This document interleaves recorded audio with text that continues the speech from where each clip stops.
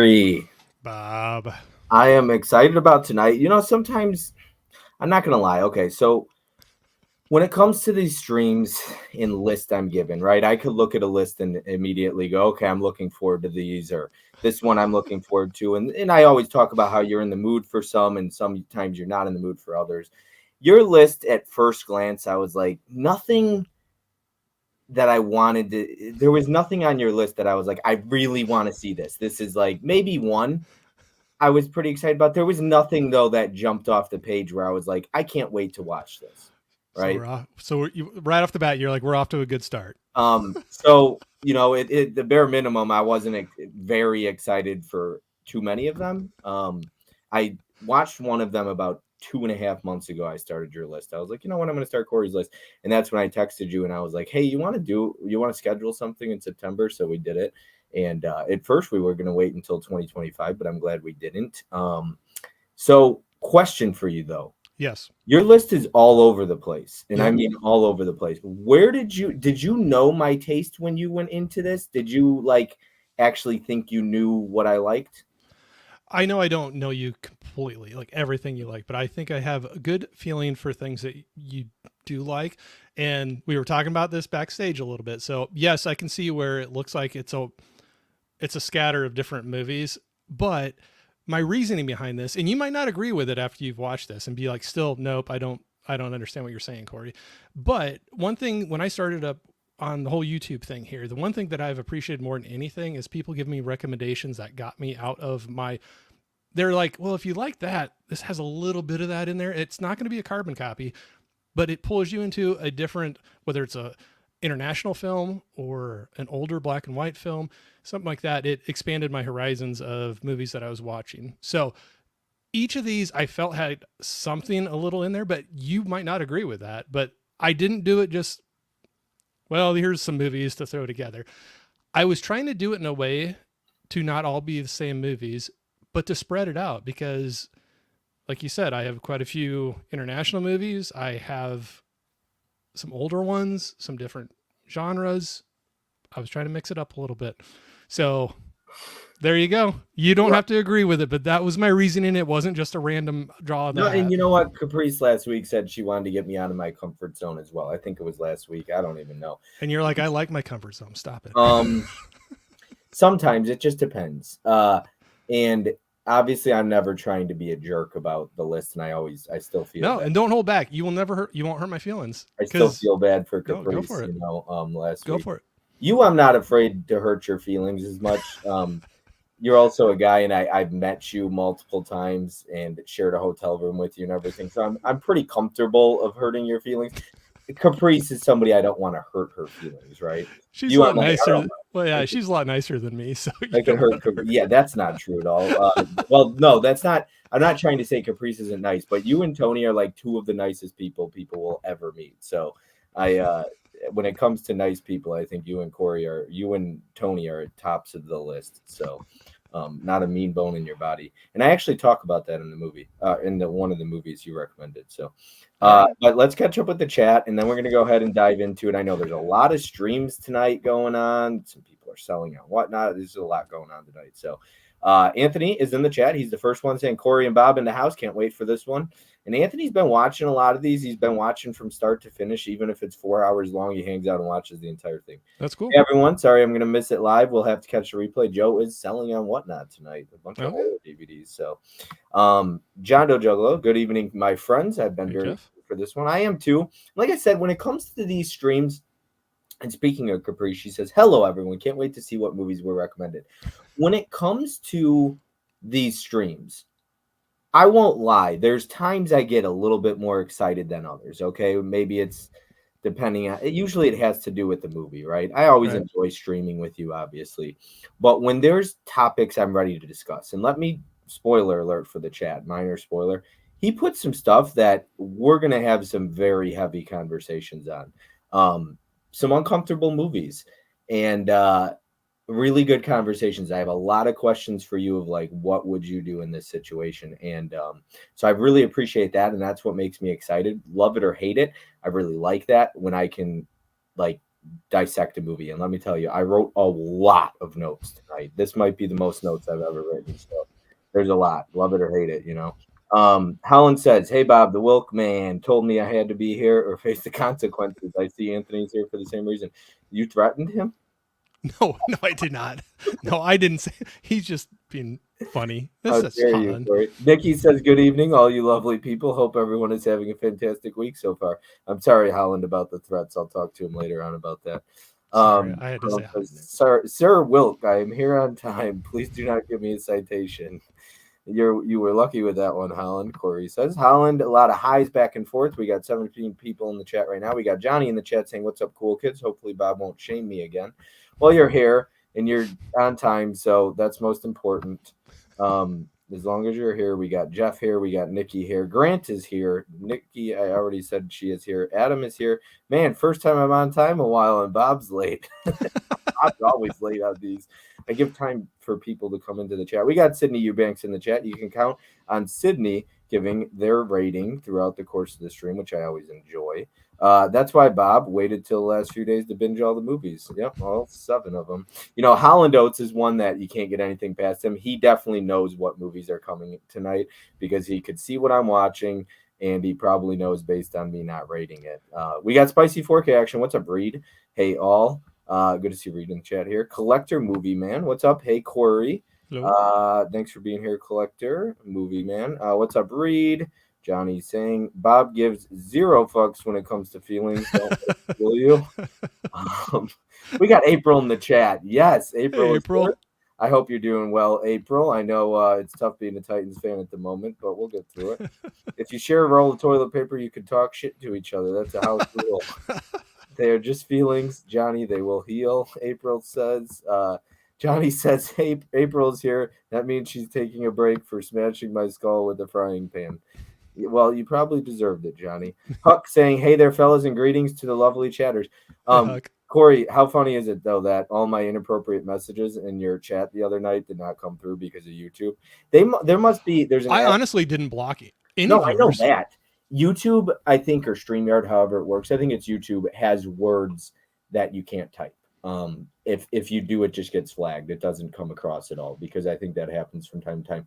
And I typed a couple words like erection and wet and hard on, and those did not come across. And I was like, okay, I really need to dumb down my language for YouTube here because this is not coming across. I was laughing backstage with everybody because I was like, I wonder what he said. And then we're talking for a little bit, and I see messages pop up from you, and I was like reading, like, oh, yeah. I was talking to Laren. Speaking of, somebody go tell Laren we're live right now, so he has to be here.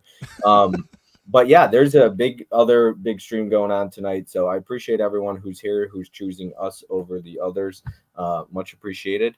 I'm like I said, I'm really excited about tonight. You're going to want to stay to the end because the last 2 are going to be some heavy hitters with some heavy conversations. Number 10, I have some strong opinions on because I'll get into it in just a second. But you're listed something that 0 lists have done so far, good or bad. It hasn't been done yet, and we'll get into it. And I was very surprised by it. So, yep. I'm interested. You ready? I don't know. Yes. All right, I gotta pull this up here. I'm kind of scared. Upper notes here. Oh, that's Ashley's notes. Okay, there you are, Corey. All right, where is this first one? Number 10. It's going to take a long time because oh my God, there's a lot of notes for that one. So the worst one on your list, you have a ton of notes on. No, probably not. Not too much. No, there's a ton of notes. I was looking for it. There's just, I got to go through this thing. No, I got you. Oh, no. I thought you just wrote a ton like, I hate you, Corey. Why did you make me watch this? Nope. I keep it all on one sheet, so then I have to scroll to find it. I got you. Oh my gosh, there's a lot of notes on that. Oh wow. Okay. All right. So number 10. So let me be clear. This is another Criterion title. You probably already know. Oh, okay. Then I know. Yeah, I know what it is. And basically, essentially 0 for 4 people recommending me Criterion titles from Caprice to I can't remember who before. I don't know what it is, but Criterion's not working for me lately, or at least the recommendation. So with that being said, we've got Shallow Grave. All right. Uh, let me be clear. Do you want my rating now, or do you want me to wait? You do it however you want to. I'm ready for it either Okay, way. I gave this 2.5 stars. That's fine. So the reason I'm pissed is because everything from here on up is 3 stars or higher, Corey. So Why are just you pissed about that? because you almost went 10 for 10. So close, and you had to ruin it with this movie because honestly, dude. So nobody's recommended me 10 movies where I gave 3 stars or higher yet, except for Adam. He's the only one Okay. that got all threes or higher. You were this close, and it was like your number 8 movie that I watched. I was really rooting for you to get 10 3 stars or higher. So Wow, the that's not fact, the one I would have picked, I guess, for that. yeah, I know there was 2 that you said you would have taken off and resubstituted. So with others, but the fact that your number 10 is a 2.5, that your list was. Spoiler alert! I liked your list. Oh, okay. Wow. Okay. Well, You had me thinking the other direction. no. I liked your list quite a bit. Quite a bit. Um, we'll get into it, but obviously, because number 10 is at 2.5 stars, so that's pretty damn good. All right, I'll take it. Considering I didn't dislike a single one of your movies, the 2.5 is like average, you know. Okay. Yeah. So we'll get into it. All right. Yeah. This is a low 2.5, though. You just barely made the cut. 2.5. Draws the short straw, and then he says, "I can't do it." Well, at least he actually did. Okay, so that's like this is my bullet points. You know how he's like he draws the damn Yep. short straw, and he's like, "I can't do it now." I'm like, "What a get the Yeah. heck They out." all agree. They all agree. Yeah, and then he gets, and of course that would happen. Yep. It's hard to talk about this one without spoilers. It really Oh is. yeah. Yeah. I'm gonna put some now discussing up. I really need to organize my list if I can and try and make it so that I can. And I got to make sure I'm talking about the right movie. I keep spoiling it every week. All right, I wrote. I don't think John Hodge knows how to write likable characters. I mean, they're at least better than Train Spotting, but I can see a lot of similarities in the writing and directing style, and that's not a good thing for me. Excuse me. Train Spotting was the other Criterion title. Caprice recommended 2, and you recommended 1 Criterion movie. So the last 4 Criterion titles, I've taken all 4 that I watched off my list on Google Sheets, like my Criterion list. So in a way, you guys are saving me money versus You're welcome. during a sale. So thank you, Caprice, Joe, and Corey. And me now. I wrote John Hodge's writing style very clearly does not work for me though, because he directed Train Spotting. I was looking at some of his other movies. I wrote the performances were fine. Ewan is really good for this being his first movie, I believe. He did a show before this, so I didn't mind the performances from the main 3 characters. The characters themselves, though, however, I couldn't care less for, and because of that, I just didn't get invested enough. Don't get me wrong, I wasn't really bored, but I also wasn't excited by it. Is this a dark comedy? Dark action comedy? I definitely didn't laugh once, though. So, it's okay. I wrote it's okay, I guess. Obviously, most people enjoy this movie. I'd say most movies I don't like, people seem to enjoy. So let me be clear. When I'm giving my opinions, most people disagree with the ones I don't like anyways. And when I do like something, it seems like they either don't like it or haven't seen it. So, it's just my opinion, of course. I guess the moral of the story is money changes people. I mean, I guess you also can't trust your friends. At least when there's a lot of money involved.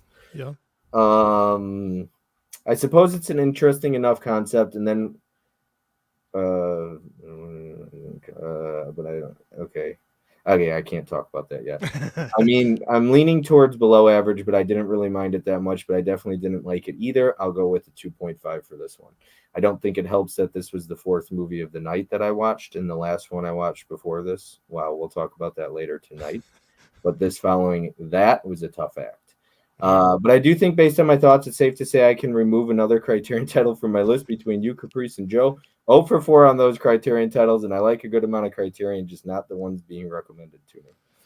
Well, and that's one I have where it's, and you'll kind of get it too, but I always like the cover of it.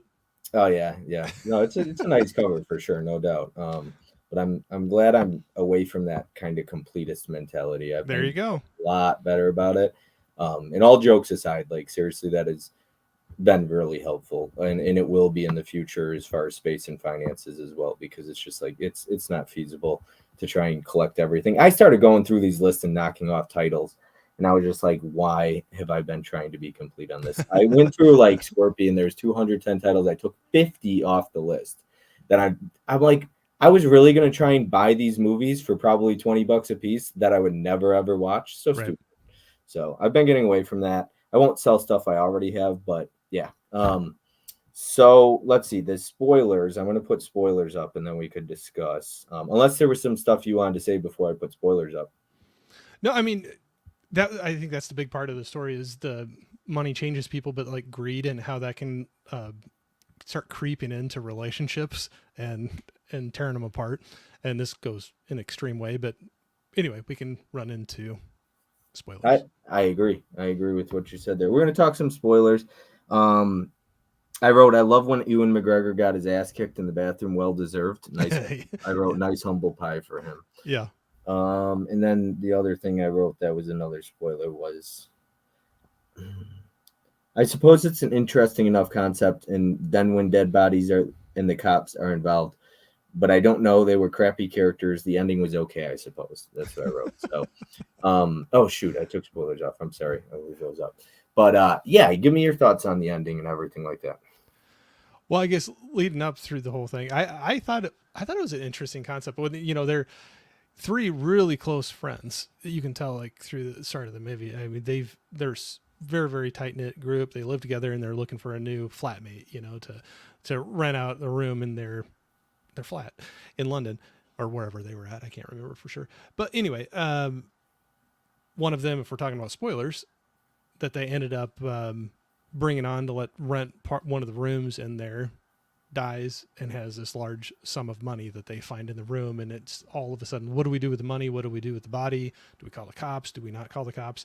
And I thought it was interesting where things kind of spiraled from that point. So we were talking about how money changes people and greed does. And I found it interesting how they threw the greed in there and just the paranoia between the group and then people trying to play one another, one of them off of another one to try to get upper hand in some of the situations. The end, I kind of dug the end a little bit where I was kind of like, I kind of laughed a little bit, when you get stabbed and just how he moved the money, right? Because he took it out. So she thinks she's getting away. If we're going complete spoilers here. Oh, it's up on the screen. Okay.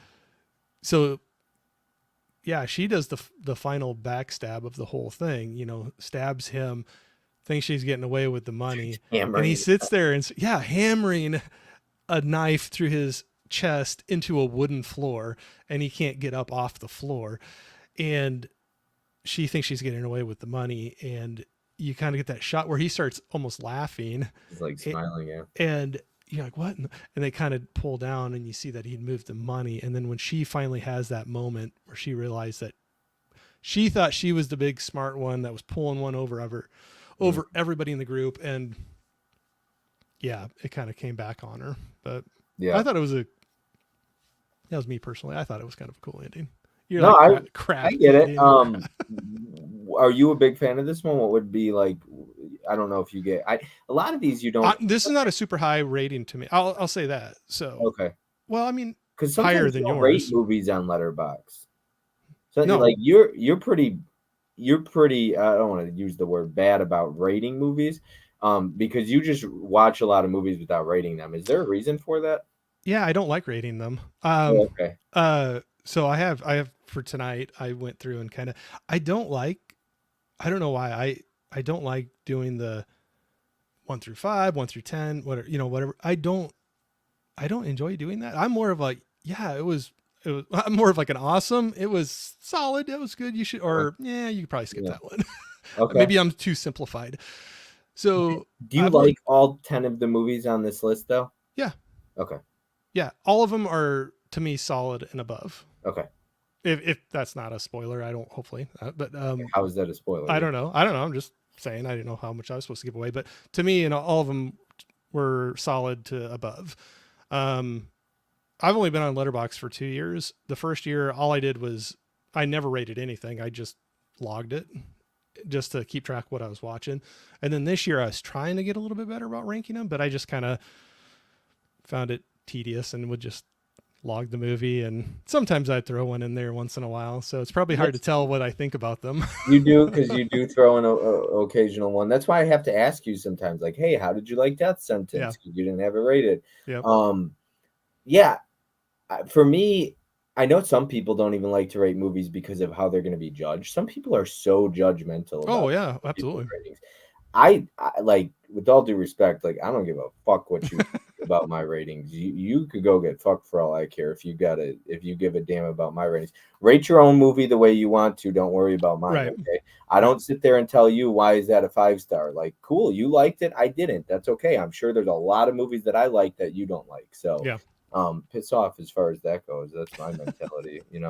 I mean, and there are some movies out there where you're just like, you love it to death. And so when somebody craps on it, it doesn't feel very good. Even then, I don't get angry. I might just step back and be like, "Whoa, really?" Yeah. Like kind of a shock. But then I'm like, Yeah. "Okay, yeah, I don't, it and didn't that's it the didn't thing, hit for like, you." I don't get angry. Exactly. I'd rather hear, like, if somebody said I hate the town, I'd be like, why? Like, I I, want to hear why.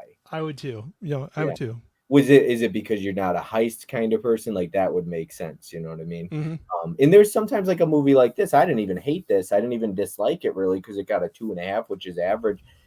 I look at this and I look at the writer, right? And I didn't like his other movie that I watched. And so you Right. start to put things together when you watch movies and you look at the crew that directed it or produced it or that wrote it or the editing, right? You could find different things.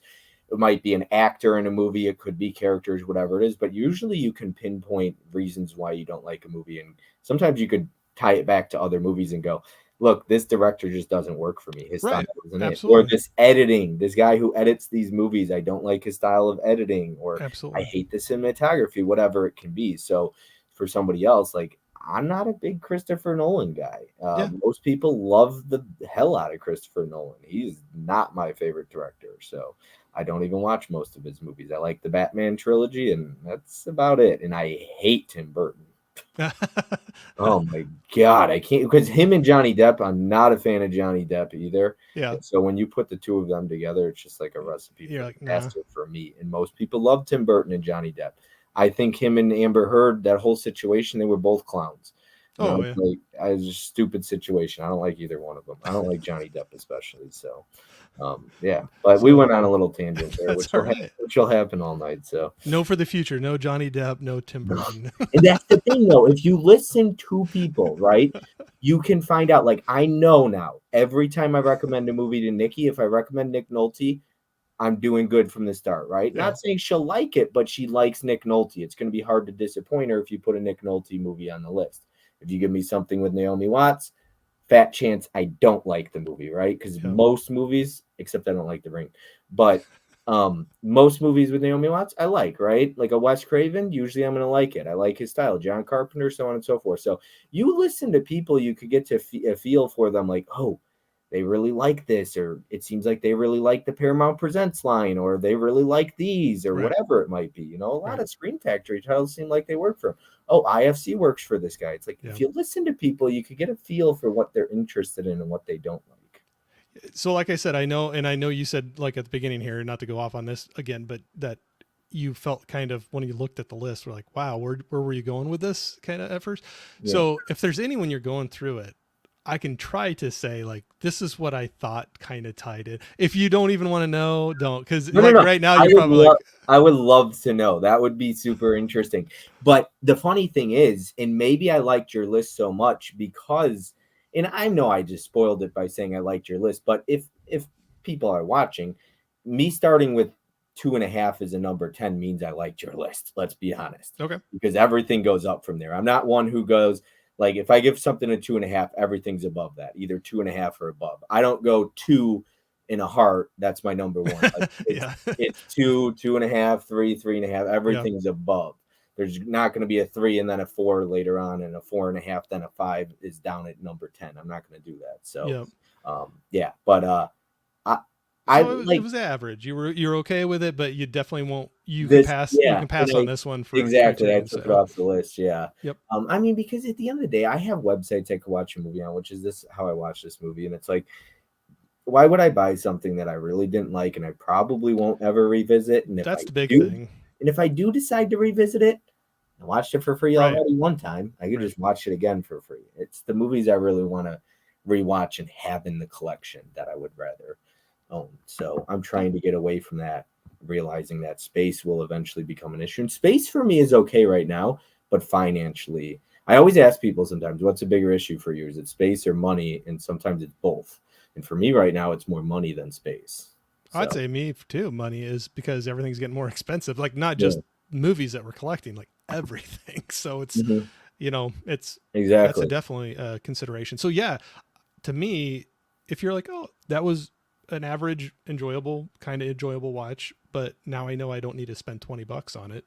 I mean, that's and an I'm okay going to thing. give a shout out to one person in particular, but Allie is very big, and Allie, you're a big fan of hers. Yeah, oh yeah, love She's Allie. very big into collecting what she likes. Yeah, And she's not going to settle and buy something and have it in her collection that she's not a fan of. And if she has a DVD and she doesn't feel that she needs to upgrade it to Blu-ray, she won't. Yeah. And I appreciate that because a lot of collectors, like myself and probably so many others, will upgrade if it comes out on Blu-ray or 4K. Even if it's a movie that you're not really hot on, you just Yeah, have it and it's like, oh, there's a 4K now. Or if you were like, it was decent, you'd still buy it. Yeah. Ellie's like, everything in her collection, she has told me, she's like, I really like that movie. That's cool. Everything that's in my collection. Yeah. She doesn't waste money and she doesn't waste space. She's smart. So, exactly. She's smart. All right. You want to dive into the chat? We got 84 comments. I'm sure there's a lot of highs back and forth, but I'll try and catch up with the chat. I see Chrissy in here. I see Tiana in here. Adam, just people saying hi to each other. Corey, that's like me in failing to suggest a Kino Bob liked. Didn't I suggest one Criterion though, but you said you already seen it? There might have been. I think there was one. When you gave me this list, I think you were pretty good about me not seeing too many. Okay. Yeah, because I know I had to switch out like one or two. I feel like the rest of the list is all foreign titles because you recommended a lot of foreign movies to me. Collector Movie Man says, Bob, do you have a letterbox? I do. I think it's under like Robert AAJR, which is my initials, and then I'm a junior. So this will be Bob's favorite list. We'll see. I'll tell you it's up there. I'm not gonna lie. So the rest are all 2.5. So. No, that was the only 2.5, and that's why I'm so kind of like moist erection. What did they go through? No, they did not. But they did go through. Yeah, I don't know. Corey has those boards blocked on his channel. Or I didn't see it, I guess. On Instagram, but I couldn't find you. Hey Bob, I just wanted to say I'm sorry for a while back for sending you my videos from YouTube, and sorry I blocked you on Instagram. I tried to see if I could find you and add you back. He blocked me. I guess I pissed somebody off. That's okay. I don't mind. If you block me, you got to do what you got to do, There's an app gives it away sometimes. Okay, I think I'm caught up as far as the top goes. Like I said, I'm just going to run through. Corey also probably gave Bob the most Bob list of them all. Honestly, no. The funny thing is, when I looked at it, though, his list, there was nothing I was like, oh, I really want to watch it. Because weren't you just saying there was like a ton of them? You're like, I've never heard of this. He just called you the Dirk Nowitzki doppelganger. I don't see the resemblance, though. But you know what? Dirk is like my all-time favorite player. Now Luka is, of course. I'm a Mavericks fan. I wish I made money. I had made money like Dirk. Like Dirk, right? Yeah. Exactly. I wish I shot like him. Yeah. Rating movies is my least favorite thing about the movie Love as well, Corey. I only rate because it seemed like it was the right way to do it. It's almost painful for me sometimes. Christy in the house. Fish doesn't rate, and neither does Tim, really. I mean, Tim did dabble with Letterboxd for a short time, but that was about it. I'll definitely still do it to track. I like tracking the movies I watch and kind of seeing how many I watch and if I'm rewatching stuff or new things. Or yeah. And then we got Fish right here. Finally got up to my parents in Trinity County. Hope everyone is having a good evening. Glad you got there safe. Hey, Chris. Thanks for being here, bud. I know he enjoyed Wild Things. Hello there, Prince. Cool Johnny. Tiana, my dear. We got that's Fish, right? Yep. We've got Crow saying Lily Collins, Dakota Johnson. Who else do you love, Bob? Mary Elizabeth Winstead. I do like Mary Elizabeth Winstead. I think she's a good actress. I actually think she's a really underrated actress. Bob telling us he has a website to watch movies tells us everything we need to know. Look, I buy a lot of physical media. I mean, I got into it in the whole chat of returning movies if they come damaged and stuff like that. I don't really give a shit what I say. I'm like, a lot of people are more like PC. They watch what they say. They care about their brand. They have people that are watching that it's important to them. I just don't care enough. I've always been the type that I'm going to say what I want to say, and if you don't like it, you don't have to watch, and that's just the truth, man. I have my friends who are close to me who have heard the worst of it and seen the worst of me, and if they're still around for that, then I trust that they'll stick around. So 2.5 times 10 is still an average. There you go. I got a Donnie Darko at the moment. A funny thing about your list is I'll get into it at the end. We got Anthony saying hi to a bunch of people in the chat. So, all right, you ready for number 9? Yeah, let's go for it. All right, number 9, starting with the first 3 stars on your list. So it's all up from here. Ooh. Are you surprised that this is going to be a 3-star? Yes, I am. The Big Heat from 1953, I believe. Is that correct? I had it written down here somewhere. Yes, you are correct.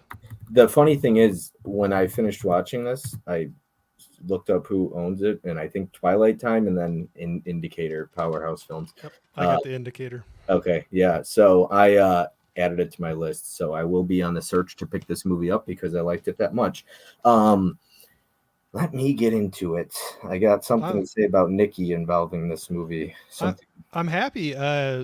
This was one that there's reasons, like I said, each of these, I had some reasons where I was like, well, maybe you'd like it because of these things, but I know it's going to be a little bit of a stretch, and I thought this one was going to be a bit of a stretch. So, okay. Well, let me start off by saying, where's my now discussing banner here? Okay. The first thing I wrote is, now that's a supportive wife. Yeah. That's the very first thing I wrote. Look, I put this movie the cop's wife. Yes, absolutely. Yeah. But I got some more things you pissed me off about 30 minutes into the movie. But I was watching this, I put this on, and it was like the third movie I watched, and I knew I had to get through about 8 movies in less than a week on your list. So I was like, I gotta put this on. I got like 6 days or 5 days left, and I got 8 movies to go. So I put this on when I got home from Spirit Halloween, and I had to do some stuff, dishes, and I was like, I'm just gonna put this on in the background. About 15, 20 minutes in, I was like, okay, I'm not getting anything done. I sat down on my couch and just paid attention to the movie. So this was supposed to go on so I could get some things done, and then I got really invested in it. So let's see. I wrote, a few weeks ago, Nikki gave me a hard time for all the non-supportive wives in the movies I recommended her. So I gave her some movies, and there was a couple wives that were not very supportive, and she was like, what's up with all the wives that don't support their husbands in these movies you recommended to me? And so I wrote, well, I saw her point in this one, because even I noticed that more after watching this, his wife was so damn supportive. I love how she told him not to compromise one bit, and she's like, I'll after you if you do. So I thought that was awesome. Love that. I loved their dynamic as a married couple. He's awesome. I wrote, he was awesome. Okay, spoilers. We got to get into spoilers. Go ahead. And, well, not to cut you off there, but just to chime into that for a second, I was just going to say that I agree with you completely, and I thought it was really cool because he's kind of the cool, tough cop guy, but he comes home and she's the one that's just like, I know who you are, and I know who I love, and I know what you can be, and don't compromise on that, and like to stick with your morals, your beliefs, and there was a lot of cool things between them too that I thought was just kind of neat. Like when they were sitting down for supper or something along those lines. And I can't remember exactly. And not that you have to it wasn't because it was alcohol, but there was just like a cute thing that I remembered from my grandparents doing, where she was just like, split a beer, or something like that. And they were just sitting down talking. I'll have yours, or I'll have a taste of yours. Or yours. Yeah. So anyway, sorry. I just thought you're fine. I got a kick out of that. I actually, for future people that come on the channel too, I'm bad about interrupting, and I know I am, and I'm trying to work on that for sure, constantly. But don't be scared to interrupt me, because I have a lot of notes sometimes, and if you have a point, don't be afraid to cut me off, because I just go, right? Yeah. And I have a lot, and you might have something you want to touch on. So I just didn't want to break your stride. No, you're fine, because I'm going to break it anyways with spoilers. So we're going to talk some spoilers of Big Heat. So if you are interested in this movie and you haven't seen it, or you already haven't muted us, make sure to mute us now, because these are major spoilers that I'm going to get into. Okay, so 3, 2, 1. I'm gonna dive into spoilers now. Damn it! I just knew she was gonna be killed. I wrote, "Damn it, Corey." The writing was on the wall when she asked for his car keys. Now I'm pissed off. I was so pissed because it's 35 minutes into this movie, and she was my favorite part of the damn movie. And then they had to just go and had to kill her. I was like, Corey, we're gonna have words. Well, and that's one thing with this too that I thought, definitely it's not as graphic as like a lot of today's movies, but for 1953, I thought this movie was a little dark, like where it went with a couple things. And that was one of the things, Yeah, with a young child at home too and yeah, everything. And so yeah, anyway, yeah. go For ahead. 53, you sometimes you get And maybe that's surprised me by being that. naive, but I was just like, when I watched it, I was like, wow, that kind of hit on No, something like that. I don't disagree with that because when Caprice recommended me The Days of Wine and Roses, it's the same thing. I mean, it's 1962. If you're somebody who likes addiction movies or alcohol movies and things like that, even if you don't like The Days of Wine and Roses, a movie like that you have to appreciate because alcohol was not touched on a whole lot back in '62. Mm-hmm. So, especially AA. So that's something I really appreciated about Caprice's recommendation last week for that one. Well, there's multiple things in this one that I think was shocking to me that they hit on, and maybe there's tons of them from. And somebody could jump in and be like, "No, there's so many from that era that do this as well." But I'm newer to digging into those. But there's things later in the movie too. But just on this one right now, to show a happy family, a young child at home, the husband, the wife that get along so well, and have the mother killed Hmm. is I thought that was pretty shocking at the time. That was a Why do you think I was?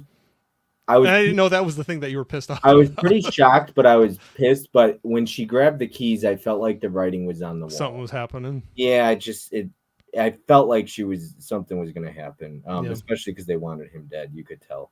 Yeah. I wrote really strong start. Honestly, when his wife passed away, I thought the movie would get even better. For me, it began to drag down after she. Okay. Yeah.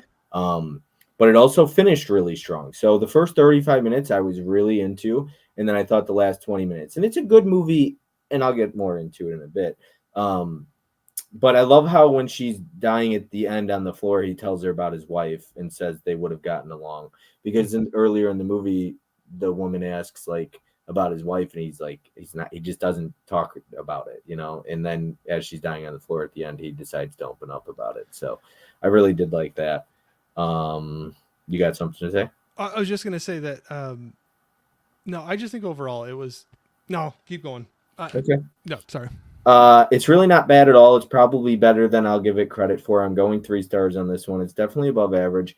I just had high expectations after the first 35 minutes, and at that point, it began to drag for me. But very solid opening first half and solid close to the movie. Not bad in between. Just a bit bored with it, but I can absolutely see the appeal. I'll be on the lookout for the Twilight Time or Indicator release of this one. I'll pick it up and rewatch it someday.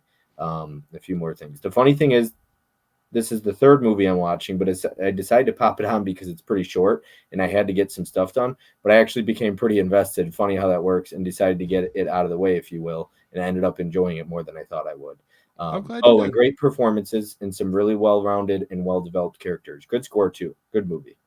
Oh, I'm glad you enjoyed it, and that's where, yeah, high level on this one. It's, I mean, in a nutshell, you have the gangster world and the cops, and there's crooked ones, and there's the honest ones, and the ones that don't take the payoffs. What could happen and how they come after them. And when you were talking about the lady later, that he said you would have got along with my wife. That was one of the gangster's girlfriends that he ends up kind of in a relationship with. Not anything like too far, but Yeah, not they, too romantic. yeah, yeah, but just like, yeah, I don't mean romantic, but like a relationship there where they, but I think some of the things that happened with her through it and then later were pretty dark for that time too, I thought. So, And you gave this one 4 stars, I believe, on your yeah, letterbox. I believe I did. Yeah, there's a lot of for my friends list. It's mostly fours, 4.5s, and I think occasional 5 in there as well. Yeah.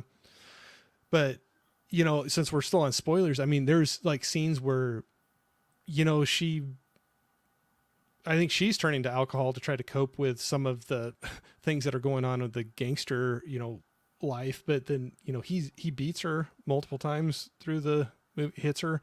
And then I thought the big thing was the coffee. Not iron. It was coffee. Yeah. Yeah, had boiling hot coffee, Yeah. throws it in her face, and she's scarred up from it. But then I loved at the end. She What? gets him. Yeah, he comes walking into the dark apartment, and she has a pot of like boiling hot coffee and just throws it right in his face, and he's laying on the ground like crying, and his skin is just boiling, and she just basically was like, now you're going to be ugly like me, kind of Yeah. a thing. And I was just like, go get him. Yeah. For pretty women like that too, especially back then, especially when I watched these movies, they really cared about their image, and like their face and Well, because she was basically, what am I going to do now? yeah, Nobody's going to, no man will want me now, kind of a exactly. thing. Yeah. And that could be a trope for that time, but I love the turn, her standing up to him and doing that at the end of the movie too. Yeah. You want me to move on to the chat? Sure. Okay, cool. Let me get that was one of my biggest stretches, I thought, for this one. So I was kind of surprised. I'm happy, but I know there's another stretch as well. oh, there's multiple. There's Okay. lots. There's The Big lots of Heat, stretches. good movie, 3 out of 5. There you go. Sydney Eubanks says as well, so same right there with me. What's up, Prince? Collector Man says my top 5 favorite directors are Christopher Nolan, Martin Scorsese, Steven Spielberg, James Cameron, and Clint Eastwood. All heavy hitters. I really like Clint Eastwood a lot. He's one of my favorites. We'll be definitely checking this one out, Nikki says. I think it's up Nikki's alley for sure. Oh, I actually want to touch on this. Okay, please don't get too mad at everybody in the chat, but I'm going to shoot straight really quick, especially this list. Look, there are some movies on this list we're going to get into, and we haven't yet, that are really important films to watch, and whether you like it or not. And Johnny's like messaged me. He watched Sound of Metal once. Jeff has messaged me. He's checked out some movies. Fish has said he's checked out some. He wants to make a list of all the ones that I've given number 1 to, and anybody else that gave number 1 to any I've recommended. He wants to make a list and check them all out. That's what these streams are about. Don't get me wrong. I love the one-on-one, the interaction. But if people in the chat aren't checking out the movies that we're talking about, what's really the point? Oh, yeah. No, it's cool to get that. I mean, they're getting recommendations too, exactly. Not just the people that are involved with on the camera. I appreciate you watching, but please go out and check it out at some point. Like Marrowbone, the next morning, 3 people watched it. Cody, Emily, and Allie, I believe. And so, like, please check out the movies. That's the whole point of this. And when you do, though, please let me know or Corey. I really like when people message me. I got one recently and said I checked it out. And I'm like, please message me. It makes my day when I actually hear that you checked it out. Even if you hated it or loved it, even if you loved it and I hated it, it makes my day to know that, hey, you checked out a movie because me and Corey talked about it. I would agree. And I would say the same thing. If anybody wants to message me, if you watch any of these that we're talking about tonight, I'd love to hear, good or bad, what you thought about them. Yeah. You don't have to beat me up, but just if you don't like it, it's okay. Like Jeff's posted on his Instagram, because he posts a lot of times. I really like the way Jeff will post it on his Instagram, his feed or his story. I like that. You don't even have to message me. Just seeing that you watched it, even if it's on Letterboxd, I see when somebody rated something. It's so cool to me to know that, like, hey, they watched it because of our stream. So I really like that. Even like a couple days after your stream, if you see even just like 1 or 2 people, you see it in their Letterboxd pop up, you'd be like, we were just talking about that. Yeah, exactly. That's what it's about for me. I love seeing that. Like, it puts a huge smile on my face. I understand that completely. I'm like, I really like seeing that. So I thought about that this week because of one in particular. I'm just like, people need to see these. There's some movies that go on this list, from every week, from Caprice to Adam to Nikki to everybody, Fish, and so on and so forth, right? Everybody recommends a movie or 2 or multiple that really, whether I liked it or not, should really be seen by a lot of people. There's a lot to discuss, and I really would like to hear somebody's opinion, or I think that that person might like it. That's why sometimes in the chat I'll say, or in the stream, I'll say, Nikki, I really think you would like The Days of Wine and Roses. Like, I feel like she would like Big Heat. Sometimes I'll be like, Anthony, this seems like your type of movie. But I think even if it's not your favorite movie, like you're saying, you can appreciate the weight that it carries, like the message or, what it comes across on that film. And and so huge shout out to like a Johnny who messaged me. Sound of Metal is something I recommended to Tim. Johnny watched it, gave it 4.5 stars. For Johnny, that's really high because Johnny's That's a like great Tony. movie. He doesn't recommend. He doesn't give too many fours, 4.5s, and fives. Johnny doesn't. Not that I see. And so I really like that. I'm big on Letterboxd. I really like seeing what people watch. I pay attention to that stuff. It's really fun to see what people are watching. And when I see somebody watch something that I either love or I recommended or Corey recommended to me or we just discussed, I think it's awesome to me. Yeah. And I think that's what a lot of live streams are for when they do the recommendation streams, like when Gizmo does that. I think it's a lot of fun. I don't watch a ton of YouTube anymore. I'll be honest about that. But like, I think if you're going to watch and people are going to talk about a movie, chime in or at least try and check it out at some point. And I know we all have lives and we're busy people, but like if it's something you're interested in, definitely check it out, especially if we both really enjoyed it. And I'll try and let you know, hey, it's not your cup of tea or it is. Yeah. Yeah. Absolutely. So okay, I skipped Jeff's comments, I think. Please tell me if it's in your want to watch list, it's not already on watch lists, right? So here's the thing. When Ellie recommended me movies, she was like, these are on your watch list.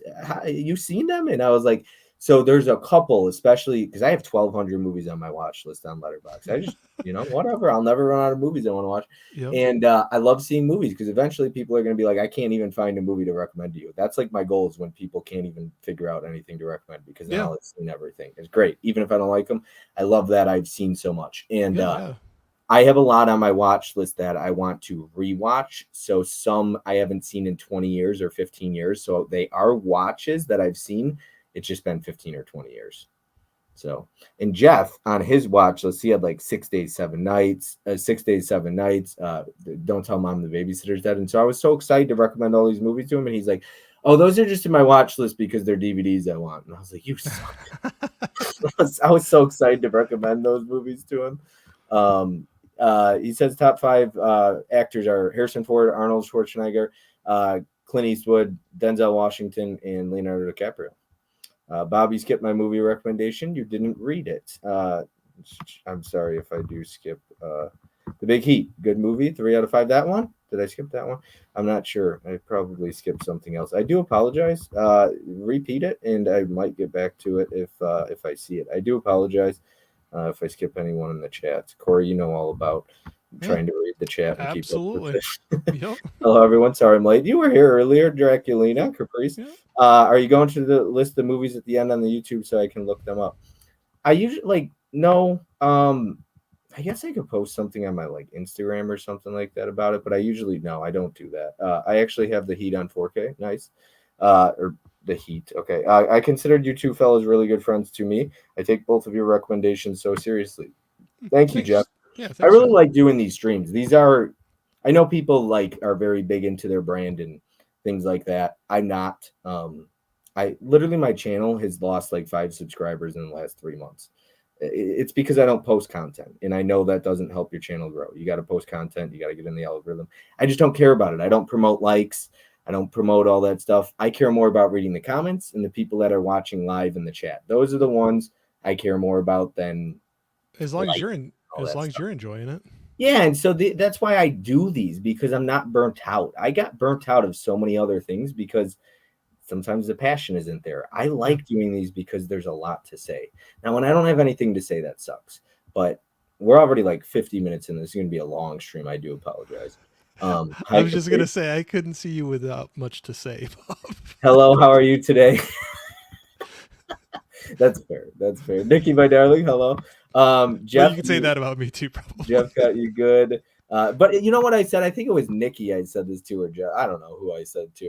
But I said, I'm not worried because Corey's pretty used to 4-hour streams. So he's no stranger to it. So, Bob, you haven't seen Oppenheimer? I tried asking that once already. No, I haven't seen Oppenheimer. I only wondered because you recently added a want to watch that I wanted to recommend. Nice. No, that's probably good. Bob, your brand is community. I appreciate that. That is a compliment. I'll take that as a compliment. Absolutely. I'd rather be about that. Yeah, absolutely. For me, it's about bringing people together. I know this might sound corny, but it's about like for me, I watch a lot of these movies, right? And like I want to make a difference. And so even in something as simple as YouTube and talking about movies, I always try and find a way where I can make a difference in a realm of movies, a community. What's the word I'm looking for? But like I want to figure out how I can make a difference where I'm at, right? And Sure. sometimes that's a challenge, and sometimes I'm always trying to figure that out. And I feel like that's why I like doing these, because I think some of the conversations we have can really make a difference. Some of the things Nikki's talked about really got me almost emotional. I got really emotional talking about a movie when I had Mizzy on for a movie he recommended to me.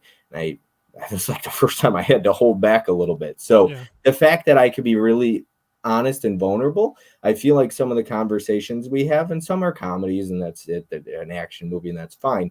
But I think some of the movies can really spark a conversation that could help maybe inspire somebody or help somebody that's struggling with depression or whatever it might be. And maybe our conversation could help somebody. So that's kind of what it is for me about doing these. Nope. Okay. All right.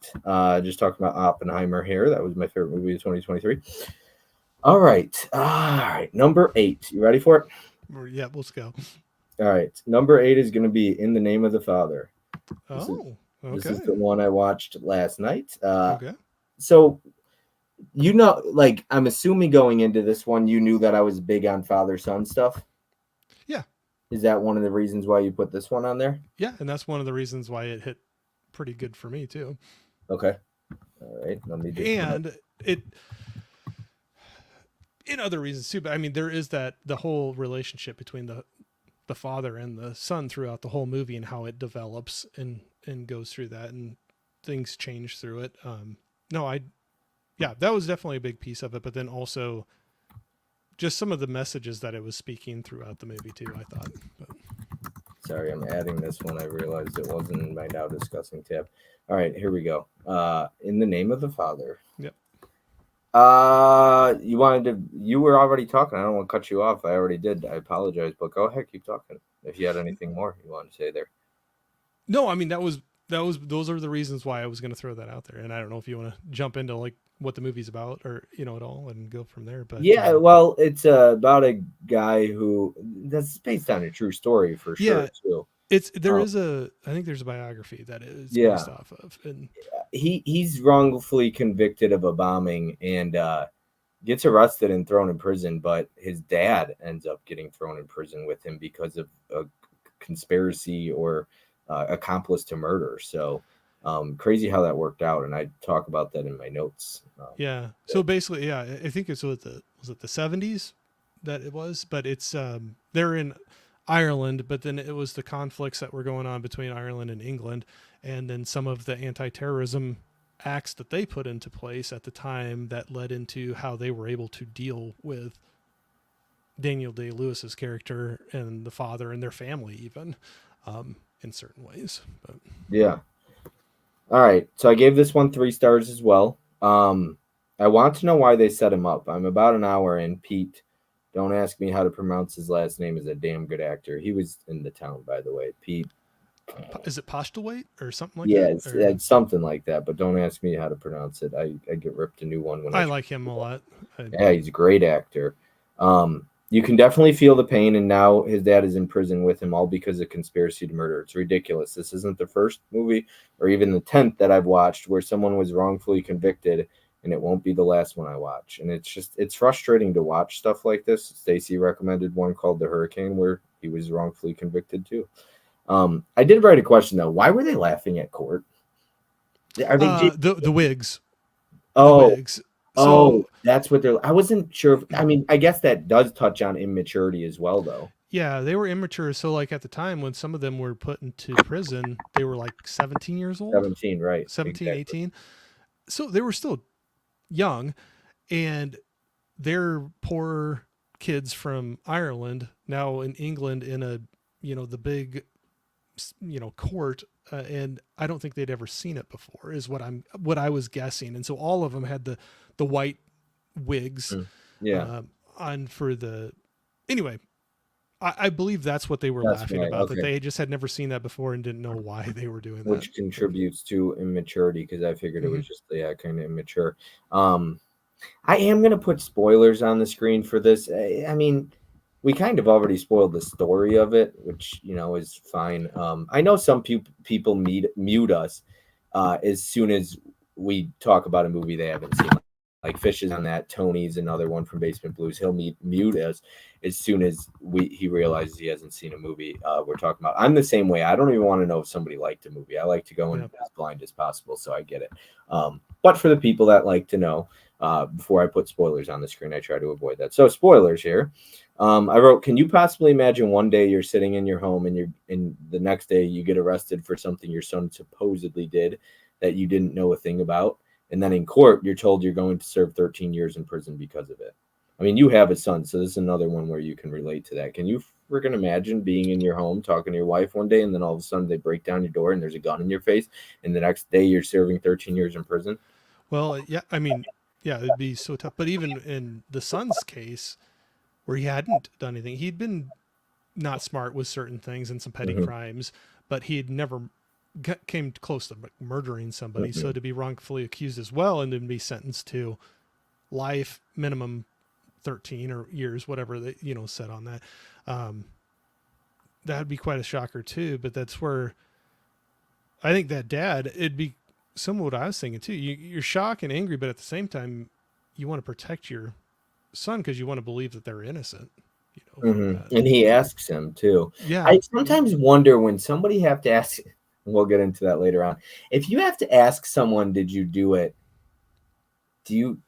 Are you asking, or do you believe? There has to be an inkling that you believe it could have happened then, right? If you have to ask. I know what you're saying, and I can see that point of view. Part of me is just you want to hear them say it, and you'll know the look in their eyes, the tone of their voice, and you'll never ask again. And they say, no, I didn't do that.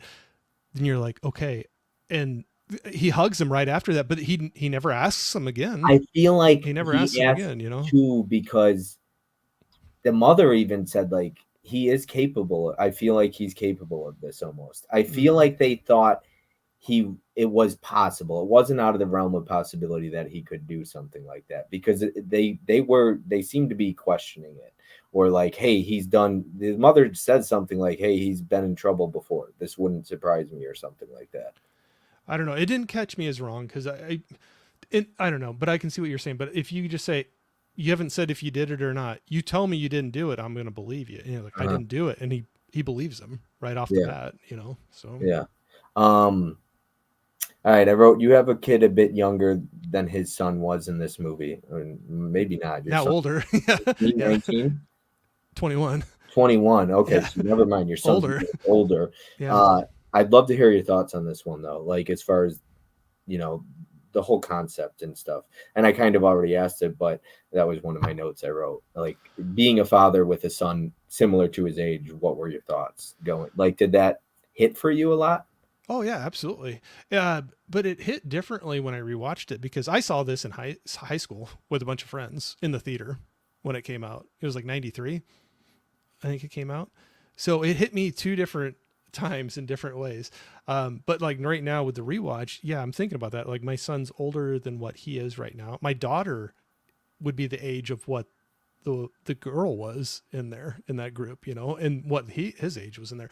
So I could think about both of those in those situations, and just how that would just tear you apart, and you'd do anything you could to protect them, whether that's outside of prison or inside of prison. And it's kind of a hard thing too. You can see the relationship, and you'll have that where kids are growing up and they want to test the limits of the authority, and not and branch out on their own. And I think that's where you see Daniel Day-Lewis's character throughout this whole movie, his evolution, I guess I would say, from just, he said he went to London because he wanted to smoke pot and have free love, in the 70s or whatever. And where he ends up at the end of this, and his relationship, how that changes over the course of it with his father too. But I'll tell you though, when I saw this, so in 93, I saw it with a bunch of friends.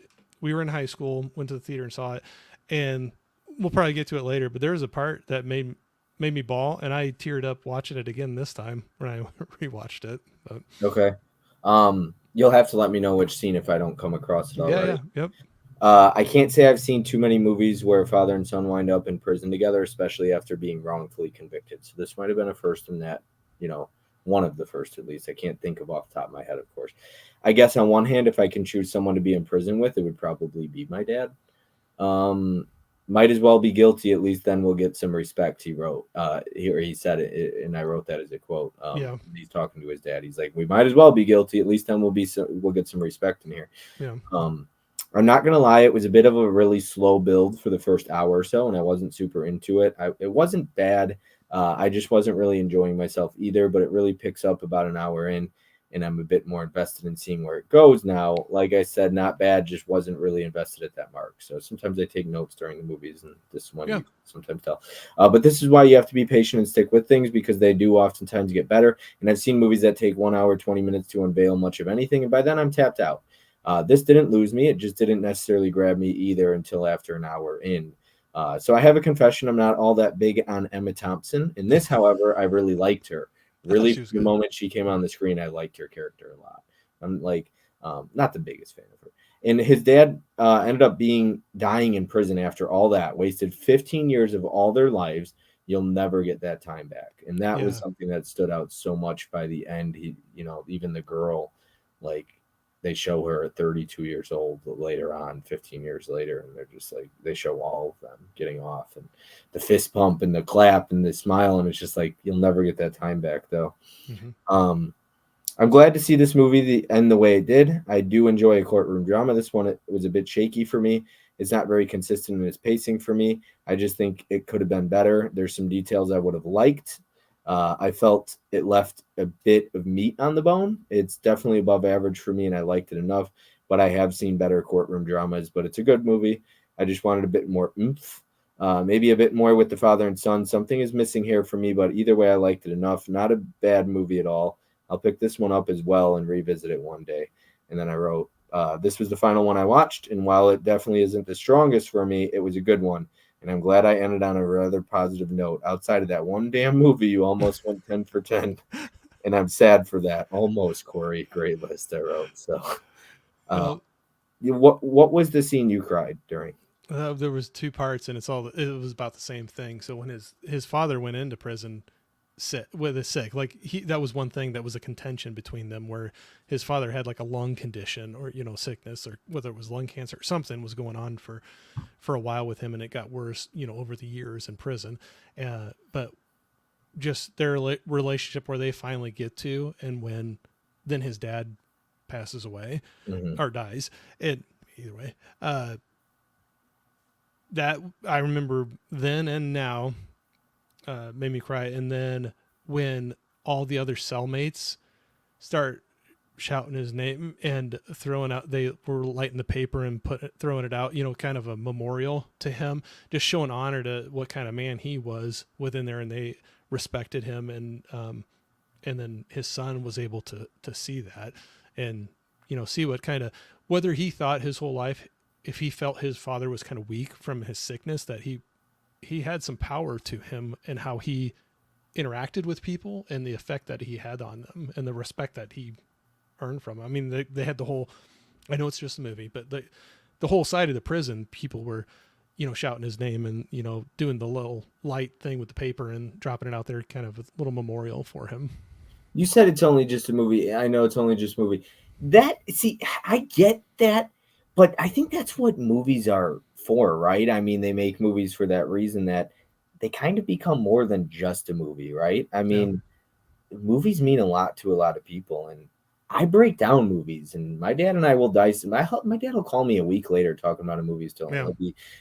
It left a mark, or he'll dissect it or talk about it or anything, and I'm just like, to me, that's not just a movie then. This movie left an impact, right? And if something can leave an impact on us, then is it really just a movie? And I get where you're coming from, right? Because some people are like, oh my gosh, why are you breaking it down? I know that would be somebody like, why did you cry from that? It's just, they're amping it up because it's a movie, but I get that. Me, right?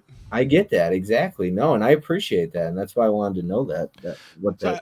I think the first time around when I was in high school, at the time, even though it's a father and son there, some of the things that his father was going through and his age reminded me of my grandpa. And that's why I think it hit me a little harder. Some of the things he was going through and dying. But then now it was kind of on a different level. But yeah, I'm not afraid to say it. it choked me up again rewatching it, and I cry during movies. That does yeah. not bother me. Yeah. I mean, I don't think I teared up on any of these. I don't think so. No, that's okay. But Yeah, I'll be honest when I do. yeah. I'll be honest. I mean, the one Mizzy recommended, um the things we lost in the fire. Like I was a You're like, couple yeah, times, probably 4 or 5 times. Like yeah. it's just if it hits you, man. If you can relate Yeah. to a movie, like even when you some scenes you see coming, it still hits you. Like that's Well, when you know that left an impact. If you knew it was coming and you still cried, well, that's like rewatching this one. I knew exactly what was going to happen. I knew it was coming, and I still was like, still hits you. "Yep, nope, I'm not Yeah, crying." yeah, you know, just got something yeah. in my eye. Do you want me to catch up with the chat? Yeah, sure, go ahead. Okay. If you and I sometimes cut people off, and No, no, no, no, no. surely. I know you got to keep it moving too. So Yeah. So no, just let me know, because we could talk. I mean, dude, number two in particular on this list is it going to be like a 6 hour conversation. So I just want to, let you know. Movie recommendation: Striking Distance. That's Bruce Willis, right? Yeah, I'd Sarah yes, Jessica Parker. I yeah. actually like that movie quite a bit. On Instagram, hey Merja, we got Merja in the chat. Hi Holland, hi Merja. I actually think Bob is enjoying Corey's list quite a bit. I did. That's good to hear. And The Name of the Father was a very good movie, 3.5 out of 5. Yes, Merja, I did quite a bit. Which movies have we discussed already? We started with Shallow Grave was my number 10. Number 9 was The Big Heat. The Big Heat from 1953. And then we just got into In the Name of the Father, I believe is number 8. Yes. So, yep. And we're an hour in. Shallow Grave, The Big Heat in this one. I don't mind. I was talking to Benicio about this on the phone today. Like, I don't want to. The human condition itself makes anyone capable of anything. Nikki says.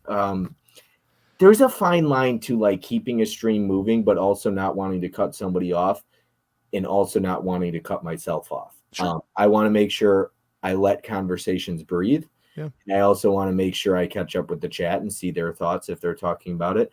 And I also want to give us both the time to talk about it. I don't want to cut us short if there's more. So if I ever cut you short and say, hey, can I catch up with the chat? And you're like, no, I have a lot more to say. Don't hesitate to let me. I'll do that. We got Crow saying The Gangster, the Cop, and the Devil is an Asian action movie guy myself. I'm damn interested what your ranking will be, Bobby Blue. The Gangster, the Cop, and the Devil, great movie, 4 out of 5. I'm glad you enjoyed Kill, by the way, Bob. I love Kill. I still got to watch that because that was one you highly recommended to me that we were going to try to see, but they pulled it from the theater. Love Kill. Are you ready for number 7? Yep, let's go. All right. Number 7 is going to be Tell No One. Okay.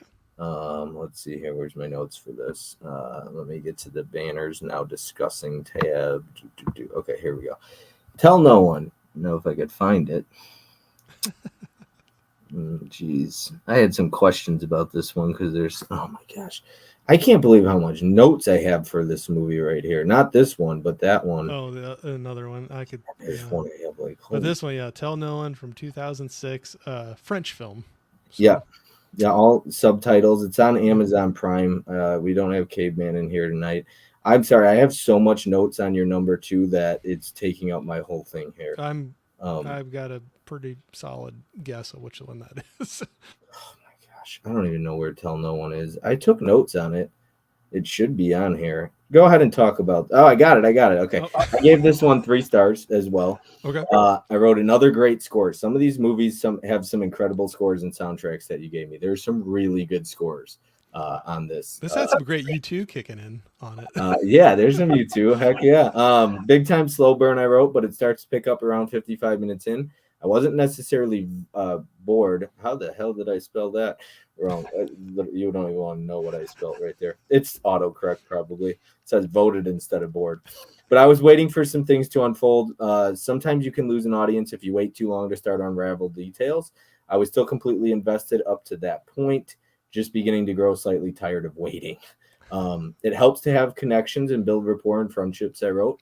That's a big thing because he obviously has some in this movie. I wrote, so I'm finished with it. I like the way it's shot. I think the style worked really well for me. The movie has some serious pacing problems going on. It's a bit long. Well, I actually found it to be very long. There's a lot that could have been cut down here. excuse me, there's also some good, like the score, the lead performance was great, some great characters in here. But one big complaint I have is there's too much going on and not enough explanation in that long runtime.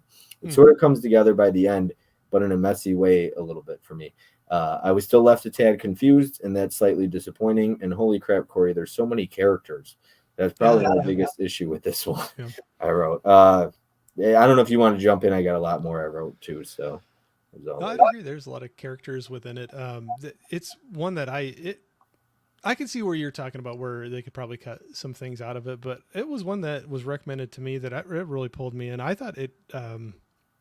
I could see where you can think some places are slow, but then I think some paces really pick up in some of the chase scenes. I know maybe some people will think those are drawn out, but I found those they kept me on the edge of my seat, like, what's going to happen, kind of a thing. I agree, and that's when I wrote at 55 minutes in, that first chase scene really had me. Yeah. I wrote a tighter runtime and less pacing issues would have made this a lot better, but I didn't lose interest. Maybe having to pay attention to the subtitles kept me a bit more engaged than I might have been otherwise, but I was into it from the start to finish. It unfortunately felt its runtime for me, but not bad. It's just that it could have been so much better, and that's a bit disappointing feeling. Something could have been even more special, I felt.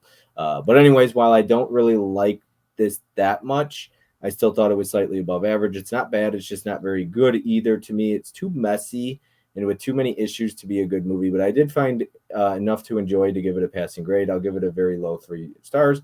It's slightly above average to me. I was just left wanting more. Let's see. I got a couple more things. And I think what tips it over the edge of above average for me is the good in it, because the good is excellent. But the problem was the downtime and the lows were not good to me. I think that with a better script, this would have been excellent because the directing is there, but less characters and a tighter script. I just needed more. But that score, the intense moments, the suspense in certain scenes, the camera work, the lead actor, the scene in the park, and the van with the guy, that helps. All those scenes work very, very well for me. I needed a bit more of that. And I think I was looking for a bigger payoff at the end, something more unreal, like, oh my goodness, that happened. Not unrealistic, but like, holy cow. And I was just left wanting more. I didn't feel shocked. I was almost left feeling more confused. I think a lot was left unanswered, and not in a good way. This isn't the type of movie to leave you with questions. I know some people enjoy that, and I don't mind certain movies where an ending leaves it to the viewer to finish it, so to speak. But this leaves us with questions of what happened to other characters, a few why did this happen, or what did these people have to do with certain moments. Anyways, I'm done rambling. Maybe you can fill me in my questions. I'll leave it with the 3. Not bad. Another successful recommendation. 5 out of 5 so far. Just wanted more. I wrote one more thing afterwards. Also, I didn't know if we're supposed to, but as soon as they show us the audience, the father, that's a spoiler. Okay. I'm going to put spoilers on the screen. Okay. I'm glad I caught that before I did that. Ooh, okay. Here we go. Spoilers, major spoilers for this one. Also, I don't know if we're supposed to, but as soon as they show us the audience, the father identifying the body, I kind of figured he was in on it somehow. So I don't know if that was meant to be or if I just figured that out, but that seems pretty obvious. Did that give it away for you too? You know how they show you the father was the first one to identify the body? I could tell right away he was involved in something. Mm-hmm. No, I agree with that. Yeah. And was that intentional, you think, or was that just like... I kind of think it was, because they did a lot of things through the movie to make you guess what's really happening, what did happen, what didn't happen, and who's involved. I don't know if that was part of the keeping you in suspense of who's in the right, who's in the wrong kind of a thing. But, you end up finding out that it was he felt for good reasons at the time. But the way the father tells him the whole story, and then we go back and he's like, I know they're listening, and he puts the phone or whatever, he turns the TV on and the static. I was just like, I just think there's too much going on in this movie. By the end, I was just like, when he gives that explanation, it's long and drawn out, the whole thing. And I was just like, I didn't get enough with his monologue at the end where I was just like, okay, this makes sense, or I was shocked. I was just like, I don't know, I'm not digging the way this came together. No, I could see what you're saying, but yeah, like what you said in that scene, he kind of did a performance for the cops because he knew he was the son that the son-in-law, I guess, in that case, was wearing a wire, and then he turned on the TV and everything and told him what really happened. Yeah, and I was just like, Yeah, no, I I was, get, like you're just like you're trying to make it too complicated, yeah, but I don't know. It just felt too much, and then the ending was almost anticlimactic. yeah, Yeah, I was just like, I don't know. There was something I was left wanting more. This was one where I felt like I wanted to like it a lot more.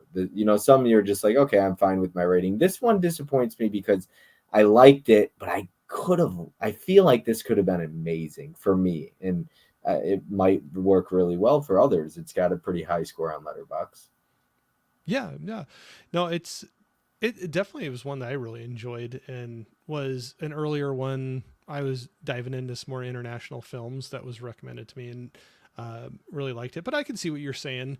It is a longer runtime. Was like 215 or something. Yeah, I mean, about two it's ten or something. yeah, it's it's got a decent length. And I could see where you could say to tighten it up. And then there's a couple different storylines and characters that are all mixed in. I can see that where you're just kind of like condense it a little bit. Yeah. And I think then it's a lot of questions for me at the end, and I don't like that. I know yeah, some people are like, "Oh, we don't need everything wrapped in a tight little bow." This isn't a movie where it should feel unfinished. This is a lot of twists and turns, and I feel like a movie like this deserves to be finished. And I felt like there was too much that I'm like, "What happened here? Why yeah, was this happening? Why were these people even in the movie?" yeah. So that's where I'd say some of the things that grabbed me is so him and his wife, they have all the flashbacks and things of going back to the lake and their childhood sweethearts grew up, are married, love each other, and there's this murder, within that, and whether we go into much of that or not. Um, and for 8 years, of him trying to move on from his wife, be pronounced murdered and dead Murdered. and buried, and um, that really got me. And then I agree with you when they finally got into some of the more action, the chase scenes, the cops get involved, and him running from the cops. I thought that was really interesting. But then, I don't know, maybe that's just sentimental part of me. That end when they connect back again, and he just breaks down. He's crying on the He like almost can't look at her. by the Like tree. he knows it's her finally. Yeah, back to where they went back every year and marked. She had Yeah. put their initials together years and years ago, and every year they came back and put a notch next to it, and he was back there, and he can like sense that she's there, but he just doesn't dare look back. Like it's like almost like I don't want this dream to disappear if I look and it's Maybe gone. But maybe I'm I being need too sentimental, No, probably. I might not have had the appreciation because I'm a single piece of shit, so I don't get to enjoy that as much. I don't have a significant other I could feel that with. So Oh, well, no, I wouldn't say that, Bob. But no, it got to be where, and then he just was breaking down like he wants to believe it's real, but I think it's like it's too much. It just overwhelms him, but he just can't even, for at first there, he just can't even look back to. He doesn't want to be proven wrong that it's, like he doesn't want to. He doesn't at that point. He doesn't care if it's a dream or an imagination. He just wants to keep that and not look yeah, back and find out it's not really makes happening. sense because I was like, does he even know she's behind him? But yeah, Yeah, no, I think he did, or they wanted yeah, him to look like it, for but sure. Yeah, he's just like, if this is a dream, I don't want to wake up from it, I kind like of the a way you're thing. explaining it. Yeah, that makes sense. It puts things into perspective even more so for me. You want me to catch up with the chat? Yeah, go for it. Okay, cool. All right, take spoilers off the screen. We're gonna catch up with the chat here. It's about 17 comments. Tell no one. Great movie, Sydney says. There you 4 out of go. 5. I'm glad you enjoy Kill. Great to see you're not shying away from subs, Merja says.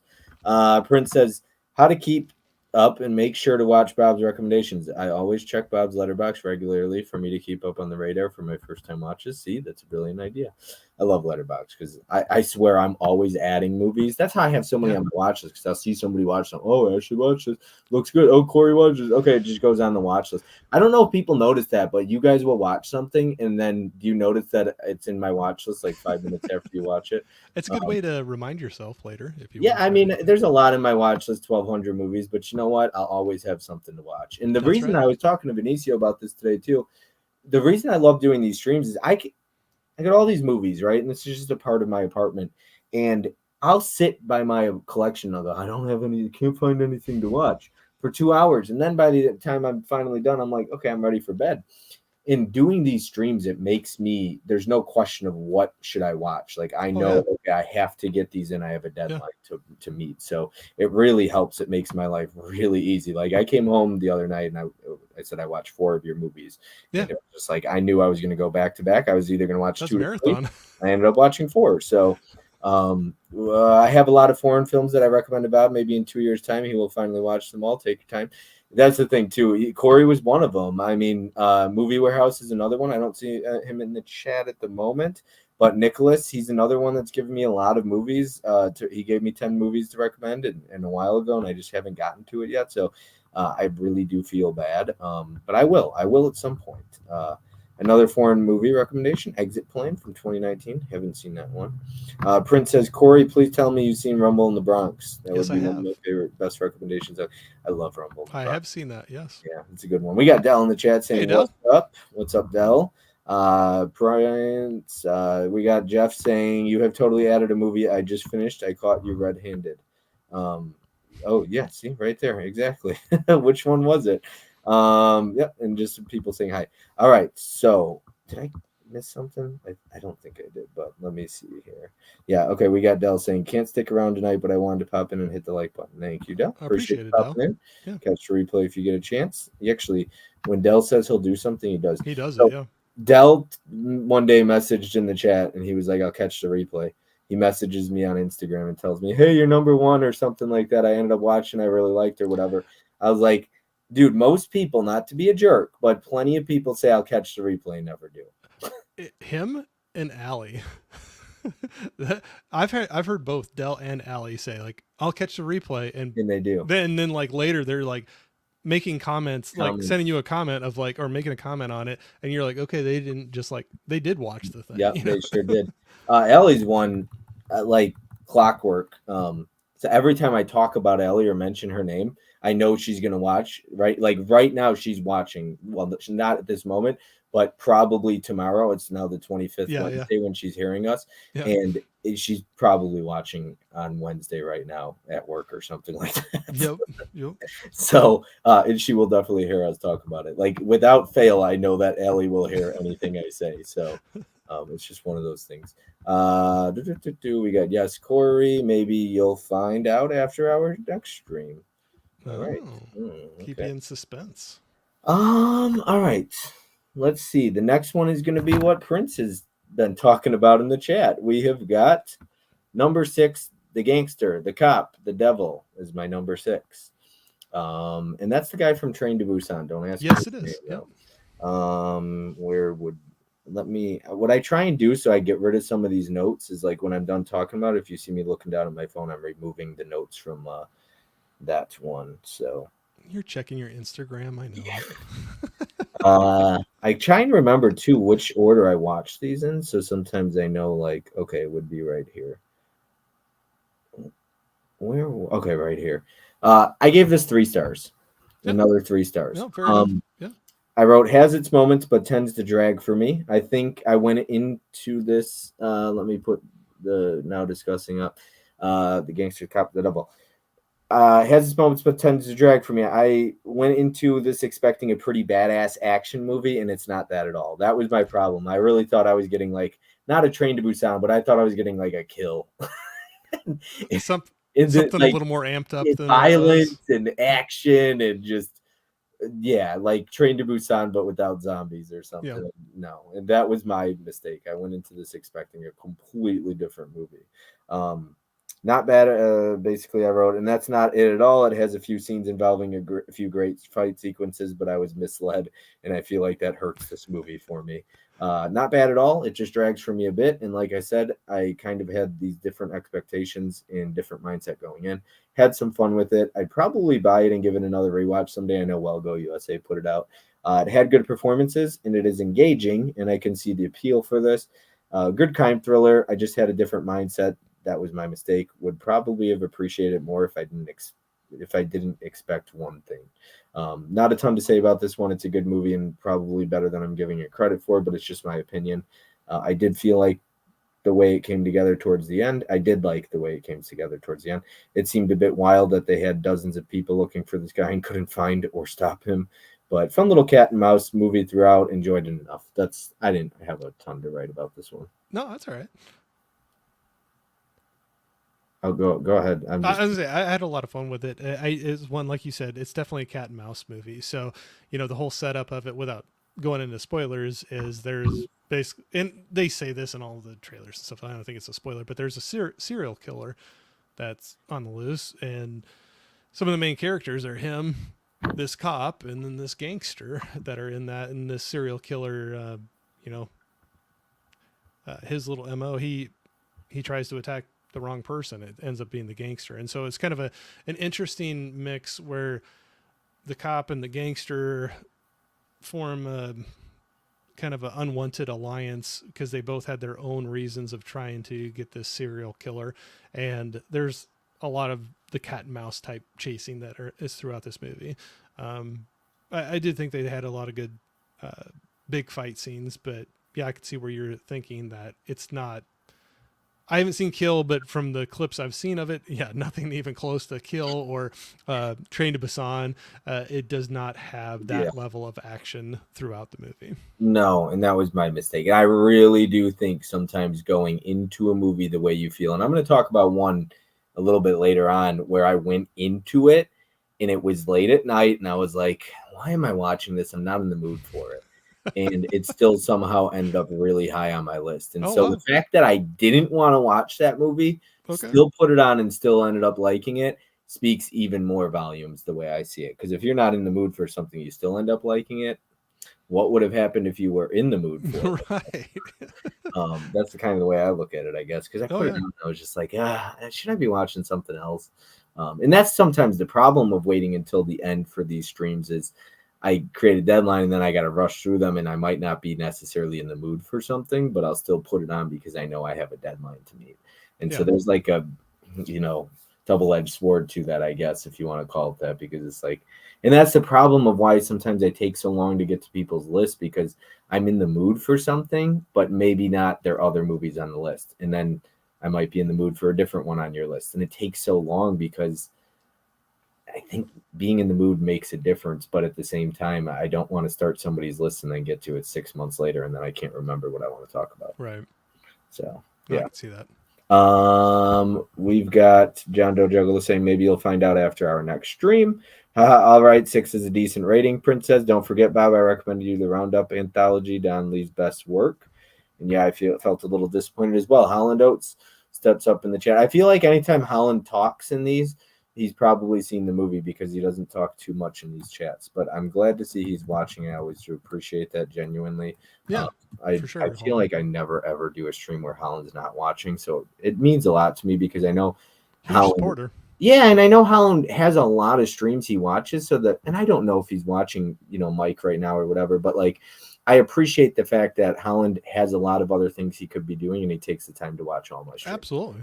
And that goes for Nikki as well, and Jeff and Johnny and Prince and anybody else who's watching, and Ellie on the replay, and Anthony, and the list goes on, and you as well, of course. So, Corey, you sometimes will pop in the chat and say, I'll catch the replay. Do you catch the replay like Dell and Ellie? Yes, I do, but what I'm guilty of is a lot of times it's when I'm working, and I'm looking over at my work desk. I have a setup here where I work from home a lot of time, so I'm like looking over at my work desk.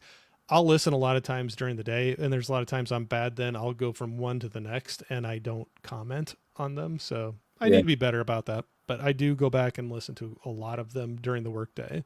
I feel like if I do watch, I've said this before, if I'm watching, I'm probably leaving a comment. I'm pretty good about leaving comments. And then I spoiled it. I was basically like, yeah, I guess I don't watch a lot of YouTube because I don't comment. Somebody was like, you never comment on my videos. I was like, I guess I don't watch anything.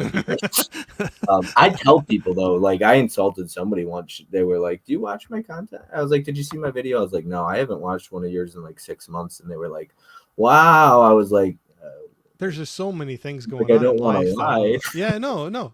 But see, I would appreciate that more. Like, just like if you haven't watched it, but yeah, don't lie to me. But then I also, I don't take offense to that because I can't keep up with everybody's things too. I mean, Yeah. even just my own stuff, but then just outside of life, everything's that we have going on. For me, at It's least, I'm just putting out one video a week, and it's a live stream. but you have a lot of other There's things there's going no on too. pre-recorded content, so at the But you moment, got work and yeah, you got movies you just want to sit down and watch yeah. too. And That's the so, thing is, I tell people if I'm working, I can watch your videos, but as soon as I get home, I'm not watching YouTube. It's like the last thing that's on my mind. Like the phone goes away, movies go on, especially if I'm working a lot of hours. Like I don't get a lot of time, so I want to sit down and watch a movie and enjoy it. yeah, So let's catch up with the chat, and then I'm going yeah. to get into number 5 here. So we got Anthony saying, I feel like Bob and Corey have some similar tastes, so it makes sense that Corey's list is a winner. You did, and it's so funny because speaking of Anthony here, like I've mentioned it to Ellie, I was like, Anthony should give me a list. And he does live stream, so he would. And then I can't remember who I was telling this to. I was like, I stopped asking people to make me a list now though because I have too many. Yeah. Like, dude, I'm booked up until November 26th with these every week Well, from now until November 26th. So I don't have time to be doing more of these. and I know it was a long time ago I gave you a list, but I Yeah. think it was the same thing where you kind of mentioned something to me and I'm like, oh yeah. And I like shot a list to you and you were like, kind of like, no, not right now. Yeah. You know, It's fun. I think I it's did like, mention something like that. You and I'm didn't like, ask oh, me. I was like, oh, sorry. No, I was like, Corey's a no good worries. listener as well, so it makes sense that he picked so many winners for Bob. I agree. Like Some more stretches though on this one, I think. So, but well, I'm surprised so far. I So, think yeah, I'm sure you will be towards the end. Maybe. I mean, there's so much better content out there than little old me. I can't take offense to it. Jeff says, Jeff, I've watched. I'll catch a lot of your like live streams. And when I am watching on a live stream, I'm driving. So if I'm not chatting, that's why. And if I am chatting, I'm texting and driving. So there's your answer. Your content is great, Jeff. Exactly. And you know, Anthony's another one. He watches like it, I feel like Anthony, if he says he's watching, he's oh, watching. for Yeah, sure, he's absolutely. like I feel like there's definitely some people out there like I'll catch the replay or you know, and it's like no, you won't, but it's okay. Yeah. It's like No, I no, am guilty of though of I we do a got lot Steve. of Yeah, computer work. Hey, Steve. I do a lot of computer work, so it's great to have something to listen to and something new. And so I always love listening to live streams. So I will go back and listen to them, but I'm bad about I need to stop and like throw a comment out there or something just to be like, hey, I was here. speaking of Steve, I really like he pretty much reviews every one of his movies on Letterboxd. So every time he rates and reviews something, I read his reviews Oh as yeah. well. So I really like reading. And Steve's a pretty he's a generous person too. Like he finds the good in even stuff he doesn't like. Oh yeah. He recently said like something didn't work for him and he still gave it 3 stars. So he's somebody you could recommend a movie to and he won't be as harsh as I am. Yeah, right. Exactly. So No, he's a good Eli guy. says Corey's live streams are awesome. Oh, thanks, And Eli. I'll catch some of yours. So funny, I jumped into one the other night and I was the other day and I was just like, it was 2 minutes. You were literally wrapping up and I was like, yeah, it would be like. See, I don't have notifications set up on or YouTube.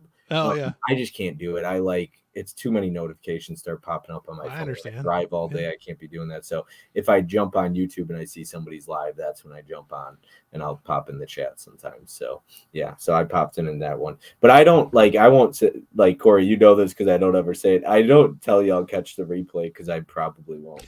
I'd be lying. Not gonna lie. I'd be lying if I said it. I'll catch the replay. If I do say it, I will because Yeah. I feel like I want to be a man of my word. So Well, if I there are say it, sometimes I'll just drop in and say like, "Hey, sorry, I can't make it tonight, but I hope you have a blast tonight." But I really mean that. You know, I wish I could be for hanging sure. out, but Absolutely. it might be hit or miss if I get the replay. Let's see here. He says lunch break cinema streams are like 1 a.m. here in the Philippines. I'm so sorry. Your lunch break streams are like an open forum, Corey. Oh yeah, no problem. Okay, let's see here. So number 5, we're getting into number 5. We're almost halfway through the list. Yep, and this was the very first one I watched about 2.5 months ago. Which Oh, okay. Prince saw as well. Very first one was I Am a Hero. Okay. So, can I ask you why it was your first one? Is it one you'd heard about or drew you to it or No, was it just by chance? The looking at your list, I think I wanted I can't remember. I was done with everybody's list and I was like trying to figure out what I wanted to start at the time. Okay, so you got that one version of it. And I was trying to figure I out have a what I bunch of wanted to one of them. watch, and I was like, you know what, this sounds good. And then that's when I texted you the next day, and I was like, well, I started your list. Why don't we schedule something? But I was looking through lists, and I was just like, which one do I want to kind of start next? And I was in the mood for something zombie related, Yeah, and this I definitely was is it. like, I'm up for a Train to Busan type of movie, so that's why I put on I Am a Hero. I was in the mood for that, and so I looked through the list, and I was like, this sounds fun. So this is the first one. I did go on, and I saw that it's got a foreign Blu-ray. I don't know if that's not an American Blu-ray, is it? Right there. Yeah. Yeah, it Oh, it is. is. This one is that I got. I Okay. don't know if it's still in print or anything. I'm not And saying it's it's got a not, but slip too, the pink. Oh, ooh, that's I like the nice. pink on there. Yeah. Very jealous. I do too. I do too a lot. We got I Am a Hero. So now discussing. All right. It's the first one, so it's all the way at the top. Okay. That athletic zombie was pretty awesome looking. The camera work as he flies in the air and falls on his head was pretty awesome. Oh yeah. Must have been a high jumper. This Yep. is one where like I have short term memory. I can't even remember what we talked about 5 minutes ago. So I can't remember who was on my stream last week. I think it was Caprice, but I could be wrong. So like it's one of those things where I forget things very easily. So this was 2.5 months ago. So yeah, pretty slow, not nearly on the same level as Train to Busan or The Sadness for me, but still very good. The Asian region at this point just owns zombie movies. I think America should just stop trying because at this point the Asian region just is killing it. I didn't really care all that much for the main character. He's fine, but not great, not overly likable. Okay, so I wrote that midway through the movie. He definitely grew on me a ton. He stepped up and became a badass. Yeah. It felt a little forced, but you have to grow and adapt in a zombie apocalypse. I wrote, okay, there was a scene where he's like, he's getting killed, and he says, "This is super exciting. I'm so popular," and then he proceeds to have his mouth ripped apart. Let's see here. Okay, I'm gonna put spoilers on. This is one of those like hard to talk about this without spoilers. So I'm gonna talk spoilers here. So if you haven't seen I Am a Hero, I'm gonna talk spoilers. So it's another international. It's a Japanese Yeah. zombie movie with subtitles. So Yep. So in the beginning, when his girlfriend tried to bite him, I assume she couldn't get a full chomp with her top teeth missing from biting the door. yeah, she Yeah. crunched her teeth. Yeah. But I wrote, what was with the high school girl? Why didn't she fully turn? I never understood that. That was ended up saying at one point she was bit by a baby. Oh. And so like a young child or baby, and I think in the comments in it she said she didn't think the baby was sick, but the mother was, and the baby got some of it through breast milk, and so it wasn't like a fully, it was had some of the zombie virus, but it wasn't the full shot of it, I guess, or something. Okay, But interesting. yep. Because he started to have moments where you were wondering if he would turn, right? Yeah. And Yep. he was wondering himself too. I thought he had a couple veins popping out of his neck at one point or something like that. But I know because he did get a couple of her bottom teeth, but she didn't get a full bite, and he did have the mark. Yeah, because there's one point where he's finding out from that coworker what's going on, Mm-hmm. and he pulls his sleeve up because he's like, "Oh, was biting me," and Yeah, there was the teeth marks, but I think he made a comment like, "Oh, it didn't break the skin," yeah, kind yeah. of a thing. Like saliva, maybe. Yeah. Let's see here. So in the beginning, when his girlfriend tried, okay, I wrote, yeah. All right. Last note I wrote. I'm glad the nurse lived. She was attractive, and I liked her character. I did like her character. Not a bad start to your list at all. I didn't absolutely love it, but I really liked it. Definitely had some slow parts and pacing issues, but it's a well-made movie, and the ending is so awesome. This is why you have to be patient with movies.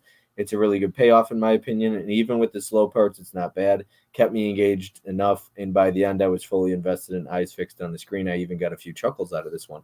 I gave it 3.5 stars, so this is your first 3.5. Five at number 5, 3.5. That's pretty good, so Yeah. not too bad at all. No, I really like this one. Like you said, with the character, you said, I think you made the comment of not really liking him at first, but he turned into, more of a badass like towards the end of the movie. But that was one thing that I really liked about this, because there were so many references to him being just so average. And it's like he had promise at one point, but the years had gone by and it just didn't pan out for him. And he kind of was at a dead end assistant type job. And he did a lot of daydreaming. in Yes, that. a And lot. yep. So he would like have these moments of him being like, the breakout like stand up guy and people, give him high fives kind of a thing. But then he'd come back to reality and it was just him mumbling to himself basically. And he'd been in so many situations where he just wouldn't stand up for himself and would just back down really easily. And it was like a struggle for him through the movie. But I loved seeing that. I don't know. I love that storyline of, the average person that nobody was given a chance to, that they didn't think he was ever going to amount to anything, kept on putting him down. Even his girlfriend, at that point, and she was like leaving him and kicking him out. And he finally, through a lot of these tragic events,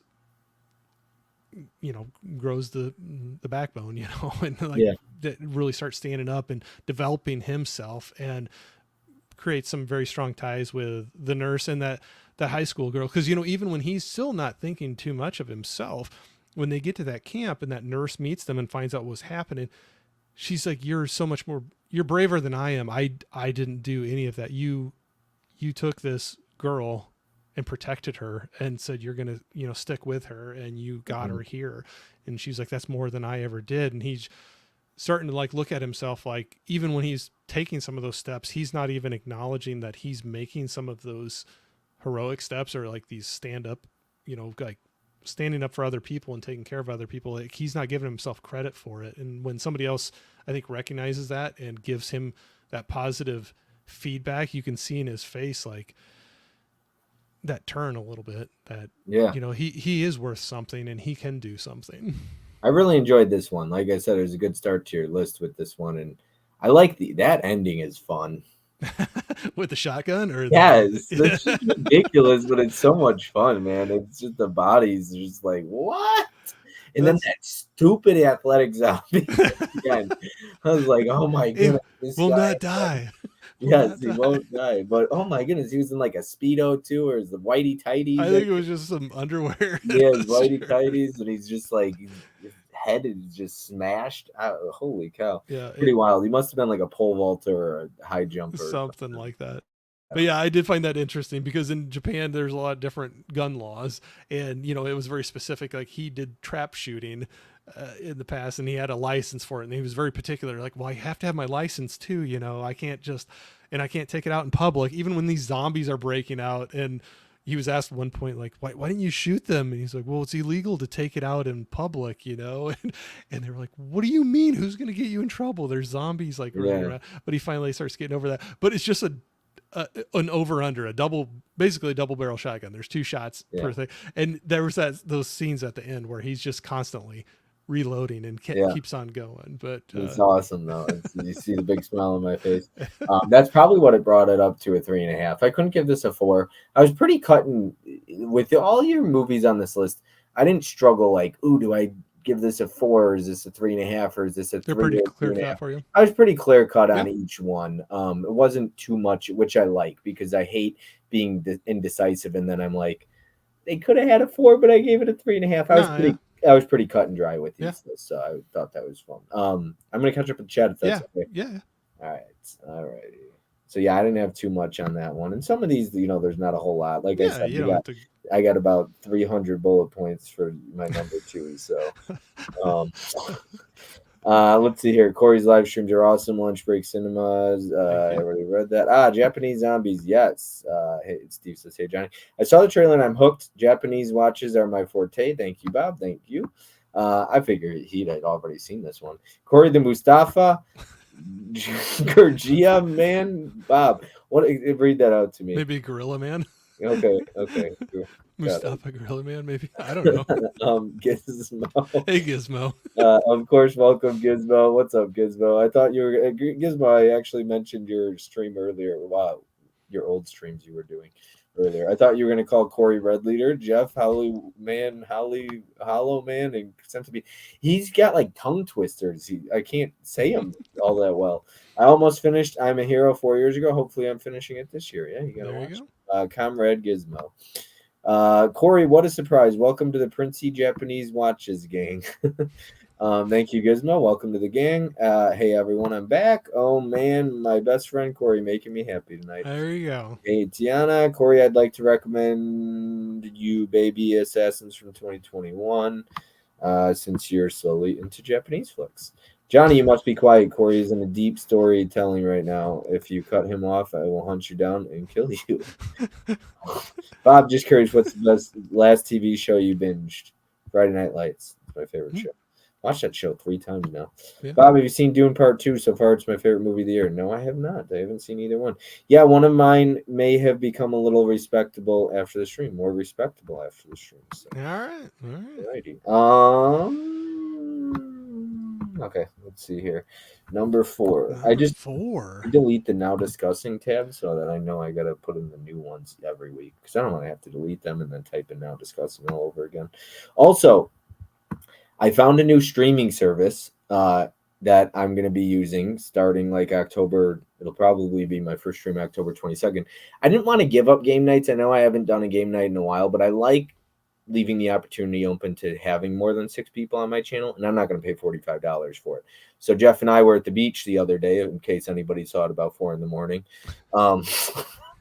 Literally, not literally, but anyways, we went live at 4 a.m. Me and Jeffrey were working all night on trying to find new streaming service, and we couldn't figure out the one, but we ended up finding one, and I think I'm going to pay like $18 a month or $19, same price as StreamYard, and it's not as good. StreamYard was. Yeah, it's not as good. There's not as much of like, I don't feel like I could type in the posters and the folders. I can't have the folders up or anything. There's no spot for that. So there'd be a lot less engagement of the writing now discussing and all that stuff might not be as engaging as far as that goes.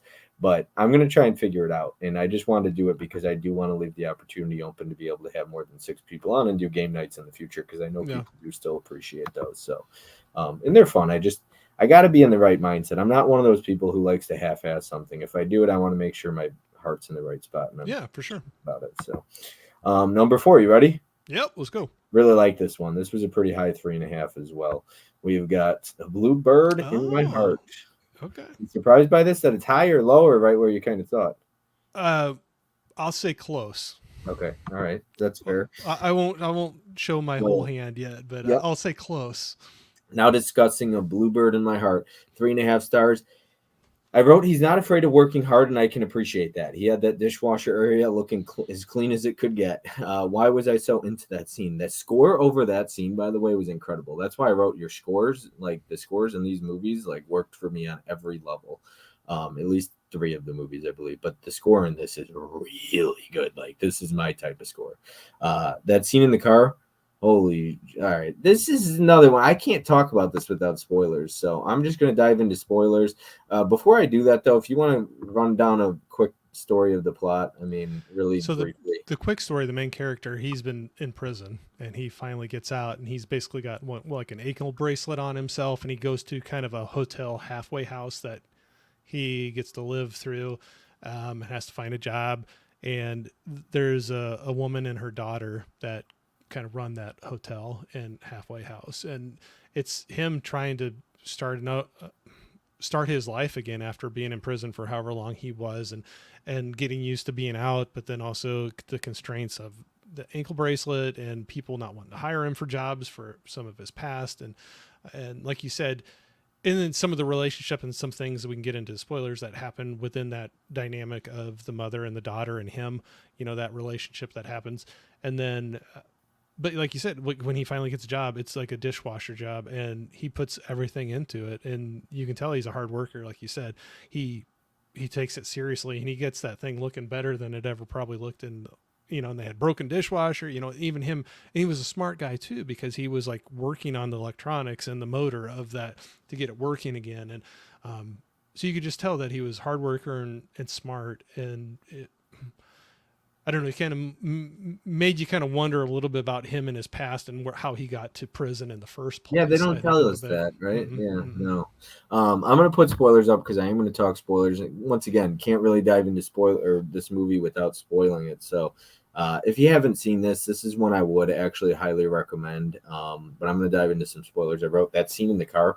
holy shit, he beat the living hell out of that dude. And I wrote good for him, well deserved. Damn, that was really good. As you can see, I didn't take many notes during this movie. Really just wanted to dive into this movie and stay focused. Kind of got lost in the movie in a good way. Yeah, I grabbed myself some Hog Wild, some barbecue, came home, and I watched this, and then 3 other movies after it. So this was the night I watched 4 movies, and really enjoyed this one a lot. It's really well made. On the surface, it's pretty straightforward and simple. Not a ton going on. Pretty simple story, but it does a good job of making you feel invested, at least for me.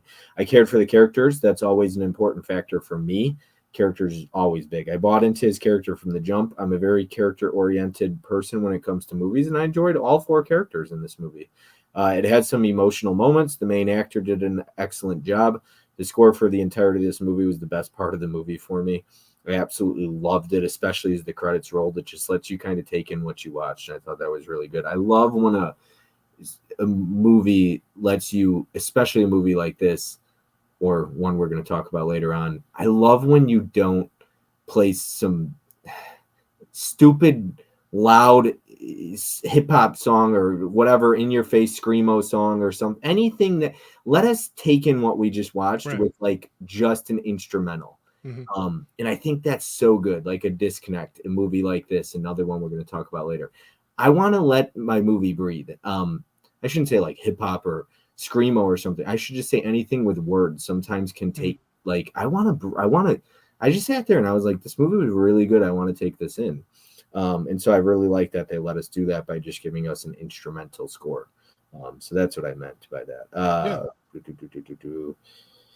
So he had to leave because if he didn't, he was going to go back to jail, right? I mean, he wasn't getting out of that is what I wrote. So, yeah.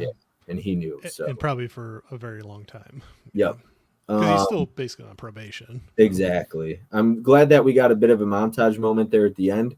And I actually really like the moment at the end with the dog, where if you remember in the beginning, he says, the dog doesn't trust you. She runs up to the dog and it runs. Then she goes back and she keeps a distance, bends down, like it on her knees, and the dog runs to her. I know it's just a scene, like kind of like you were saying. I know it's just a movie, and it's just a dog, okay?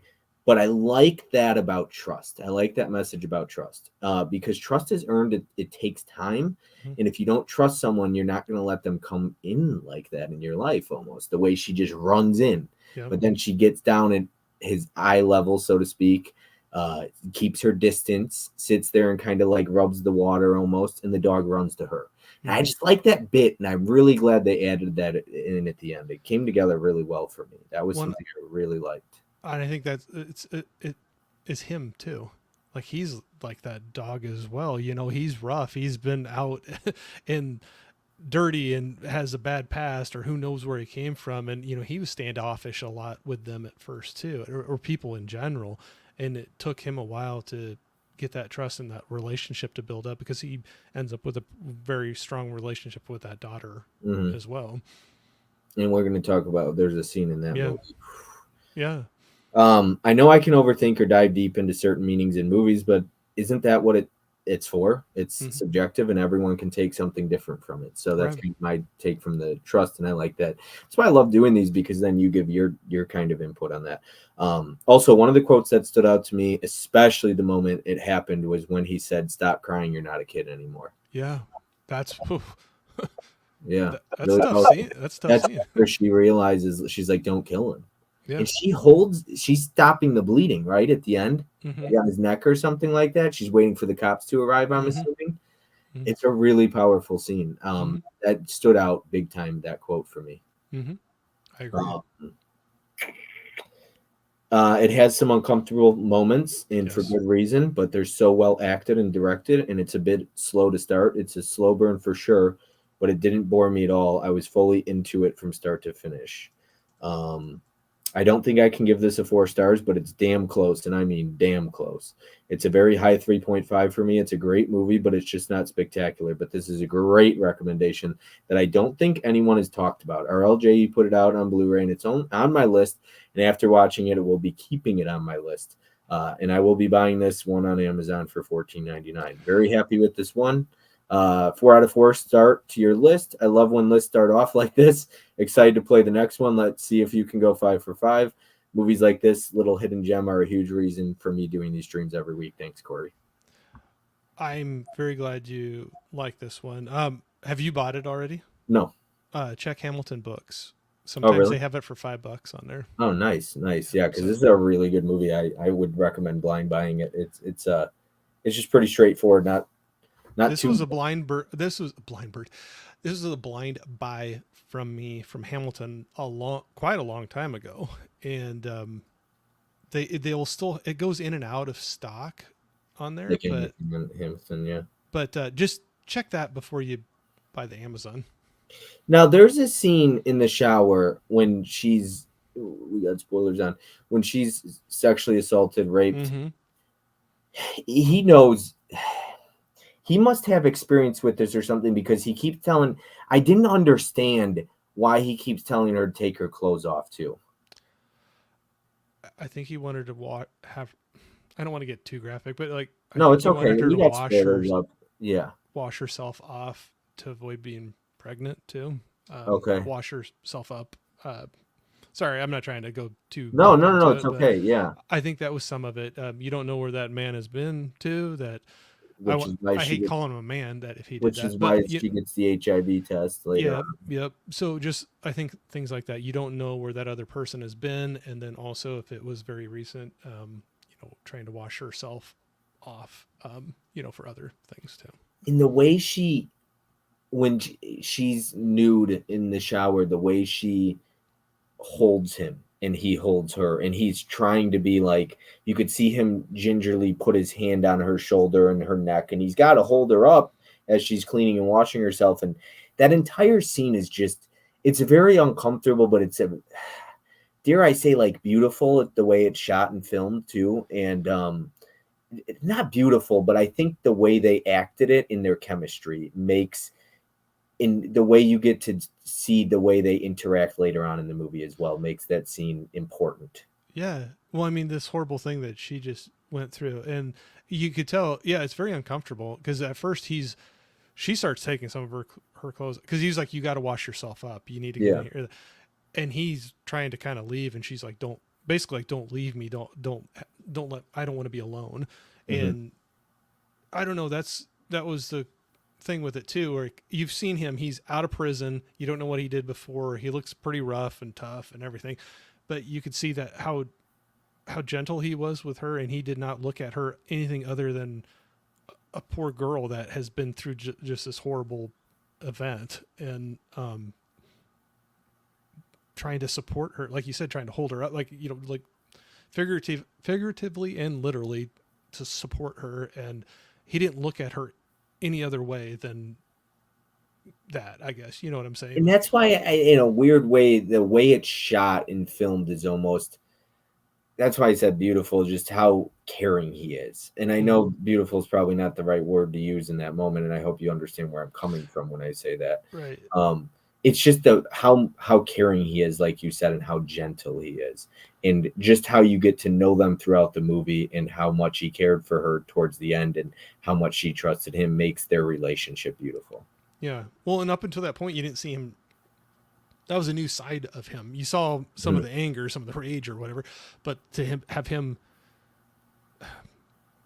so yeah, like you said, caring for her, Yeah, like beautiful is not the right word. I yeah. apologize, but Well, but I know what you're trying to say. I think where yeah, it's but just like, somebody who's seen this would probably be like, Bob's got some real issues. Dang. no, but I don't take it. You're saying it that way. It's just he's traumatized as well, and just doesn't know what to do, and he just wants to Help. help her in some way, but he doesn't know what to do, and so I think that's some of the uncomfortableness of And that speaking scene about too. trust, there's a scene where the mother says, "Why didn't you tell me what happened?" And he says, "Because your daughter told me not to." Yeah. And so he didn't want to break that trust either. And there's been instances in my life where things happen, and I'm just like, "Hey, somebody asked me not to say something." It's such a it's a tough one because no, I've never been in a situation like that, but it's tough. And whether you agree with it or not, but yeah, that's what he said. He's like, I gave her basically my word, Hmm. like, and I don't break my word, Hmm. So Yeah. you're seeing a couple different levels of him come out, the carrying, and then the his what do you want to say, like his morals, like, or not morals but standards. Like if he says if he gives you your word, he's Mhm. standing by that. Yeah. This was a really good one. This is one of those where, and there's been a lot like this. Nightingale was one. The Days of Wine and Roses was one. And a lot of others where, as I'm talking about it on the live stream, I feel like it grows on me. This is one that I feel like I could give a, like when I rewatched The Town That Dreaded Sundown, I rewatched that and I gave it a 4. So Jeff technically had 2 movies I gave 4 to because I ended up liking it more on a rewatch. I ended up rewatching it, and this is one I feel like if I rewatched it could be a 4-star for me. Yeah, but that's where I definitely will throw caution out to people if they're going to watch that, because it's not Spoilers, for everybody. they might not be listening. Do you want me to take spoilers off so you could say that? Well, about what happens to her, just cautioning for that. Yeah, I mean, here I'm going to take spoilers off. I mean, you could just, don't spoil the scene, but I obviously there's some graphic sexual content. I won't spoil who or what or the scenes, if we got spoilers off, but I just will caution people with, and I just do this on movies with this, and whether people agree or not, I know I was made fun of before, but there's sexual assault that is involved in this movie. We'll just leave it at that. And so that's where I like people to know that going into it, and then they can decide whether that's a movie they would want to watch or not. But no, that's completely fair. And this isn't one where you, like a Last House on the Left, you know what you're getting going into it. I spit on correct. You probably know. A movie like this, you would not know. I didn't have a clue. I also went in so blind to this. I also like that there's not subtitles. It was nice because you gave me a lot of movies with subtitles, and sometimes you just sorry. No, I don't mind, but sometimes I need to take a break from reading. Yep. And there was one I watched. The subtitles were off. I think it was The Gangster, the Cop, the Devil. And I could not on Amazon Prime. It was like they were ahead of the subtitles, and it bothered me. And then sometimes the subtitles are so fast I can't even read by the time they take it off the screen. So there was one, and I think it might have been that one when I was rewatching it. I had to watch it on a different streaming service because it was either ahead or behind, one of the two, but it was off. Yeah. And you're reading something at the wrong spot. It could ruin your experience. Yeah. And so I stopped and found another streaming service because I actually don't own it. That's one that I've had on my wish list for a long time, but the Blu-ray runs a little high. The Gangster, the Cop, the Devil? Yeah. Yeah. I mean, to me, I want to get it someday, but it's one of those I'm just like, I'm trying to wait for a... Yeah. Anyway. Would you like to get it cheaper like Adam? Yeah. But I found it on another streaming service, and it was lined up, and I was like, okay, this is so much better. I also usually choose, if there's ads, I'll just find it on a website and watch it. I actually watch that with ads, and I usually will not do that. I usually will, like, I don't do Tubi. I will go out of my way to find, I don't care. I just hate ads, and I actually watch The Gangster, the Cop, the Devil with the ads. But I'm going to catch up with the chat here. Go for it. I just put Bluebird in my Hamilton book cart. Cool. So they must still have it there. But I got it there a long time ago. I always appreciate your caution, Corey. Oh, yeah. Bluebird in my heart. Good movie. 3.5 out of 5. I need to watch it again. Sydney's seen a lot of them. And that's something, Jeff, I don't know if you heard me. I had spoilers on the screen, but I was saying, like, this is one, there's movies I go through, like I was saying, A Nightingale, Days of Wine and Roses, and I always forget the damn titles sometimes. Did you ever do that? But The Town That Dreaded Sundown, where I ended up giving it a 4 on a rewatch, and I feel like I cheat people because then Jeff would technically have 2 4-stars. But I know that's kind of like a big thing for my streams. And but anyways, sometimes I rewatch something and I like it more. Or sometimes I'm discussing it on a live stream with you, and I end up appreciating it even more just discussing it. And this is one of those movies where I feel like on a rewatch, it really could be a 4 stars. This is something I would really like to maybe watch with my dad, but it's probably would have to be early in his first movie because it's a bit slow. So I remember seeing this movie passed around in Tennessee. Is that when you got it, Corey, or was it recommended to you there? I actually had quite a while before that, and I had thrown it out to other people. But I remember somebody pulling it. Of course you didn't. Ryan. Of course you didn't toss it to me. No, I didn't find it there. I think Ryan he grabbed it one time, and I think he might even. He's like, "Is this the one you've talked about before?" And I was like, "Yeah, it is." No, that's not Viggo Mortensen. Nope, it's Roland. I'm gonna probably pronounce his name wrong, but I was pulling it up. Roland Moeller, but I probably pronounced that wrong. No, that sounds right. The thing is too with ads is I just think they could take you out of a movie. There's nothing worse than being super into a scene and then all of a sudden you get freaking ads. Yeah. This is a first. Corey has managed to silence me so far. His picks for Bob are ones I haven't seen before. Sorry, Johnny. That's okay. Sometimes as long as Johnny goes and watches them. We got Halloween will be full on Scooby Doo for me, so enter happy Scoob-to-mist. His, everybody, go ahead and screenshot or whatever. Me trying to pronounce that. He's done a good as fuck, right, Johnny? The thing is too, like I sometimes I don't even know if people tune out in the chat because they're so quiet, but it could Yeah. be because they haven't seen anything. Yeah, sorry. Maybe I should. No, you know what, dude? I do that too. But the thing is, like, not to sound like a jerk, I'm not recommending movies for the chat. I'm recommending movies for my guests. Yeah. And so when I give you movies, they might be 10 movies that nobody's heard of. So, like, Joe, for example, he likes his Christian sports movies. He's not a Christian. He doesn't necessarily believe the same things I do. However, he likes those types of movies for some reason. And so I recommend those movies to him based on what I think he's going to like. And I swung and missed on 2 of the 10 I recommended to him, but he liked the other 8, I think. And the one that was his number 1 was Forever Strong, which is a faith-based sports movie. And so I'm recommending movies to you, not to the chat. And so it sucks that if the chat hasn't seen them, but then on the flip side, I'm like, well, at least maybe they'd be interested in these. So, and some people really like bringing light to movies like A Bluebird in My Heart, where not too many people have seen it. So it's really fun to do because then the chat might be like, oh, what is this? Well, and that was one of those rare, I didn't have a whole lot on the line. Like I said, it was a part of an order I did from Hamilton quite a long time ago, but it was like $5 and it was a total blind buy. And I don't know, you ever have those where you go into it completely blind and you get surprised? So yeah, in a good way. Okay, yeah. Oh gosh, that's funny. Well, okay, he's done. Okay, Holland says I muted the stream because I have sensitive ears. Collectors of movie says I haven't heard any of these movies. I'd much rather see 10 movies I've never seen on a stream like this rather than 10 I have seen. I find something new every time. Jeff says, and see, like, cool. And Jeff, I think will post on it. Sometimes he'll watch a movie. I appreciate that, and because it really makes my night or day or whatever to know that people are watching and then they're actually going out and wanting to watch something because we discussed it. That's so cool to me. That's when I feel like I made a difference. Yeah. I remember the story about, so I posted on my story the other day, my sister calls me and it's the second time she called me and she wanted to watch A Man Called Otto. And I was like, okay, yeah, it's a good one. Well, before that, I recommended a sad movie where somebody dies of like cancer. And obviously somebody dies in A Man Called Otto. And then I recently recommended another movie to her. And I was like, somebody dies in it. Just a heads up. But my sister saw my story post and she's like, spoiler alert. But I guess the thing is, like, my entire family, from my mom to both my sisters to even my brother-in-law, they don't want to watch something that's sad. They want happy endings. Yeah. And I'm just like, I'm sorry, guys, I don't watch that. Everything I watch, I want somebody dying at the end of my movies. So it was really funny, though. I thought it was funny.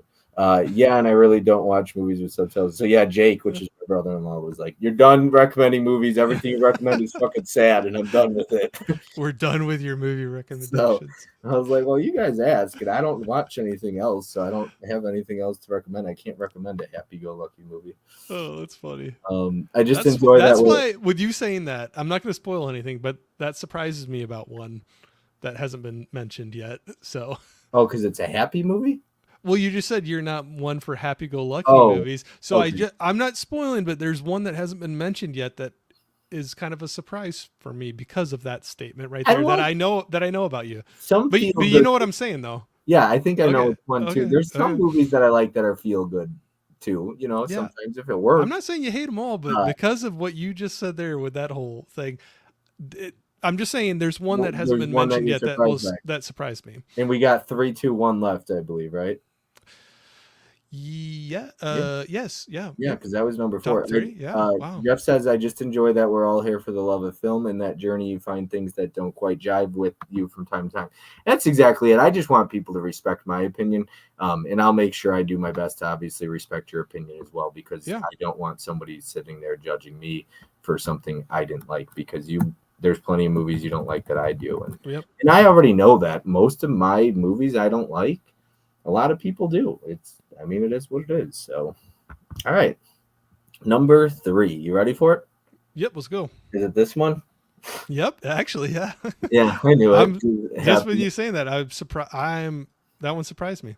The World's Fastest Indian with Anthony Hopkins. Yeah. Very feel good movie. Yeah. Absolutely. But there's reasons. Okay, so I gave this another 3.5. So no 4s yet. But last week was the first time I didn't give a 4. So we'll see if you get a 4 in there. You got 2 movies left. We'll see. We'll see. The World's Fastest Indian, 3.5 stars. You live more in. There's some good quotes in this movie. Yeah. This is one of my favorite quotes. You live more in the 5 minutes out there than some will live in a lifetime. I freaking love that. Love that quote. He also said, danger is the spice of life. You have to take a risk every once in a while. So they ask him if he's afraid of dying out there. Damn, sometimes I forget how great of an actor Anthony Hopkins is. And then you and Tony remind me by recommending me movies with him, because Tony also recommended The Father. And I'm just like, damn, this guy can act. Yep. Let me tell you something. If you don't follow through on your dreams, you might as well be a vegetable, he said. That was another quote. So a lot of quotes. This is another quote.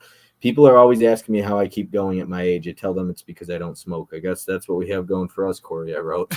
Yeah, right. Neither one of us smoke. I wrote, so this is another Magnolia title, a lot like another title on your list.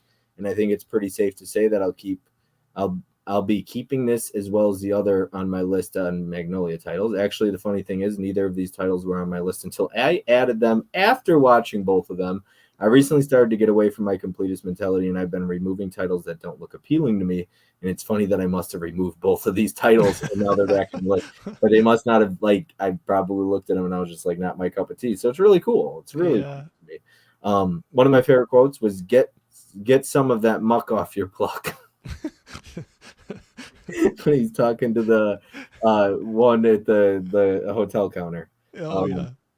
I'm about 45 minutes in or so, and it just keeps getting better, I wrote, scoot over, you stupid old bastard. That's another one of my quotes. Oh, I love that. I knew he was going to drive on the wrong side of the road, I wrote. Oh, we got to write what we're talking about. World's Fastest Indian here. There you go. This movie is way funnier than I expected. Holy cow, I'm actually laughing out loud a few parts. I'm shocked. It takes a lot in comedies to make me laugh. I don't usually find a ton funny, but this is working a lot for me. Oh, look at that. The shipping then sucked too.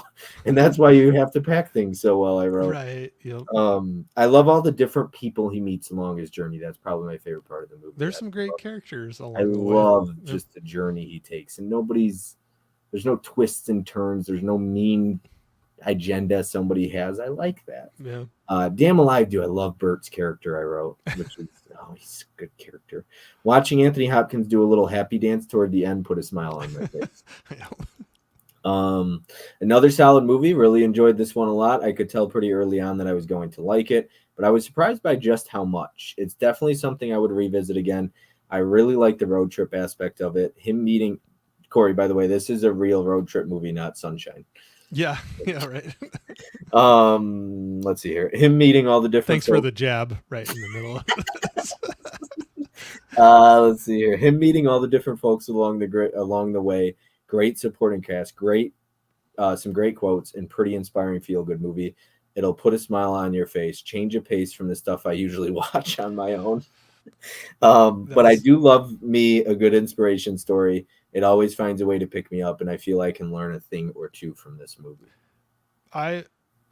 This one was another bigger stretch that I put on, and I didn't know how to go just because it is it's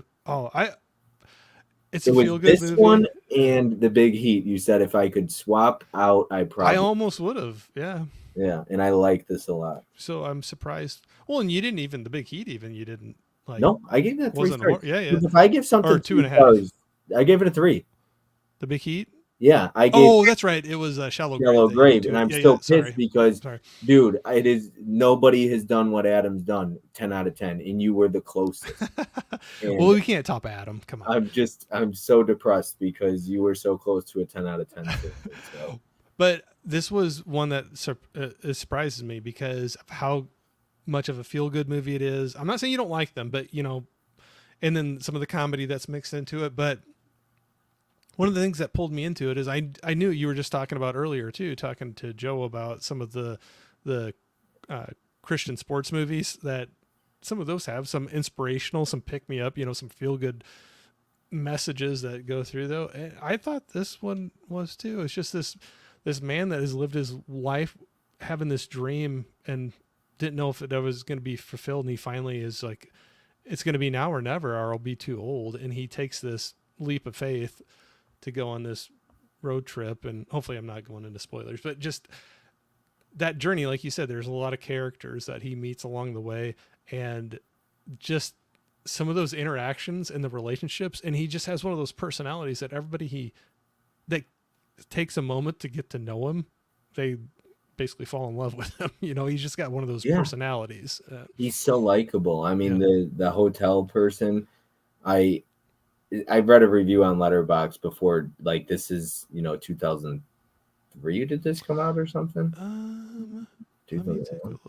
But it's a 2005. it's a transgender character. Yeah, that to check out. The way he kind of treats her or him is he's respectful, even whether he disagrees or agrees.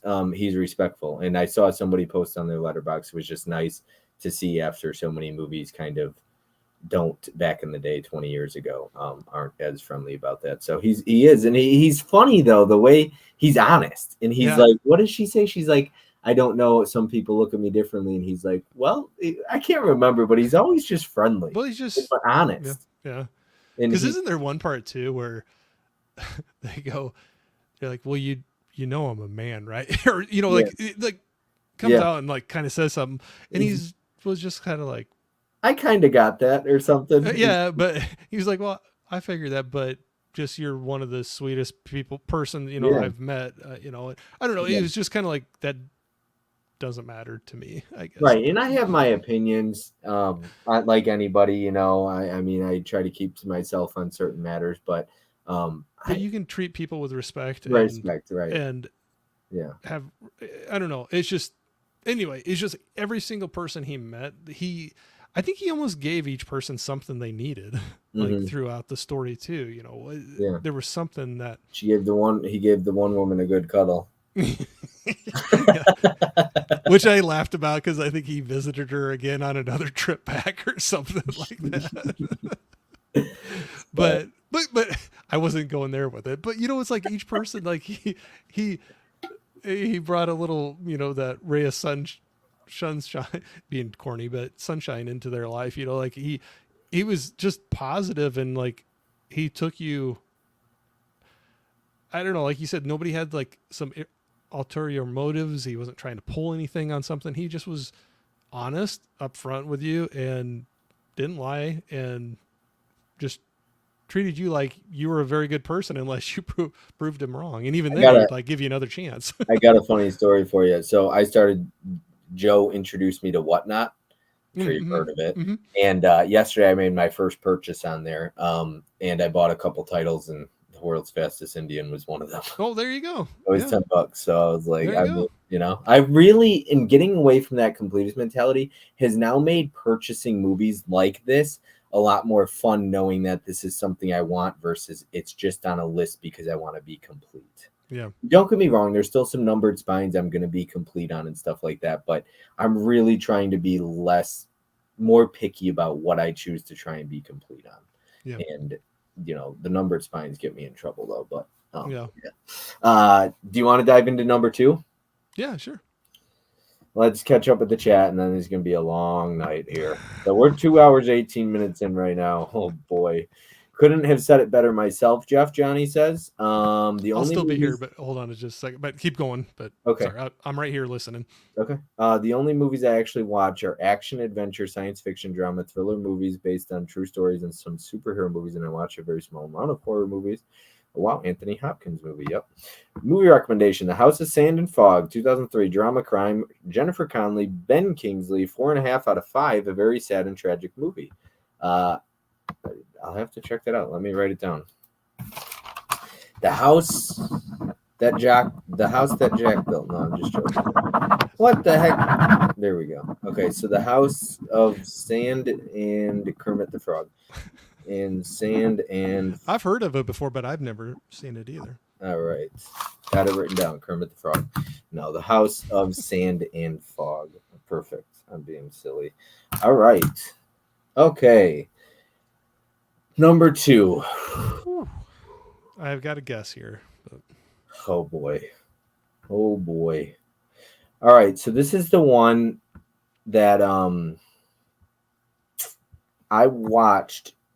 It was the third movie of the night, and I didn't know anything about this movie. All I read was something happens to him, and I didn't know what happens. I know what you're talking about already. Maybe I should have given you a warning. Wow. I actually called Caprice, and I spoke with her for about 30 minutes about this movie because of what an impact. So I'll just get into it. But number 2 is going to be The Hunt. With Mads or Mods? Mads. Mads. I think it's Mads Mikkelsen. But Mikkelsen. Yeah. Magnolia put this out. This is the other Magnolia title that I will be picking up. We're going to discuss The Hunt, and it's going to be a long discussion. If you haven't seen this movie, you're going to want to turn spoilers off. I would recommend going in pretty blind. There are a lot of notes for this movie. I wrote, okay. Where do I start? So I'm about 40 minutes in, paused it to just breathe for a moment. And I'm probably going to make my leftover dinner right now. But I'm very frustrated with it. I can see why Vin wrote on his review, frustrating but good.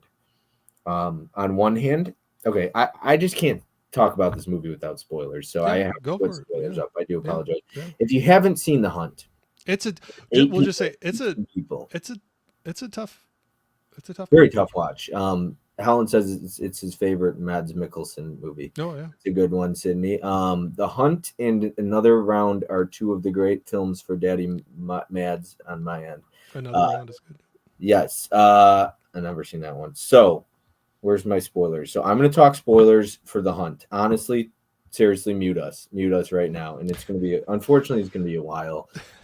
That's what sucks about this, but like, I don't honestly. Okay, hold on.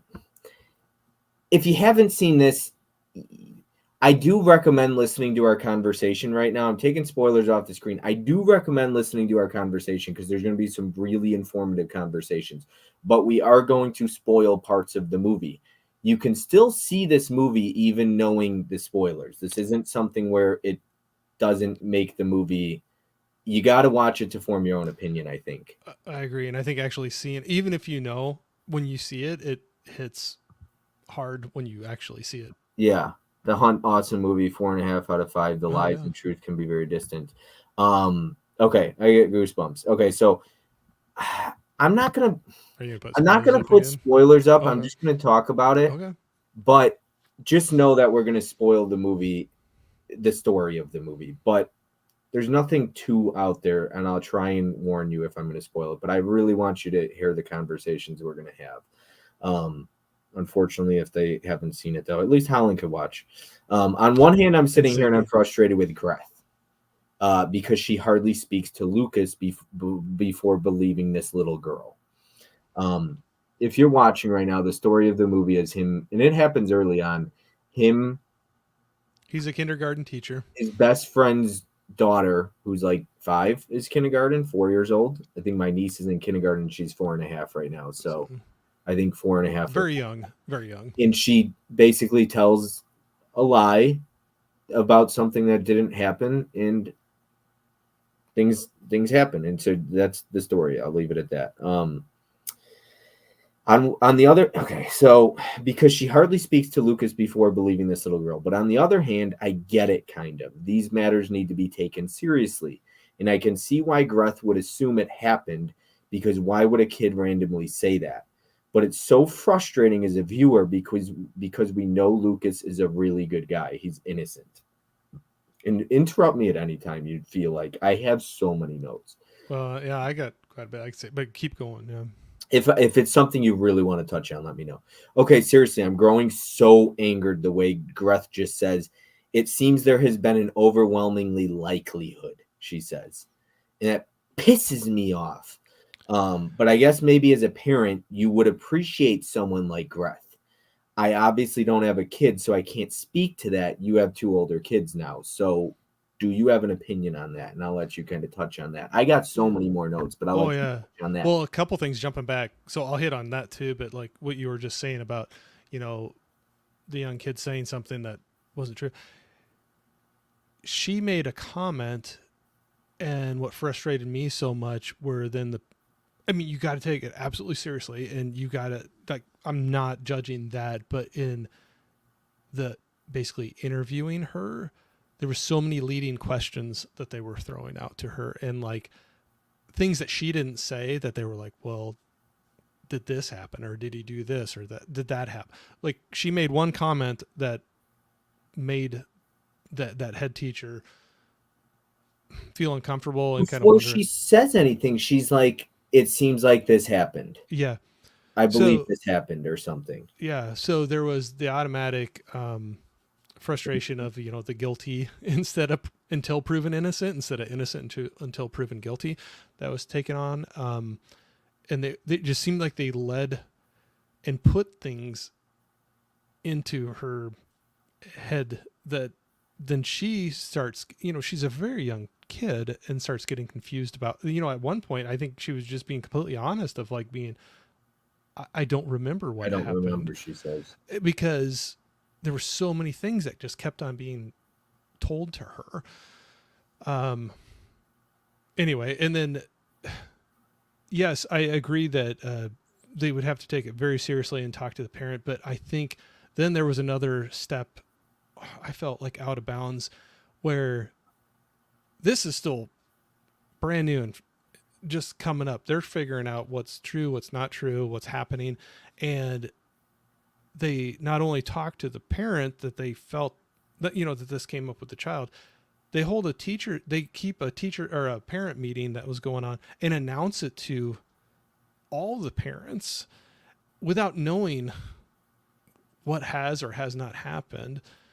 Just because, like you said, she just had this feeling that it did, or for whatever reason. And I'm like, wow, that's in the things that were said, it started to narrow down, like, we can't say who it is, but, and they started, it really narrowed down to who it was, sending him home to and saying, you should leave for today, or, what have you. And there was just so many conversations that were happening without even speaking to him. Mm-hmm. So, but like I said, got to take it absolutely seriously, and they got to like get the right people involved. But I felt like it turned into a gossip tree way before it went to, this is very serious. We need to get the proper authorities into this to discuss and determine what happened, and then go from that point. Because that first guy that comes in, she's just kind of like, thanks for your help. Like, I don't even think, it almost didn't feel like he was the proper authority at the time. It was just like a friend or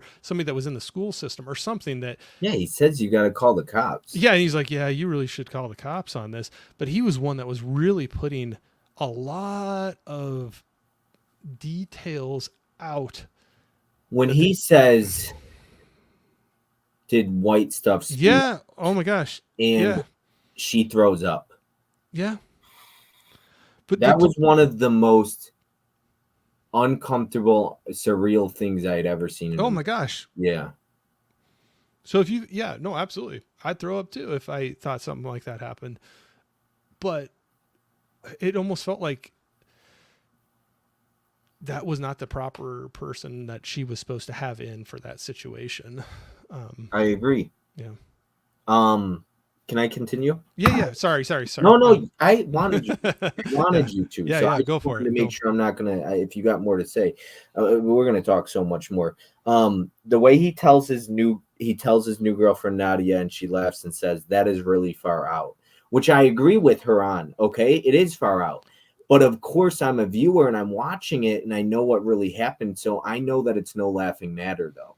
But to her, she laughs and says, "That's really far out." And it seems like that. It is. It's really far out. However, it's not a laughing matter. No, it's definitely not a laughing matter, but I think maybe what they were going for there is she's like, I know you, and anybody that knows you would never do That's anything to hurt super these far out. children. Yeah. Which I'm going to get more into on that as well. Oh man, Corey, I had to pause it again. This is probably 5 minutes later. I wrote, "Oh man, Corey, had to pause it again. You have me all sorts of pissed off right now watching this. The way she called his mother and the way she says, 'I believe the children I always have.'" Yeah. Oh, I was so furious, so furious. I'm so mad right now watching this. It's unreal to me. This is so real too. Just jumping to conclusion. There's so much to dissect and discuss on this one. We'll be here for a while, and I'm not even halfway through this movie.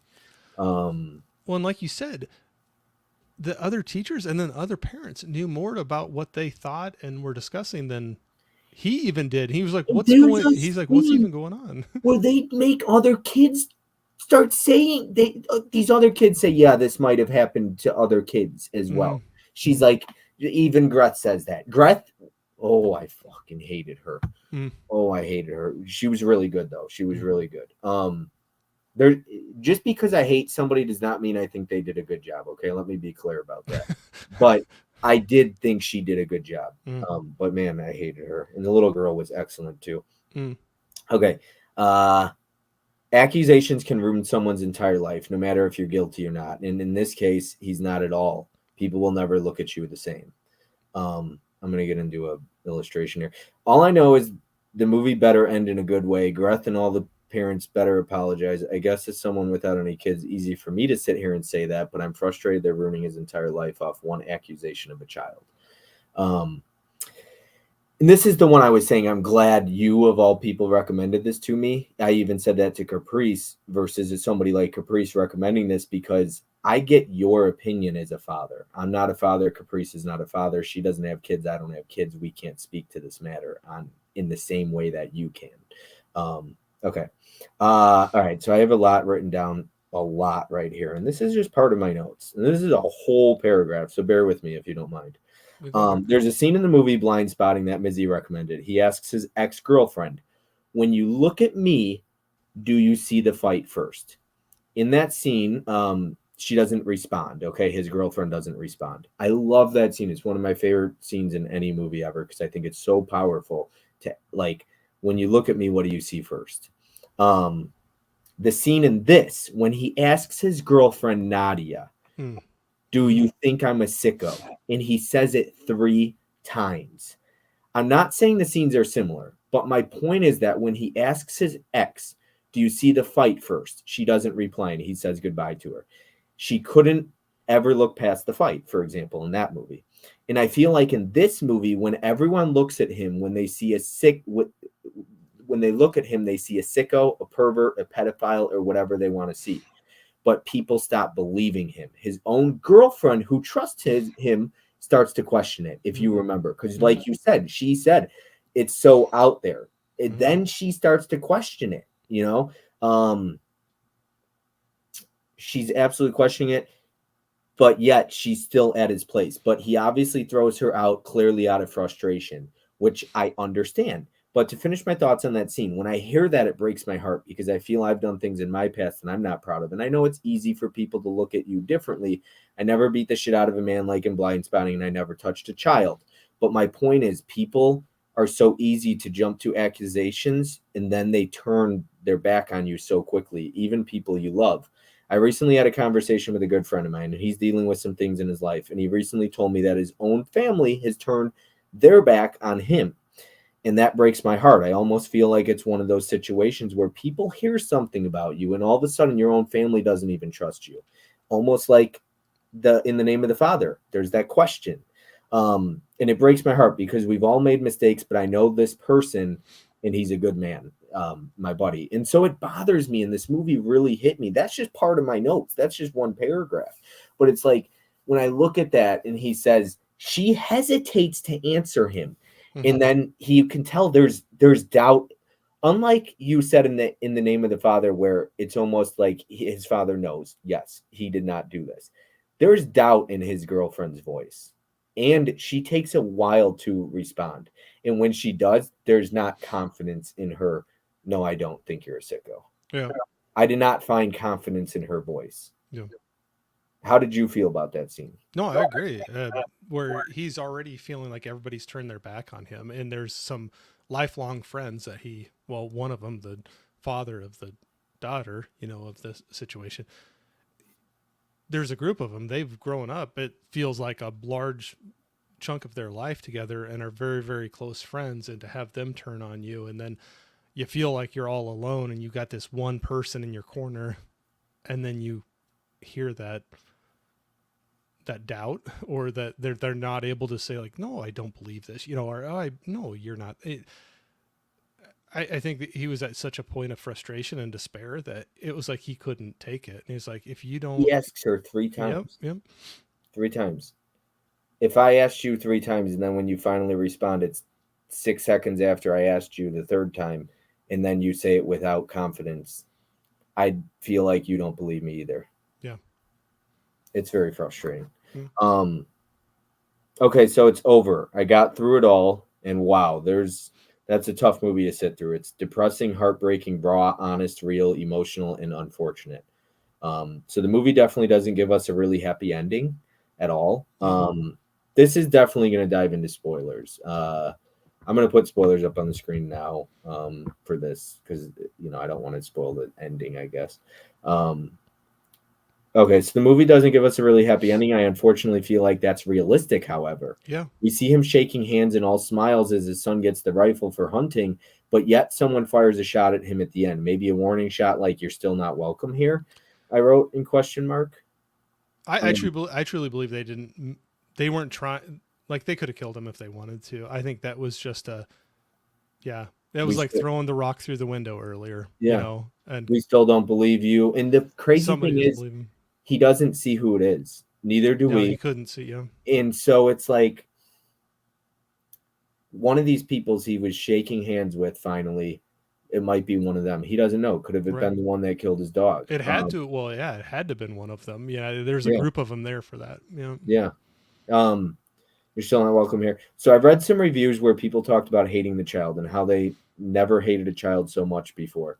Was I frustrated with her decision to lie? Yes, of course. Do I put blame on her?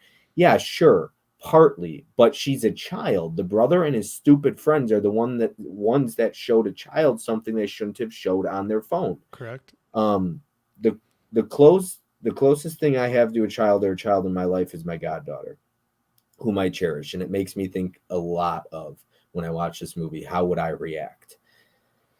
I sat there. This is one I think as well that, like Bluebird in my heart, the score.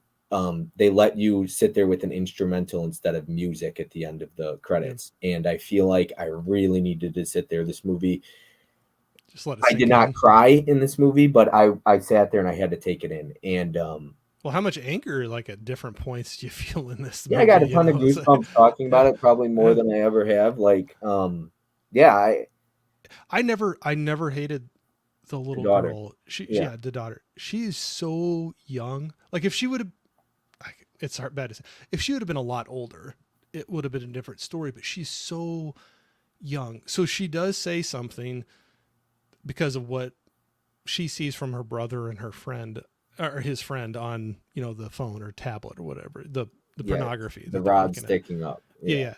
And so she repeats that, and then so many things are thrown at her, and I think just a kid that age, they're so. She probably is just really scared. And if you have adults continually saying like, well, did this happen? Did you see this? Did you do that?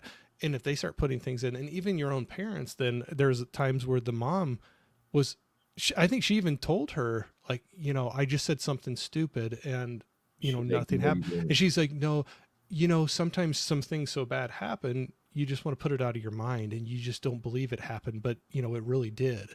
Yeah. So I think a kid that age, if you have those people that you look up to, like that are continually saying that, like, so for that reason, yeah, I could see where you'd be frustrated, but the age of the child, it's, Yeah, And no, I. the Oh, and kids are, that was a tough thing at the. they say kids are like a sponge. They take everything, they hear it, you know, when you swear, anything you say. So she sees that and she runs with it. And then she gives him a kiss and he doesn't, obviously says you shouldn't be doing that. She's probably upset. Right, because she feels hurt. She doesn't understand that was not appropriate for her to do, and she Right. kind of probably takes it as a, like, why do you hate me, kind of a thing. You said, Um, hey, that was another thing. Sorry, I cut oh you. no, there was a couple. No, a couple things that popped up in that when we were talking about it. So talking about sponges and kids repeating things. So when then it started being passed out, and then all of a sudden they're saying more children are coming forward of that same age, and there's the point where it's the, I think he was like the brother-in-law, the godfather of Mads Mikkelsen's son, and they're, he takes him into the home after Mads had been arrested and taken off, and he's going to trial, and he said, "Well, I got a call from your father, and these other children, they all recounted the same story about being taken down into Basement. your basement, and they all said the same color couch and the same tapestry on the wall or whatever." And the son sat there for a second. He's like, "But we don't have a basement." And And he's he like, goes, "Exactly."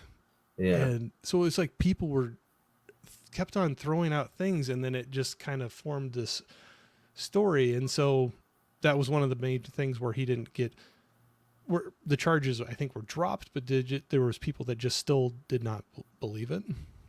Can I ask you a couple questions now? Sure. I got a lot, and I think they're more suited for you than probably me, but I could answer them as well. I think this movie really gets to you. I wrote, how would you react? What if it were your best friend? What if you were Greth? And what if it were your daughter? Oh, it would be, I I think that's why the movie hit me so hard. I don't know. I mean, you'd like to think you would handle things well, but man, emotions would come in right off the bat where you you'd want to believe your child. And that's the thing though too that I hated about that. The teacher and then that friend or whoever came in to Yeah. interrogate basically Mhm. the child, that really I don't think that should have. That happened before anything was talked to with the parents.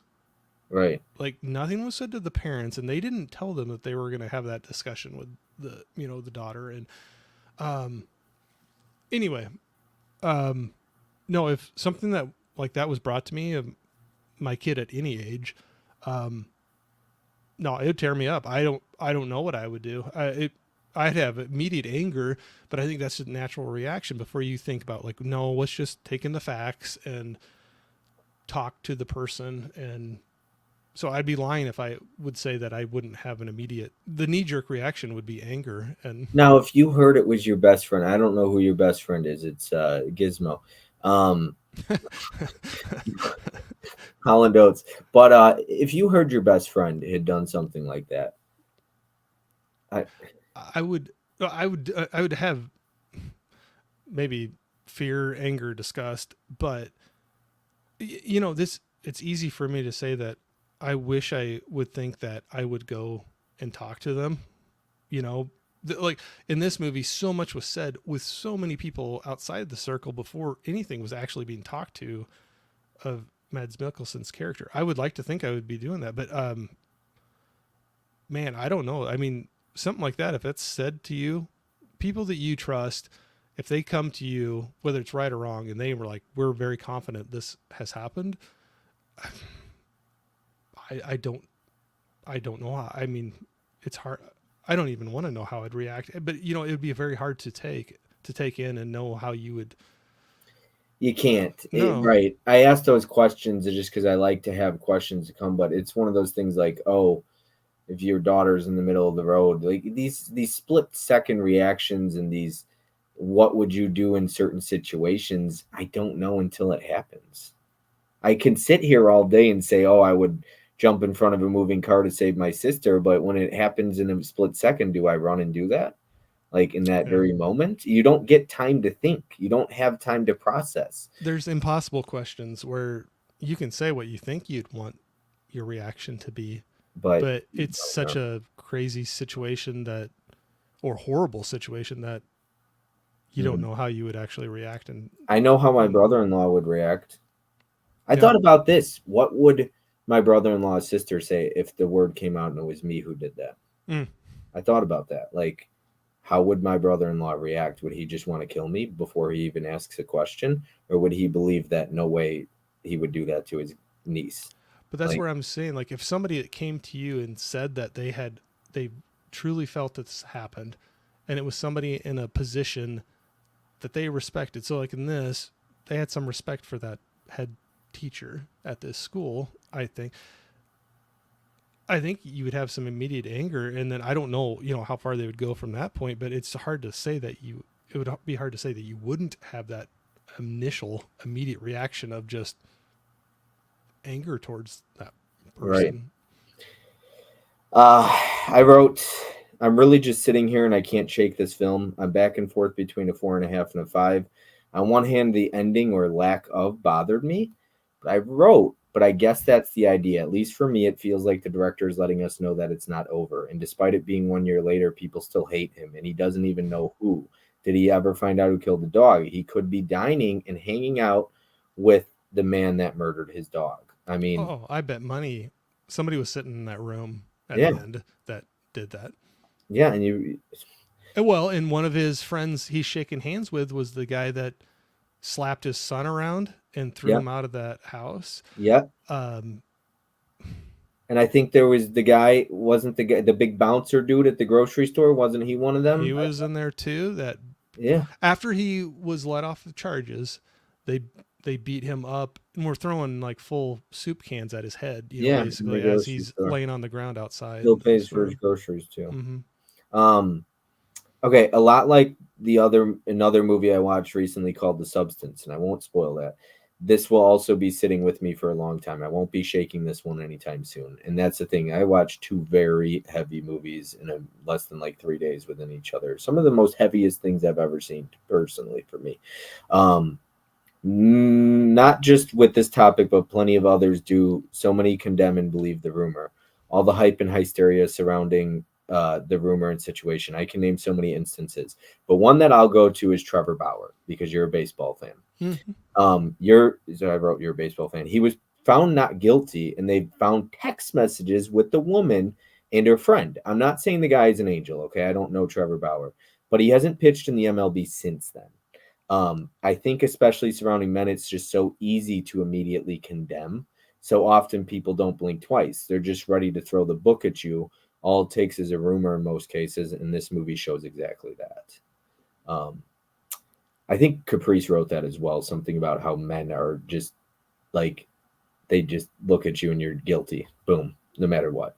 And I appreciate from a woman's perspective that they can see that.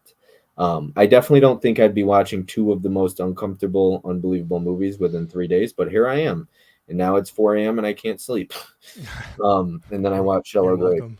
It was literally all just a fucking rumor, and it literally ruined his entire life. There's a scene in the movie where they say kids normally tell the truth. They normally don't lie.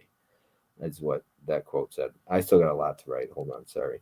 The character I hated the most was Greth, though. She blew everything up. She jumped to conclusions, and she took a 5 or 6 year old girl at her word. Didn't even blink twice. But this is the world we live in now. Like a movie like Blink Twice and Black Christmas that says all men are rapists. Like a movie like this that says this man is guilty. He touched a little girl. It's sad. It's ridiculous. But they don't even really just ask questions. It's almost like you're a guy, you did it, or something like that. It's like we can't even ask questions in the world, no matter what. If you're like Trevor Bauer, and this girl literally was texting her friend saying we're gonna, eat him for all his money. I'm gonna act like he raped me and all this stuff, and the text messages come out. He still had his life ruined, and he still can't find a job in baseball, in Major League Baseball. It's ridiculous. This movie angered me, and I know that was the idea. It truly got under my skin. It is a very important film. I highly recommend it to everyone watching right now. This movie's on Amazon Prime. It's also on some other streaming services for free. Mads turned in one of the best acting performances you'll ever see. The cinematography is something that won't be talked about, but it was incredible. The score was once again great. Corey has a thing for recommending movies with great scores. This movie will make you feel very emotional in the damn right here. This movie will make you feel every emotion in the damn book I wrote. But it's remarkable. I couldn't take my eyes off the screen, and I just can't shake this feeling I have. I'm giving this movie 5 stars.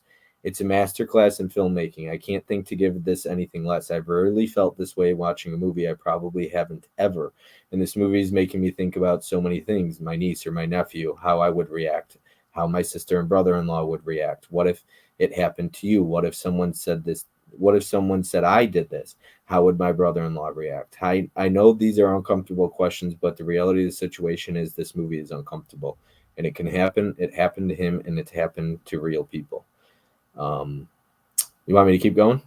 Yeah, if you want to, yeah. Sorry, I got it. No, yeah. I'm almost done, actually. I No, know no, go for it. Go for it. I'm 5 movies deep on your list, and you're the first and only list I've given. Okay, so just in case you don't know now, I gave this 5 stars. So Oh, this makes your list the first list I've given 5 stars to, because the next one is obviously a 5 if this is a 5. So congratulations. I've never given two 5 stars, Corey.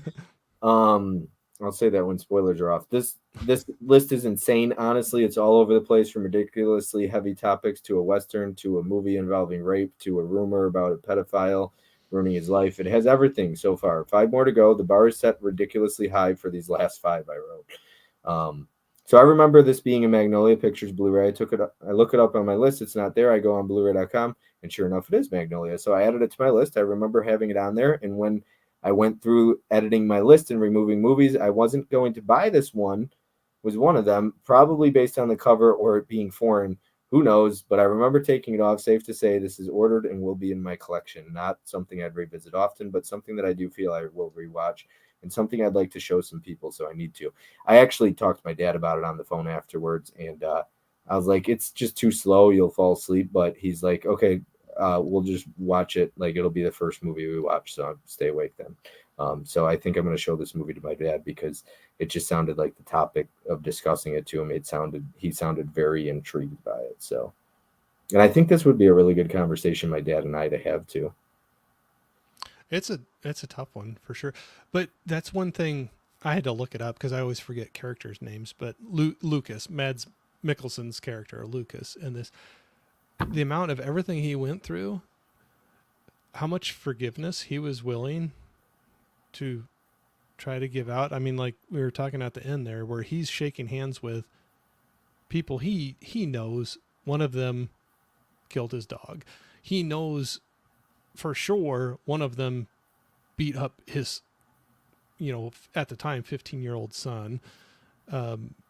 He knows one beat him up, and in public in the store, and kicked him out, and people weren't serving him even after the charges were dropped. He's going up and shaking hands with them. And then there's that scene too in the house where he sees Clara. It's just the two of them, and it's across the way, and you could tell she's uncomfortable, and she's like looking at the floor, and there was this whole thing where she didn't want to walk on lines. Lines. And There's a lot of lines. and she was like, you could tell she wanted to go across the room to get over there, but she was scared of walking on the lines. And yeah, they have that conversation of, he's like, well, what are you going to do? And she's like, and after all of that, he goes, like, would you like me? I can't remember exactly the conversation, but basically like, would you like me to help you? And she says, yes. And he walks across and picks her up and carries her over with his hand underneath her, like how you would hold a child. Yep. And I talked to Caprice about that scene and how powerful I thought it was, the fact that he held her in his arms. But that was the thing of like, that was him, like, I think forgiving her or not blaming her for this situation. And I just was thinking that's a lot with his character, like how much forgiveness he was within a year. If you had all that happen to you, think about even just 1 year, that's still fresh in your head. And there's this everything scene that happened before that where she comes over to his house and she that one. she wants to walk Fanny, and he goes to put his hand on her shoulder, and she pulls away. She pushes away, and she's like, I don't remember everything. And it's just so to see, like, speaking of trust and the movie, speaking of dogs and everything, of a Bluebird in My Heart, there's so many movies, like I said, In the Name of the Father, and then something else I'd mentioned, and now this, and a bluebird in my heart of the trust. And earlier in the movie, he loses her trust, so to speak, when she pushes her arm away. And then towards the end, he lets her pick her up. She lets him pick her up. And he's willing to do it too. Mm-hmm. Like, some people, I mean, I personally wouldn't want to touch her. Exactly. Like at that point, and those people around you still at that place. I was waiting for somebody to see that scene. I was waiting for somebody to walk in and say something. I was almost uncomfortable watching. I was. I thought it was so powerful. This movie worked on every level for me. I woke up that night. I went to bed late. And I woke up in the middle of the night, and I woke up thinking about this movie, and that's the kind of impact it left on me. And it's not one of those movies that will easily be forgotten. I will be talking about it for a while. I really appreciate this recommendation. It's something that I don't know if I would have ever come across otherwise. I think this is a masterpiece. I really do. And the things that bother me about this movie, I think are there for a reason. Like, we don't get a happy ending. And I realize there's no happy ending in this story. No.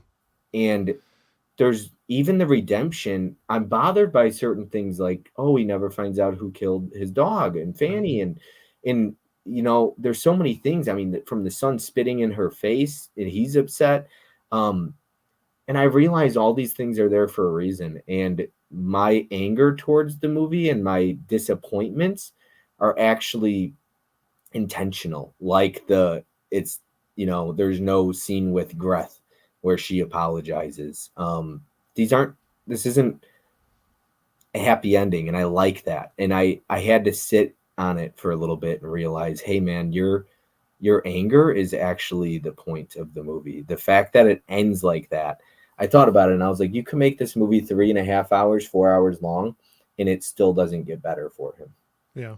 His life will never be the same. Not there, at least. Not in that place. He'd have to move. I mean, he's even with his girlfriend at the end. Yeah. So they have amends. Yeah. And then he has his son back with him. So, I mean, those are positive steps, but that's the hard thing where you can tell that this is a area that he grew up his whole life in, and like generations have grown up around there. So it wouldn't be an easy thing for him to I'll just leave. He has a lot of roots there. Yeah. But this is a shot at you. You'll never know who. Right. But then it could be the rest of your time. Are you looking over your shoulder? You hear, you wake up in the middle of the night and hear something. And so that somebody's scene, in your house the way it ends bothers me, but I sit there and after I sat on this movie, I was like, no, you could fast forward this movie 6 years later and he might be dead.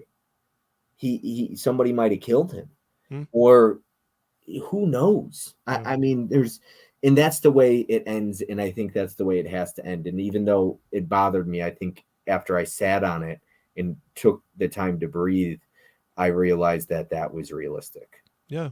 And I appreciated that. Yeah. This was a newer one that I'd come across from Gizmo, actually. Recommended this one to me because we got talking about a few different movies and I was digging into Mads Mikkelsen a little bit more, and I think this was one that he threw out to me that was like, well, if you like Mads Mikkelsen, like, have you seen this one? And I'm like, never heard of it. Check out Arctic with Mads Mikkelsen. Yeah. It's like Stranded. Yeah, it's pretty good one. Yeah, no, Gizmo recommended this one to me for sure. Good recommendation, Gizmo. But it's definitely it's a great movie, but it's a tough watch, hard topics. But then I think some of the similarities, I know completely different, but this one and In the Name of the Father, I think both of those, you get those glimpses of fear, anger, and mob mentality, like how that can take over some people. And I don't know, it just, the crazy things that can happen with emotions. And I'm not saying that I would be, thank God I never had to deal with that, but I just, like whether I have no clue how I would react in that. I don't want to know what I would do, but that would be a very hard, super hard, situation to go through no matter what age your child is. But I mean, man, that girl is super, super young in this. Yeah, I'm just glad you didn't say Halloween ends for or Halloween kills for mob mentality. Um, and get a laugh in there after 50 minutes of a very dark talk conversation. Want me to Yeah. catch up with the chat? Yeah, sure. We can lighten things up a Okay. little bit. Luckily the next one's a little, not heavy topic really. So, but I got a lot to say. Are you surprised by my list? Were you surprised this was number two? Uh, it's close to where I was thinking, but there are definite surprises in your. This was not far off for me what I was guessing, but you definitely have some that I way missed on a few of My number one, is them. that a surprise? I always ask, is number one shocking? A little bit. I wasn't. I is that bad to say? Like I wasn't way No. off. I wasn't way off, but Okay. it does surprise me. So Okay, well, I'll just say it's a new favorite in that genre of mine okay, when we okay, get to that. So okay. Gizmo says the stream should be named "What Did I Just Watch?" 7 movie recommendations with Wilky, the Red Leader, and 3 recommendations from Gizmo. So I do know. Like I was like literally just saying, this one, The Hunt, was a recommendation from him. What was the other ones? Tell No One was a definite recommendation Okay. from him. I'm I'm blanking on the other one, Gizmo, and that's not me being mean about it, but Was it, let me take a guess. Could have it been A Bluebird in My Heart? I don't think it was because Okay. I think I mentioned that one, and he just made a comment that he always liked that Was it lead. In the Name of the Father? No, The Gangster, the Cop, the Devil? No. I don't. None of them else fit. So maybe he's thinking of Bluebird in My Heart, but I'm pretty sure I saw that one ahead of time when we started talking Shallow about. Grave. I am Either here. way, Gizmo, don't get mad at me. I I know for sure. I know for sure. We'll just stay with. I know for a fact The Hunt and Tell No One definitely were from Gizmo. All right, I didn't compare you to a pedophile. I'm sorry, Gizmo. I said I was asking because I said if Gizmo was your best friend and it happened. He is laughing at you. What was that laugh, Corey? um, I did laugh when he said that, but I was just figuring more Gizmo. You don't care for me sometimes, so the, bu- that was more my laugh, not me laughing at you. But, the hunt is based on a true story from my home country, and what happened with the whole case changed the way the police worked throughout the West. like I said, I know that definitely was one And of the it's proof recommendations. that the death penalty must never be used as a punishment, Gizmo says. I don't know if I Um, agree with that, but maybe we can have a very long, drawn out. did you say you don't know if you agree with that? Yeah, Okay, so you and Gizmo can have we're a. gonna get in a big heated conversation sometime about that. I will not compare you to one, only you're running. I never run Holland. I have way too much muscles to run. Yes, I am also fat for the harsh winters. But ask yourself when you think of celebrities: Michael Jackson, Harvey Weinstein, Diddy, Depp, etc. They are where all 100% guilty by every female in the world before the trial started. It is. He's not necessarily wrong. I don't disagree with that. I feel like that is true that you're often guilty before it even gets to a trial, or at least the way society looks at you, especially as a man, it's so different. Sometimes I feel like in certain situations, like rape is another one where no matter if it's not true, you look at Trevor Bauer, nobody looks at you the same.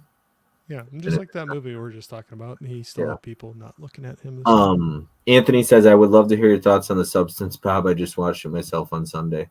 I think I saw your review on it too. It's getting glowing reviews. I'm still sitting with it, Anthony. Like, I don't want to spoil it obviously on here, but holy cow. I don't know if that's going to be one that I'll rush out to see. I don't think I don't know if it's your cup of tea, but I'll say this. Coralie Fargay, or I don't know how to pronounce her name. Fargay. I'm sure Gizmo's in the chat yelling at me. But I really liked Revenge. And the fact that she hadn't made a movie for about 7 years, I think speaks volume to the substance and how just the depth of the characters, the acting, the cinematography, everything about that movie felt like it took years and years to make. That's the one thing I took from that movie, and it shows. And that's why you can't rush perfection. And some directors don't. I know it's tough seeing them not put out a movie for 7 years, but if you get something like The Substance, I don't think too many people will be upset. So I'm really looking forward to what she does next. I'd say her and Jennifer Kent are my two favorite female horror directors. So, what year's The Hunt from? What is it? 2013? 2012. Holland says 2012. Sorry. Yep. Okay, I was close. I'm always a year off, I guess.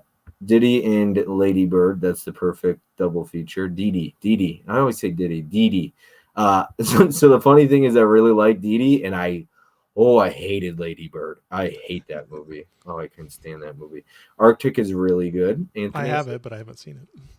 He actually moved away, changed his name, and now lives in a small place in northern Norway. But it is one of the most important events that has happened. But sadly, we are worse now with the judging. I agree. We are very that way. Salvation, good movie. Riders of Justice, good movie. Yep, both are good. Gizmo. Evil Dies Tonight. Evil. Anthony, no. Ellie is the other one he recommended. L or L? Just L. Yes, I did buy that one. Actually, I have it sitting right here, but I have not watched it yet. But yeah, but just not on this list. I thought he was saying 3 on the list. Corey, take a stab at that. Coralie. Cara Lizzie Fisberger? No, Forga. Is French. Maybe well, he's pronounced Cara Lizzie. It's like it looks. It's pronounced. Oh, where he says, "Oh, I was way off." Then, never mind. Yeah, Cara Lizzie. Oh, he's just saying that's how he would say it in his language. Oh, yeah. I don't know. Anyways, Bob, just say the word if it needs to remove Anthony from the premises. Alan.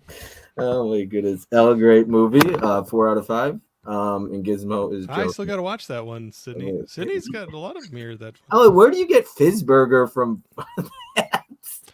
But okay, but that's just how in his language. Well, he says he's joking. Helen says he's joking. Oh, well, who knows? I always have a hard time figuring out. I never joke. I never joke. Yeah, whatever.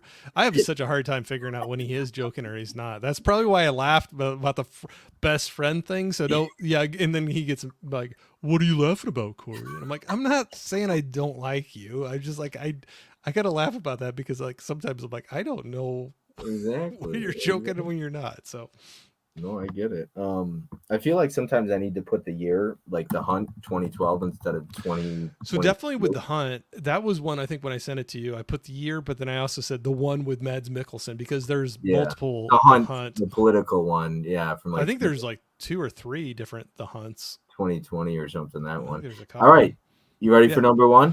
Number 1, last one here. All right, Holland's about to say something because it's got Kevin Costner. We have got Open Range is my number 1. This was the second one I watched, and I did this with a double feature with what the hell is it?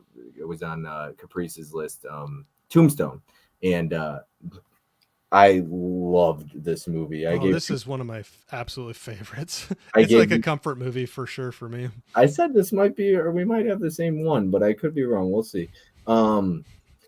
All right, Open Range, 5 stars. So, like I said, first list ever with 2 5 stars. Congratulations! I'll give you a little round of applause. Nicely done, Corey. Golfer clap. Yep. Okay, I got no problem with killing, boss. Never have. I love that when Kevin Costner says that. I love Costner so much. He's the best. I wrote. Helen's in the chat. Just wait for it. I already see it. Oh, he's awesome in this. Him and Kevin Costner, number 1. Go figure. Wilkman says says this one is boring, but apparently it's not to Bob. Oh, Wilkman says everyone says this one is boring. It's slow. I have a lot of people say that to me. I've had a lot of people that I've talked to about this one that they don't like it, that it's too long and boring. And I know it's a longer one. Very slow. Yeah. Very slow. Yep. It takes a while to build up. I might be rewatching this tonight. I don't know. I wrote definitely slow, but as we've discussed before, more Westerns are pretty slow. Most Westerns are pretty slow. I wrote, damn, it's beautifully shot. Costner is such an underrated director. He knows how to get the best shots. Dude, okay, I get the whole, Bob and Kevin Costner and his love affection for Kevin Costner. But look, okay, when you like an actor as much as I do, like Kevin Costner or Naomi Watts or somebody like that, everybody has their actors that just work really well for them. I haven't seen too many Costner movies that I don't like, and I've been given more to recommended to me that I'm looking forward to watching Yeah. because I haven't seen everyone. But if you watch Horizon and you watch this, and I haven't seen Postman, but I'll talk about it. I'll get into it. I haven't seen Horizon yet. Just let me finish. Yeah. Damn, it's beautifully shot. I wrote, you can do something about it, he replies. I didn't raise my boys just to get killed, somebody replies back to him, and Costner responds, your men ain't you. And I love that. Underrated, especially today.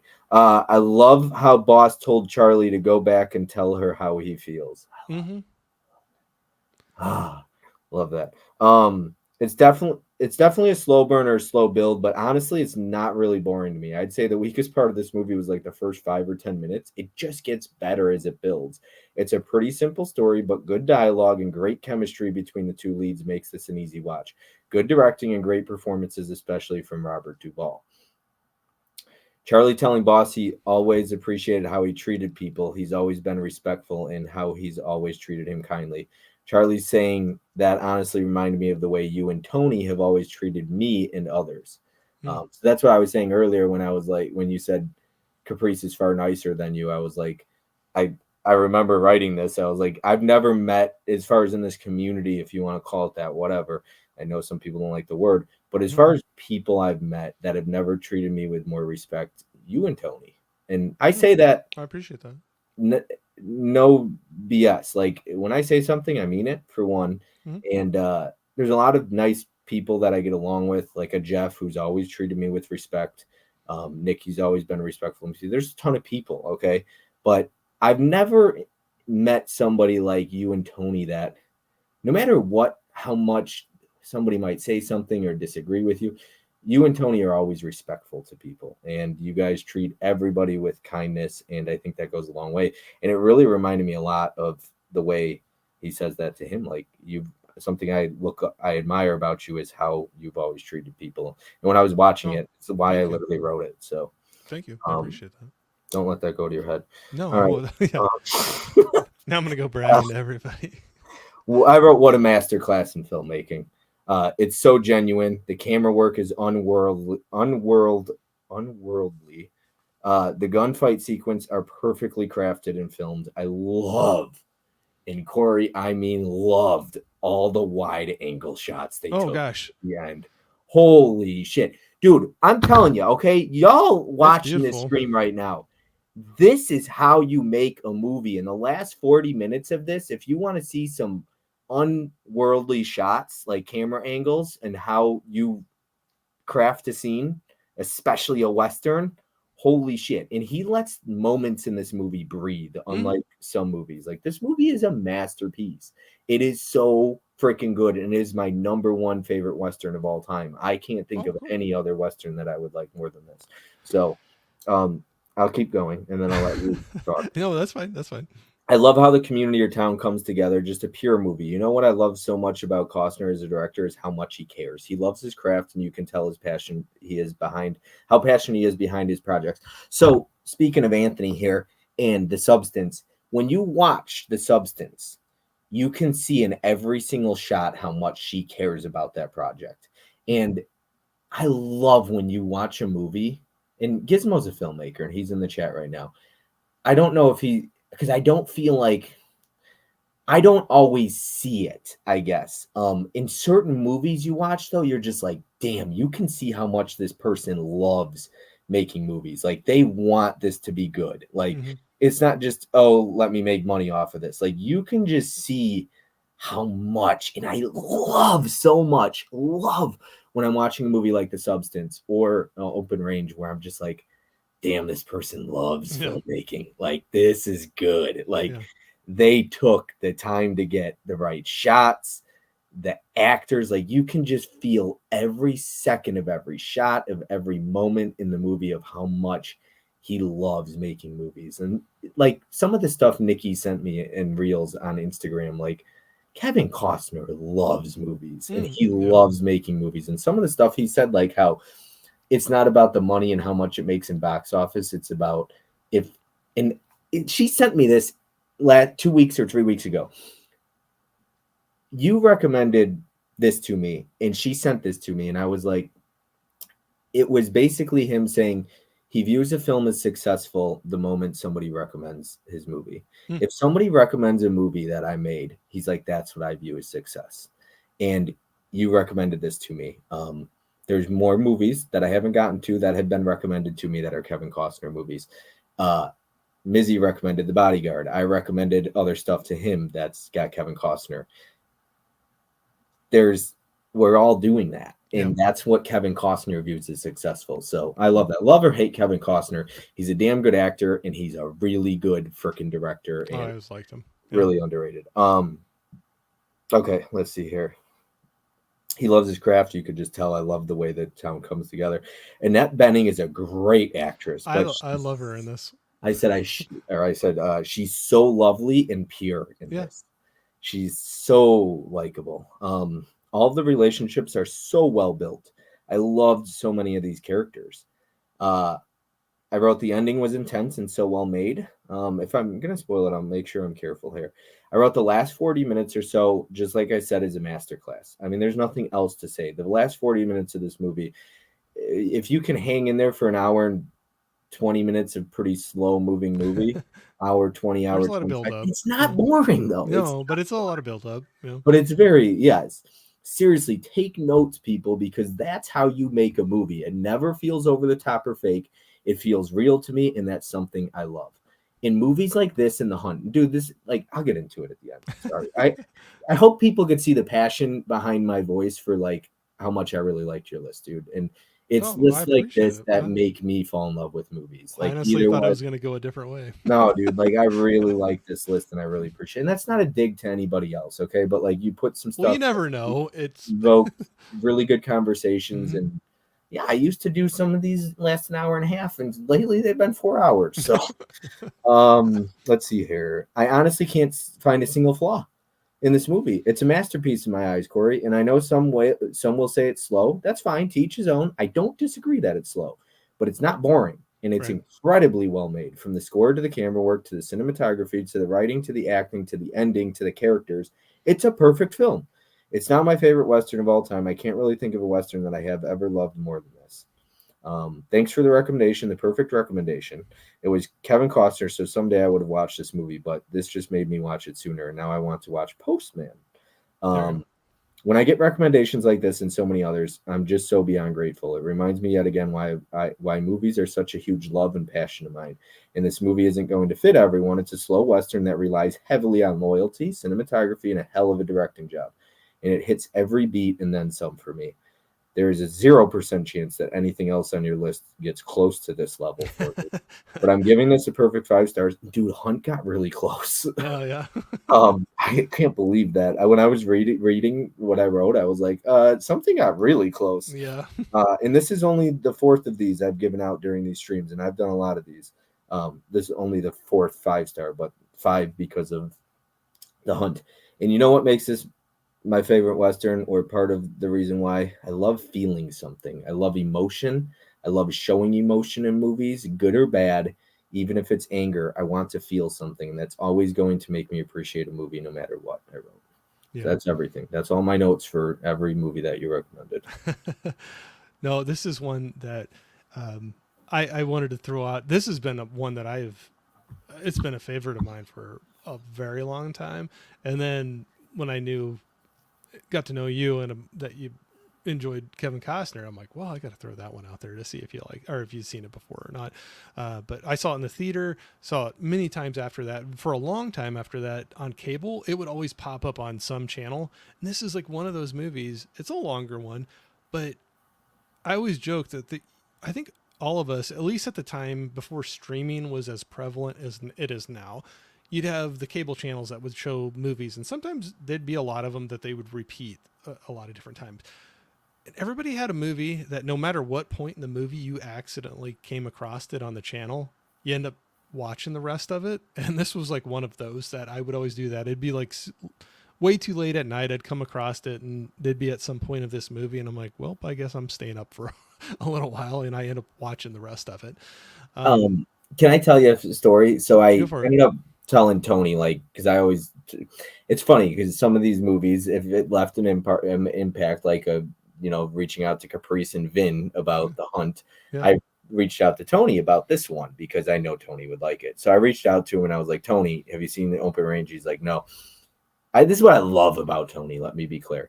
He bought it the next day on eBay, I think, on DVD because it doesn't have a Blu-ray in America. So he bought it on DVD, watched it as soon as it came in, gave it 3 stars and a heart. So, and he was like, I really liked it. And so it's just like Tony's another one. When you recommend a movie, he'll watch it. And I think it's really cool. But he really enjoyed this too, and I was really excited to show him this because I feel like it's right up Tony's alley too. Yeah. I've ran into that with him as well, where he's like, "Oh yeah, I should watch that," and like 2 days later, yeah, it was good, kind of a Yeah. thing. I'm like, wow, you got to that quick, but Yeah. Yeah, because sometimes like I'll tell him about a movie and he's like, "Okay, that's my watch tonight," because he yeah, does the one a day. So I yeah, think that's cool. Like I said, um, I'll like that scene in that movie. People, I genuinely like. I look up to Tony. I look up to him as he's like a big brother to me in a way. Not quite old enough to be my dad, or he would be a very young dad. But I mean, 20 years old. I guess that's not that young. Jeff was probably younger, but Tony won't like me saying that if I say that. So I'll say big brother. But I look up to Tony. I genuinely yeah, do. I think he's a very good role model to everybody around him. He lives by his word, a lot like Robert Duvall in this movie. And he treats people with respect, though. And I think the same could be said about you and Tony. yeah. Well, thank you. That's very flattering. I appreciate that very much. But no, I'm glad you enjoyed this one. I agree. Like, I thought this was a project that you could tell that he enjoyed making it. The cinematography, like there were so many landscape shots that maybe some people would be like, okay, let's get going, but it was just beautiful, just setting up the West, where they were at with this. But this falls into probably, and maybe it's like a movie trope, but there's like a lot of stories that I really enjoy where this is another one where there's somebody that came from a very dark past and tried to start over, and it kind of comes back to haunt them a bit, at some point, and where do they come out of that at the end? And I know it might not be directly their past, but his past profession, we'll say, kind of comes back into play. When they run into, basically, he runs into a younger version of himself, what he was doing in the past, and him struggling with that scene. You know, we'll say the bad guys in the movie. There's a gunslinger that's working for that head cattleman that kind of runs the town. That he's basically that. I mean, I think he has that realization that he's like, that was me, and just killing for money and not thinking twice about it. And now he's kind of on a different side of it. That scene, and I don't want to put the spoilers. Oh, that's I I don't want love. to put the spoilers tab up, but like the ending when he's like, all right, That's a I gotta put spoilers up because it'll be brief. We'll get over spoilers hopefully, but spoilers when he's like, "You the one who shot the boy?" Yes. Boom. He just no hesitation. there's no hesitation, and there's No, 3 other guys right there. and And then when we get the shootout, that's where we get some extreme long shots, wide shots, and I'm mhm. just like, "Holy cow, man!" I had such a smile on my face I watching love that this movie. scene. That's like one of my favorite scenes. But that shows where that's after him explaining to Boss Spearman, Robert Duvall's character. Mhm. It's after him explaining to say like, "Hey, I've done things in my past. I don't, and I'm not." And he's like, "I'm not testing your grit, boss, but this is something different than what I know you're used to, and this is something that I've come from." And he's like, basically, when the shooting starts, it's us or them kind of a thing. And Oh, I love the friend that and he ends up helping the one with 1 foot, I think he had or oh, in the barn or yeah. whatever. God, that guy's awesome. He's like telling them, he's like, 2 more coming. Oh man, Yeah. the whole town, man, like this movie, like, oh man, God, this movies like this just remind you why you love movies, man. Why you love film so much. Like that, at least for me, I'm like, it's movies like this. This is why I love doing these recommendation streams because you just fucking fall in love with movies in a different way because you're like, I've never seen this. Well, and I always forget what type it is. But that was one thing with that character too. I remember where I think it was after part of that shootout, he comes out and he's limping and like, did you get shot? And he's like, no, I think I got a little like hopped up on that Cuban cigar you gave me and I fell out of the hayloft or something like Yeah. that. But that's where I always forget what kind of chocolate it is. But it was funny when they're in that like the general store and Oh, that's such a good scene too. Robert Duvall's the character. He's like, he goes, I figured if we're gonna be doing this, I got a hankering for, I can't remember what chocolate. He was like, just dark chocolate and Cuban cigars, you know. So he Yeah. buys chocolate bars and cigars before they go into that You, whole. like this movie, that's little things like that where he even gives the guy, he said, no, it's too, I'd never tried it. And he's like, well, now you're about to. And he gives Yeah, the this guy, has been in front of you your whole life. If you've never tried this yeah, chocolate before, and yeah. And he gives him it. Oh, it's so oh, it good. was Switzerland chocolate or something And then like it that. But he's like, melts too. yeah, yeah. But he was like, yeah, I have a hankering for Switzerland chocolate and Cuban cigars. And yeah, and then they're sitting there and he's like, oh, I think I waited too long. It melted. And he's like, yeah, it's still good. And he's just licking it Yeah. off of his fingers. But, and then Yeah. I always loved the part too, like that whole scene before the shootout where he's like, he goes, I know your name's not boss. He goes, I'm not meeting my maker without knowing your given name. And he wouldn't, he's like, I'm serious, boss. He goes, I need to know I want to know your real name if I'm going to meet my maker. And he finally is like, Blue Bonnet. He goes, what? Blue Bonnet Spearmint. And he starts kind of chuckling a little bit. And he's like, you don't ever tell anybody. I swear. And he's like, no, sir. He's like, no, boss, I'm not. I love the way he lets, this is a movie, I've heard people use this term before and I don't always understand it, but this movie, he lets scenes, he lets characters, he lets moments breathe. Yeah. So when people say a movie like this is slow, he's letting these moments breathe. Yeah. He's giving us time to fall in love with these characters, and that we do. Like, he doesn't rush it. You know how people say the third act is rushed in movies a lot? Some people will say about Long Legs or other things. It's like, there's no rushing this movie. This movie's a masterpiece in my eyes because it's not rushed. It's slow but not boring. And he's letting the characters breathe in these moments, and he's letting you find out who these characters are, and you fall in love with these characters, and you feel for them. And so by the end, I'm so on the edge of my seat. I was like, I don't want him to die. I don't want either one of them to die. I thought for sure one of them was dying, no doubt. So I just love how ballsy he is too. He just doesn't give a shit. He's just there's no fear. And but I love the way he tells him, you got to go tell her how you feel. Yeah.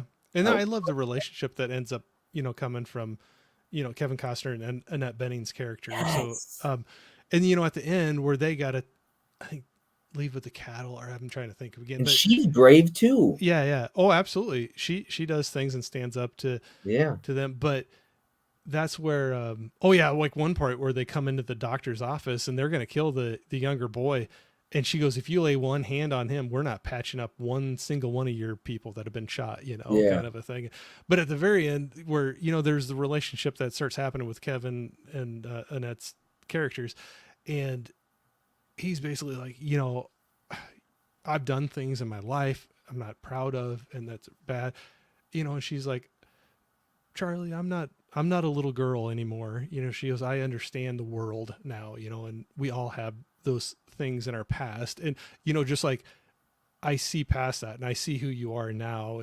And the whole thing where they got to ride off and just, I'll be seeing you, Charlie, wait, and he's like, I'll be back, kind of a thing. But I love that. I mean, what you just said though reminds me of that scene in Blind Spotting, one that I mentioned earlier, where when you see me, what do you see first? And it's like, she's able to look past that. She doesn't obviously know what he's done, but he says, I've done things in my past and probably killed some people, and she can take that. But like she says, I'm not a little girl anymore. And I love that she's not judging him and saying, hey, I can't move past that, or I'm going to see your past first, or I'm never going to be able to look past that. There's a scene where he pulls a gun on her after a dream. Oh yeah. Yep. And she's just like, she's frightened, but it doesn't scare her off. Yeah. I I'm ready to just close my laptop and go watch this right now. Like, I'm glad you liked it. No, oh man, I you know wasn't what? sure where that would land for you. All But jokes aside, I vote that whether it's on your channel, maybe my first watch along will be a double feature of reindeer games and open range. One, that would be really fun. Two, that would be a long double feature of Yeah, watch along. But four I'd and a be up half for it hours. You know sometime. who will Yep. be there the whole time? Holland Oates. Holland, Exactly. Jeff probably too. Exactly. Yeah. It'll be me and Corey just Yeah. watching some Ben Affleck and Charlize Theron and Yep. Theron. And then we'll go to Kevin Costner and Annette Bening. Yep, exactly. Yeah, exactly. Oh man, but honestly, that would be fun. I don't know how many people would enjoy watching a watch along of Open Range, but we'll make it happen. Oh, you don't have to twist my arm to watch that movie, so I'd watch it So whether good. anybody was joining in or not. I gotta But, buy it so I don't have to watch it online because I'd hate to have it buffer or something. If I'm doing yeah. something like that. Where is the? I know it's overseas, but there is a Blu-ray, right? Yeah, and I actually just ordered it, but it didn't come in time for this. But I've owned it on DVD, and then I've owned it on digital for a long time, and that's how I usually watched it. But there is an import Blu-ray of it, but Just a studio Blu-ray, or is it like a boutique label? Studio. Okay, It's just like nothing. I Is think it's just a movie. Is there a slip cover that came with it? No, Oh, okay. I don't. I'm assuming not. I have not gotten it yet. It's taken a long time because it's got to ship over. But I've had it on my. Do you mind if I asked how much you paid? Was it on eBay? It was eBay. It's I always say the wrong name for the shop that I go through, but there's a good one. Is it Rare Import? Yes. Rare Imports or whatever? Yes. I think that. Yeah, I think that's what it is. Yeah. I've gotten quite a few things from them. It takes a little while, but it's free shipping, and so I'm like, I'll wait. Okay. But I've had it in my watch list on eBay for a long time. So forever it was sitting at like $27-$28. And I love the movie, but I already have the digital, and I'm like, I'll just wait.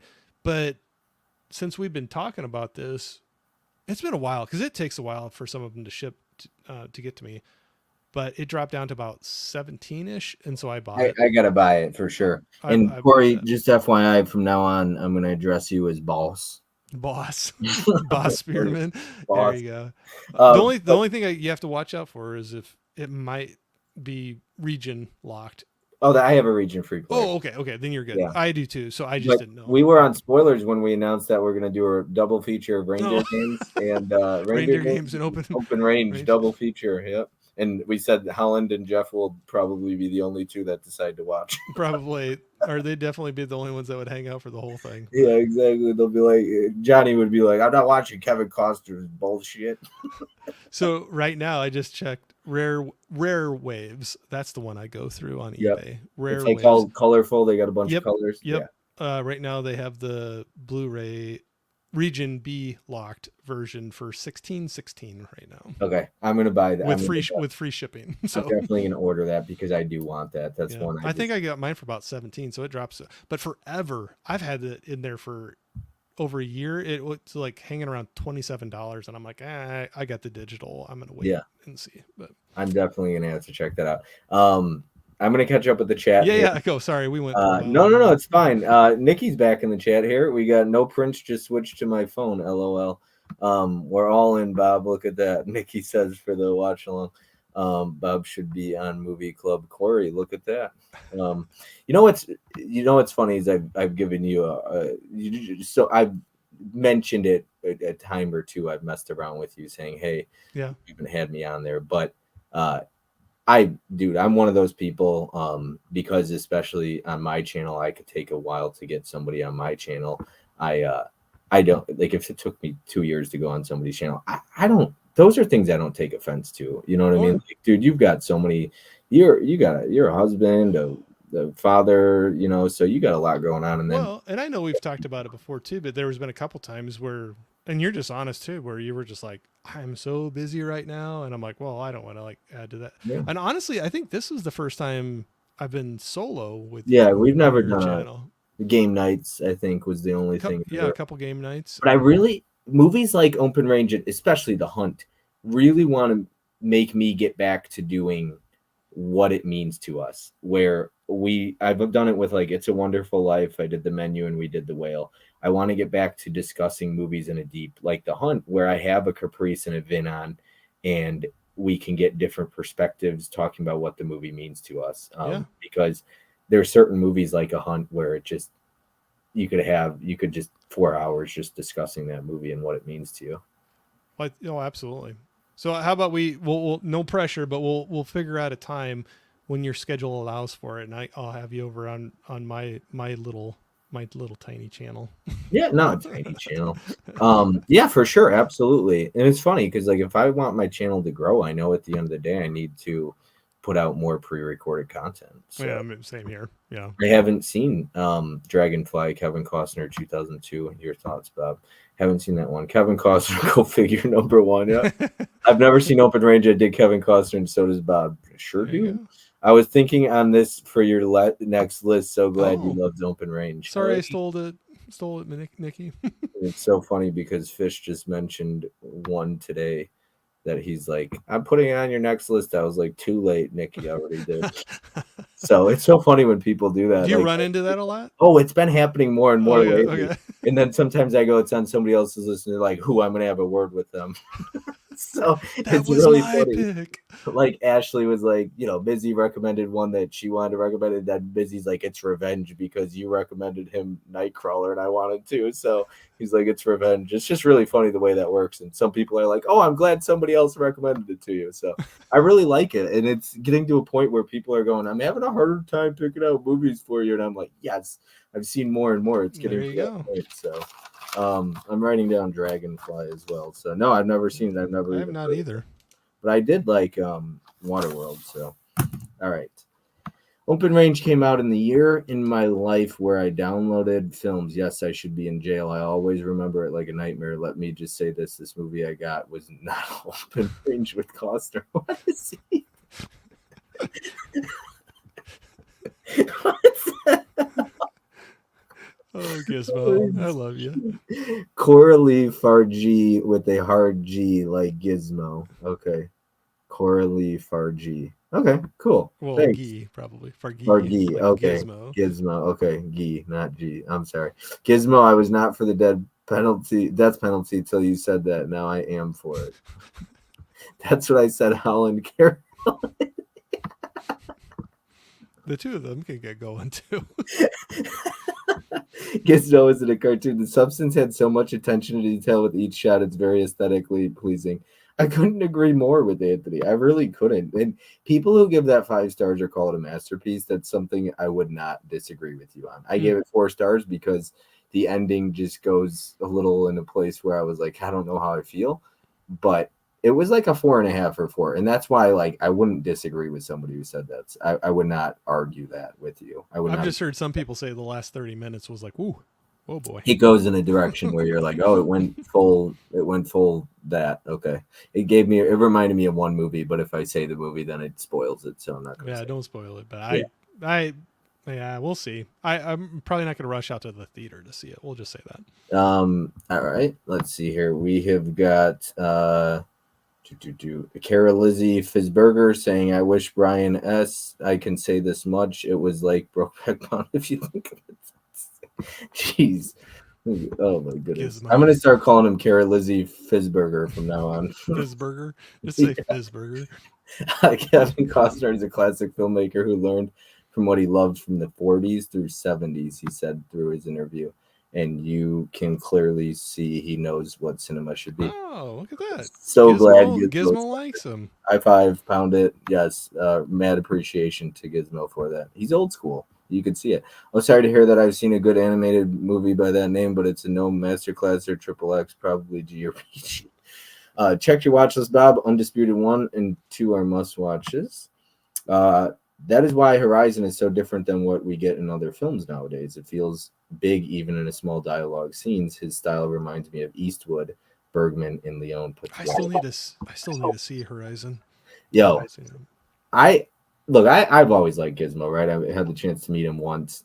He was very different than what I expected, based in the chats. But I'm a big Eastwood fan and Costner fan, so they're 2 of my favorite filmmakers and also 2 of my favorite actors, to be honest. So Bergman, I don't know, or Leon as much. So, if you got some recommendations, you've seen The Bodyguard, Princess. Bodyguard was one of the recent watch lists. Yep, Brian S says, sure was Mizzy's. Oh yeah, right. Slipped my mind. The Bodyguard was originally meant for Diana Ross and Steve McQueen, and then I heard they were going to do a sequel with a different actress, I think. But yeah, I guess Kevin Costner was really good friends with the actress. Who was the damn actress? Now I'm just slipping my mind here. In The Bodyguard. Whitney Houston? Whitney Houston, yeah, they were really close. I guess they dated, I think, even or something like that. I heard. I don't know for sure. I've got The Bodyguard on my watch list. Helen says, whoever recommends Ned Kelly to you, Bob, it's a powerful movie in my opinion. Isn't that Heath Ledger? I think. We should all strive to be like Tony. Jeff says, "Hey Bob, hope all is well for you and yours this week." We got Ryan disconnected in the chat, Yeah, right. And little plug here for Disconnected. I don't know if you saw this, Corey, but he did a interview with the guy who directed JT Moldner.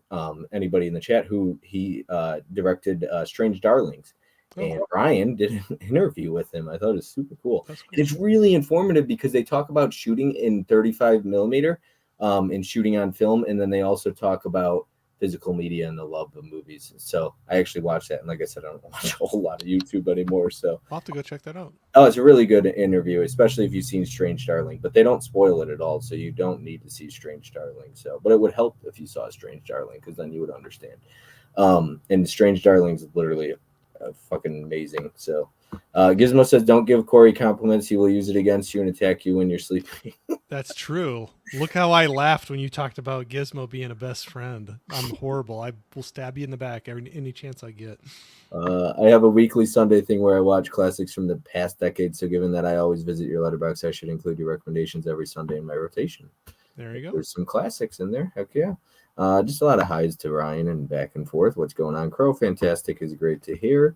Bob, is beer league good? I like beer league. It's funny. I mean, it's inappropriate and it's definitely not politically correct. So just a heads up on that. I need to leave. Love you, Corey, like a beer. Love a sheep. And Bob, remember, evil dies tonight. At first, I thought it said like a bear loves sleep, and I'm like, oh, that's nice. And then you read what actually was there, and I'm like, oh, like no, never mind. Like a bear loves a sheep. Yeah. Bye, like, Gizmo. Good night, Gizmo. Good night, Fizzburger. Real honest, Bob, your idea of recommendation streams became my number one destination for new films to discover myself. It means a lot to a young cinephile like me. I feel really welcome here. Yeah, and I got a message like that. It was my first time him ever DMing me, and I really appreciate it. It's messages like that, and I say this, I might sound like a broken record, but it's messages like his and from people that you don't normally talk to, and I've mentioned it before with other people as well. Even people that you have talked to or people that jump in the chat and say, hey, this is my first time, long time watcher, just don't comment a lot. Those are the people that make you want to keep going because every once in a while you wake up or look at your YouTube studio to, I hope you die or something like that. And it's just like, it sucks. But those comments sometimes outweigh the good. And it sucks that happens. But sometimes it's, it's just, it gets to be annoying. And so that's why I kind of started doing these because there's not a whole lot of negativity outside. Oh, people can find something. Yeah, outside of not liking a movie, though, right. I'm like, I haven't gotten any comments like this sucks or what the fuck or whatever. Who knows it is. Well, now you had me on. We'll wait and see what you get. Shut up. Everybody likes you. You're one of those people. Jeff's one of those persons. Tony and multiple others where I don't hear anybody ever say a bad word about you guys. So they're there somewhere. I don't doubt it. I doubt it highly. We'll see, Gizmo. We'll see. Not here, but here's. Sorry, I don't speak English. Kyle this week. What is this? I don't even know what that is. I got Moisano? Was it? I'm not even try. I got Fizzburger this week. All right, let's see. This is my new word. Fizzburger. Yeah, I'll be there the whole time. Okay. Bob should be at a movie club. Corey, we're all in, Bob. I love when Nikki pops in there because she was watching. Like she said, no, Prince. I just switched my phone. I never a region free player so bad. Oh, my bad, Mom. I got one. It's fun. Getting ready to head to work. Yeah, it's 12 o'clock. It's 12:45 over by her. So great picks tonight. Magic Hand says, Thank Mike. Thank you, Mike. I see Mike's another one. Long time he watches. He just doesn't comment a whole lot, but he's usually working, and he's got like a couple kids running around and stuff. So he's got movies to buy too. Let's see here. We got disconnected saying still waiting on Bob to have me on anything that's not a competition.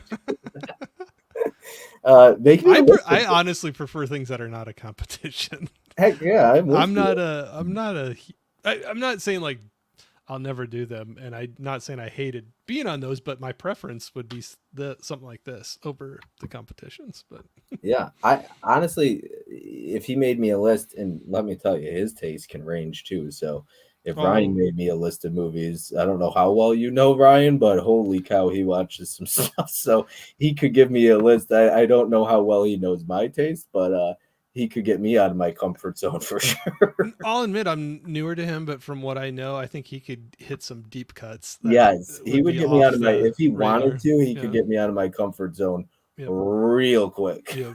Like really out of my comfort Let's check zone. Bob's boundaries out. Oh, yeah, he sure would. Reindeer Games fucking rocks. The powwow safe. LOL. Yeah, the powwow safe, yeah. Thank you, Prince. Nikki says, Bob, bring back game nights. I would love to go and do a deep dive with you, Bob. Jeff says, yeah, well, I don't know. There's a couple that movies I recommended him that are going to be, there's a couple that I think I'd tear up during. So we could get pretty deep on some of those. That you gave to Jeff? Yeah, I gave him like 3 or 4 films about addiction. So you got some heavy hitters on there. Yeah, and I didn't know what I was doing at first, but then you look at the list later and you're like, especially after my conversation with Nikki, I was like, you know what? I think Jeff will have an appreciation for it. And Jeff, unlike me, is not as he I think is a little less tough. So of a critic. I feel like Fish and Jeff, I mentioned this too. You guys are not very harsh, even when you don't like something. I don't hear you guys rip movies very often. No. Fish ripped Black Panther too, but that's about all I've ever heard him diss. So I'm like, I don't have to worry about it as much. Sometimes my harsh is like, it just wasn't for me, kind of a thing. I see you didn't like Never Let Go, Bob. I didn't, and I really like Alexander Aja, so I was disappointed by that. You said yourself the first time I asked for a recommendation is definitely a safe space. Yeah. Corey always acting like people don't absolutely adore him, right? Exactly. I wish. It was me who messaged you in a long form of appreciation. Yeah, it was you, and others have done it as well. Wilky enjoys sitting back. It would be fun to get Anthony on too if we did a Reindeer Games watch along. Oh, Anthony's fun. Yeah, he likes Reindeer Games, so that would be fun. Yeah, it's really cool watching people watch these streams, man. I don't know. Do you ever? This is gonna sound corny. Do you ever sit back though, and you're like blown away by the fact that you got 22 people watching you 4 hours later? Oh, for real? Yeah, absolutely. No doubt about that at all. Anytime whether I'm on it's like crazy. Somebody else's channel like this right now, or even on mine. I mean, I'm not saying I'd have the same amount, but anybody jumping in and wanting to watch me for that amount of time. Yeah. Or, and whoever else I have there. Yeah, blows me away, but I'm very much appreciate it so much. We did 6 hours with Tony, and he had like 90 something watching 6 hours later. Everybody loves Tony. It's crazy. So, where's Johnny? Is Johnny still here too? I'm gonna put him on blast like that. Oh, he probably needs to be in bed by now, man. Yeah, Johnny might be in bed. It is 12:50 by him over there. It's 12:50 by Jeff as well. But Jeff and I might be at the beach tonight again at 4 a.m. You never know. I don't think Jeff sleeps. He just keeps rocking. It was so funny too because when we went live at like 3 a.m. trying to work out some kinks on new streaming services, people were in the chat like, "Did you get hacked? Is this you?" I was like, yeah, we're still here. I got messages the next morning. Somebody was like, I saw you were on a stream at 4 a.m. You were at a beach with Jeff. I so wish I would have woke up and jumped in the chat for that one.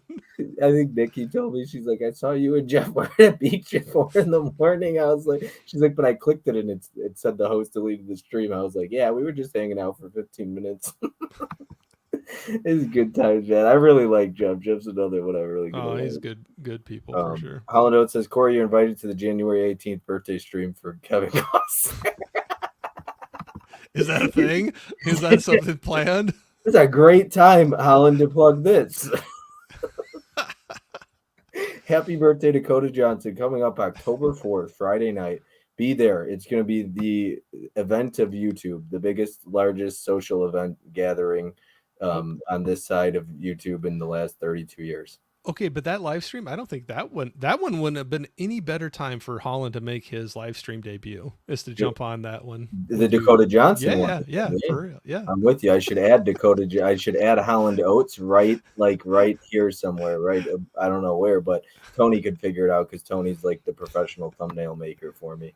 But yeah, Holland Oates just will make it happen. That was a funny stream. My mom asked me why it was pulled because we were just two idiots not knowing what we were doing. When's Frank Grillo's birthday? I don't know. You got to figure that one out. Actually, I just watched a Frank Grillo movie the other night. And I was going to message the group chat and say, Holland, have you seen this one?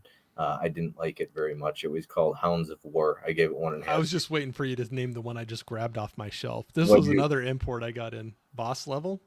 Oh, I haven't seen. That's Frank Grillo. He's been knocking out a lot of movies. I'll tell you what. This was a Hulu. It's only on Hulu around here, but there's import of it. No, this is a for real. This is not a bootleg. It's just European release. I think it's his birthday, June 8th. This is the Frank Grillo. But no, this one has actually it's Frank Grillo, Mel Gibson, Naomi Watts, and Michelle Yeoh. Hounds of War I did not like very much. I'll tell you what though, man. I think Frank Grillo, obviously being Holland Oates' favorite actor, I really don't think he gets the love he deserves though, because I really think he's a good actor and I think he showed it in Warrior. It's just that he chooses these low budget movies, but it's a job and it pays the bills. So sure I would do the same thing too. I complain with the money he's getting probably. I got mouths to feed, man. So, and I'll tell you what, respect the grind because he's barely ever taking any time off. He's working all the time. So shout out to Holland Oates' favorite actor, man. I get it. I appreciate it. Gizmo has an IMDb credit for Boss Level. I wish. I need to get him to sign that. I'm so sorry about Hounds of War. Yeah, I didn't like it. Grillo was good in Prison Break. Oh my goodness, I forgot he was in Prison Break. That's wild. The last Grillo I watched was Black Lotus. I got to check that one out. Bob, I am with you 100%. If only Frank Grillo was in Subservience instead of getting a towel. Okay. That's the Megan Fox one. Oh my goodness, this stream's going on. I love it. It's so fun though. Speaking of 6-hour streams, I did it with Disconnect as well on his channel. 6 hours. Now he's got a big fan base over there, loyal followers. I don't like the word followers, so I'll call it loyal friends. But I don't know how many. I think there was like 60 or 70 watching on his like 6 hours into the stream too. And I don't know. Nice. It's 3 or 4 in the morning. So it's wild how people will just hang out and do it. I was on, I think it was one of my streams and it was way into it. And somebody, I'm blanking on who it was, but somebody was like, oh, that I should check him out. And that they were like, you really should check out. He's got a Discord server group or whatever, like the group of them. He goes, it's crazy. There's so many people on there and they're always talking movies. On Ryan's channel? Yeah. No, I Disconnected. I think Nick, when I introduced him to Ryan, he ended up jumping on there too. Yeah, his Discord. I know. I'm not on there, but is that in Patreon or something, or the two are different? But yeah, big old. He's got quite the group going. Active, very active. That's cool. That's very cool. Speaking of, I know we're talking about Ryan right now, and he's not in the chat, but. Dude, you want to talk about Frank Grillo being busy? Ryan's a busy man. Yeah. He's doing interviews and commentaries, and he's talking to directors and about making movies. And if he's pulling in directors like that, like you're talking about, he's doing his Thursday channels, his streams. Just like, and then he uploads it to a podcast. He's a busy man. That's kind of like the next level, though, when they're like talking to actual directors and things that are. Yeah, he's doing an interview with JT Muller. When I saw that, I was like, it's not his first time, though. Yeah. He's publishing a magazine. Yeah, dude, Ryan's a really cool guy, man. I reached out to him. He does their award show as well, which is coming up soon as well, which is a very big one. But I was just talking to him, and it was like, we'll go 6 months without talking. And then Ryan and he messaged me the other day, and he was just, after I messaged him, and he was like, whenever you reach out to me, he always tells me, don't worry about bothering me. but he also says like, dude, it's like we never stop talking. And that's kind of how it is with Ryan and I. We could go 6 months and then just catch up. I have a couple close friends that like it. We live far apart, so but there's times where I mean, it's been over a year, and we'll talk to each other like it was last week, and that's when it's kind of cool. That's when it's like a really easy person to talk to, a great personality where you Mhm. can just like, it doesn't matter if it was 2 days, 2 weeks, 2 months, 2 years, Yeah. whatever. You just jump back in and start talking to each other again. Yep.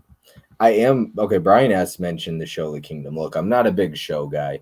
I watched The Kingdom, and that is one of my favorite shows. It has Nick Jonas, Zach Gilford's wife. I don't know her name. Frank Grillo, and then Jonathan Tucker's in it, who's one of my favorite actors as well. I really like Jonathan Tucker, but Frank Grillo is really good in that, and it's an awesome show. It's 3 seasons long, and it's if you like Warrior, you would like this. Oh yeah, I like Warrior. Yeah, the show, The Kingdom, is awesome. I loved it. Scott Adkins and Frank Grillo are my favorite B actors. Heck yeah, I like Scott Adkins for the most part. I have someone on the ground in LA getting me guests. Got the connection. um, I love so I it. guess I should look this Frank Grillo guy up. Yeah. I did not know who Howland Oates' favorite actor is. I can't believe that. But yeah, you know what would be really funny if that starts becoming a thing where I do Frank Grillo's birthday. We gotta get Howland Oates on that one though. But Kevin Costner we should make that happen. I'll have to find who my big Kevin Costner fans are, but I know you would jump on I'll do it, man. Yeah. So I don't know who my other big Costner fans are. I think there was one in the chat. It was Gizmo said he was a Costner fan. So he said, yeah, you could tell he really studied from films 40s from the 40s through the 70s. 70s and like really paid attention to the filmmaking. I think when he and applied it. I think speaking of talking about, I mean, other directors always take inspiration, I think. But I think I could be wrong, but I'm pretty sure on the episode podcast, whatever you want to call it, with JT Molnar that Ryan did, I think JT Molnar talked about like where he drew inspiration and stuff like that as well. So, in growing up, like as a filmmaker. But Giovanni Ribisi is the cinematographer, and it was his cinematographer debut, whatever you want to call it, DP. And dude, it's one of the best cinematography you'll see. That movie should really get some recognition along with the substance for some Oscars this year. I really think Strange Darling and Substance both deserve some award recognition, and I doubt it's going to happen. But seriously, Demi Moore gives a great performance in The Substance, and she directed her. I've been hearing that about her. Fargi, is that Fargi, right? Fargi. Well, anyways, Howland Oates said the name.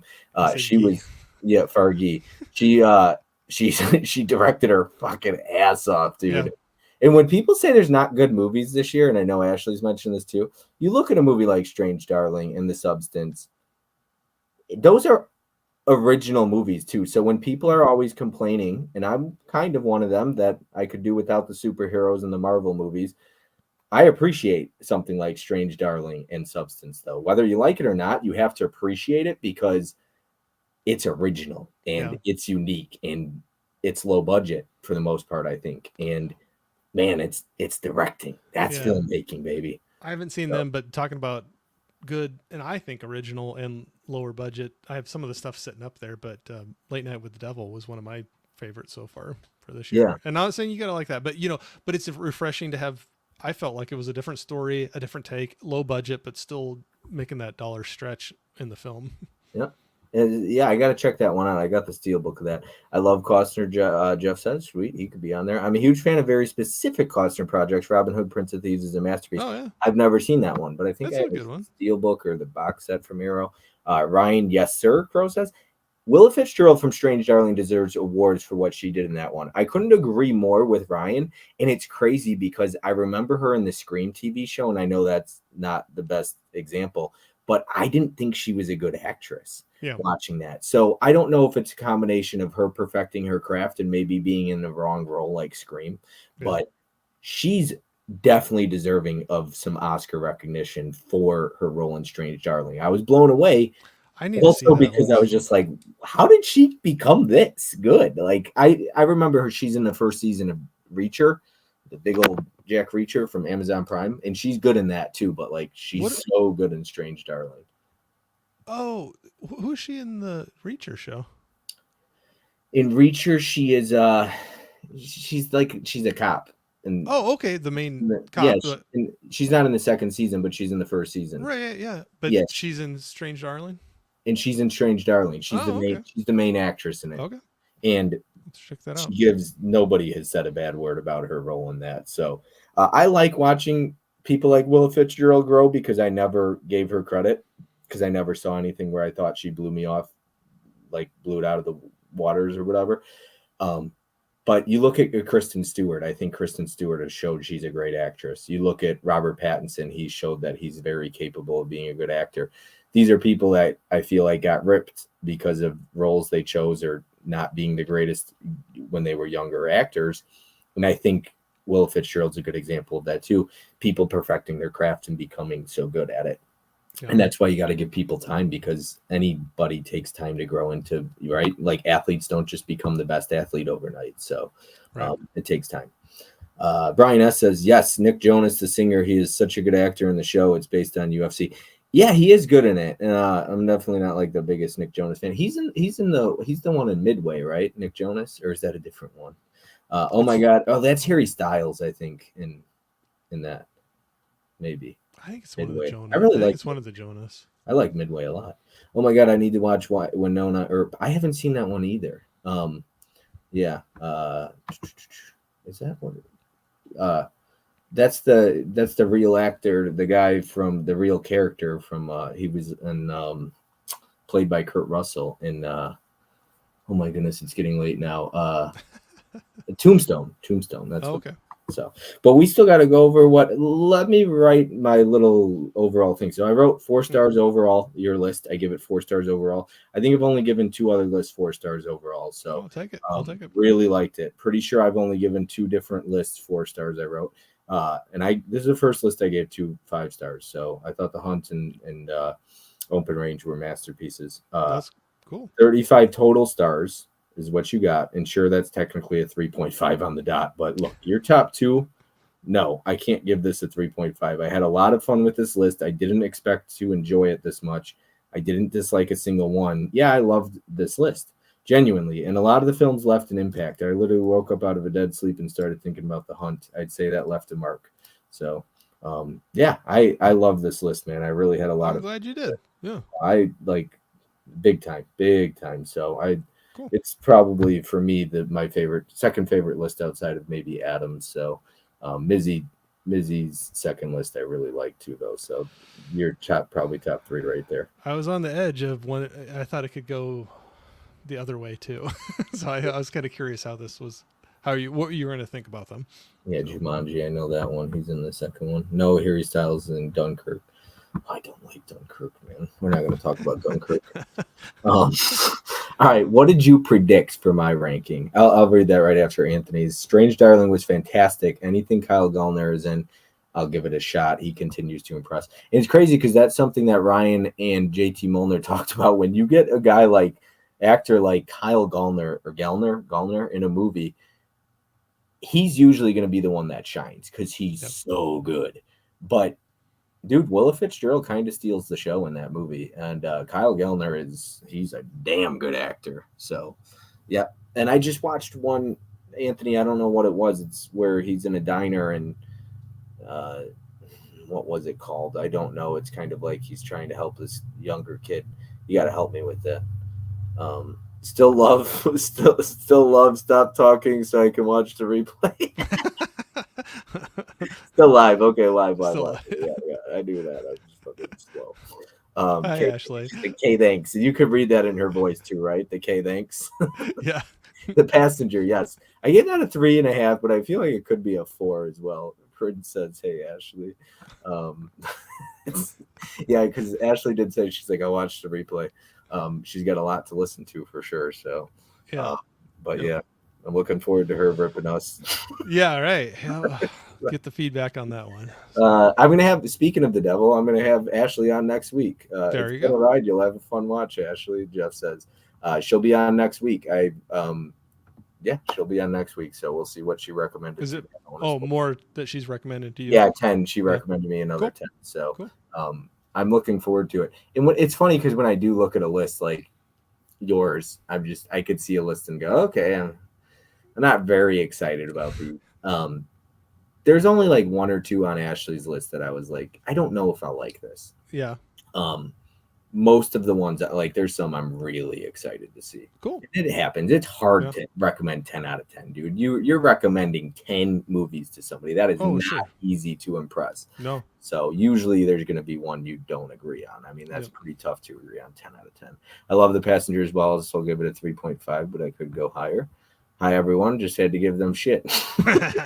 We wouldn't expect anything less, Ashley. Yeah. Exactly.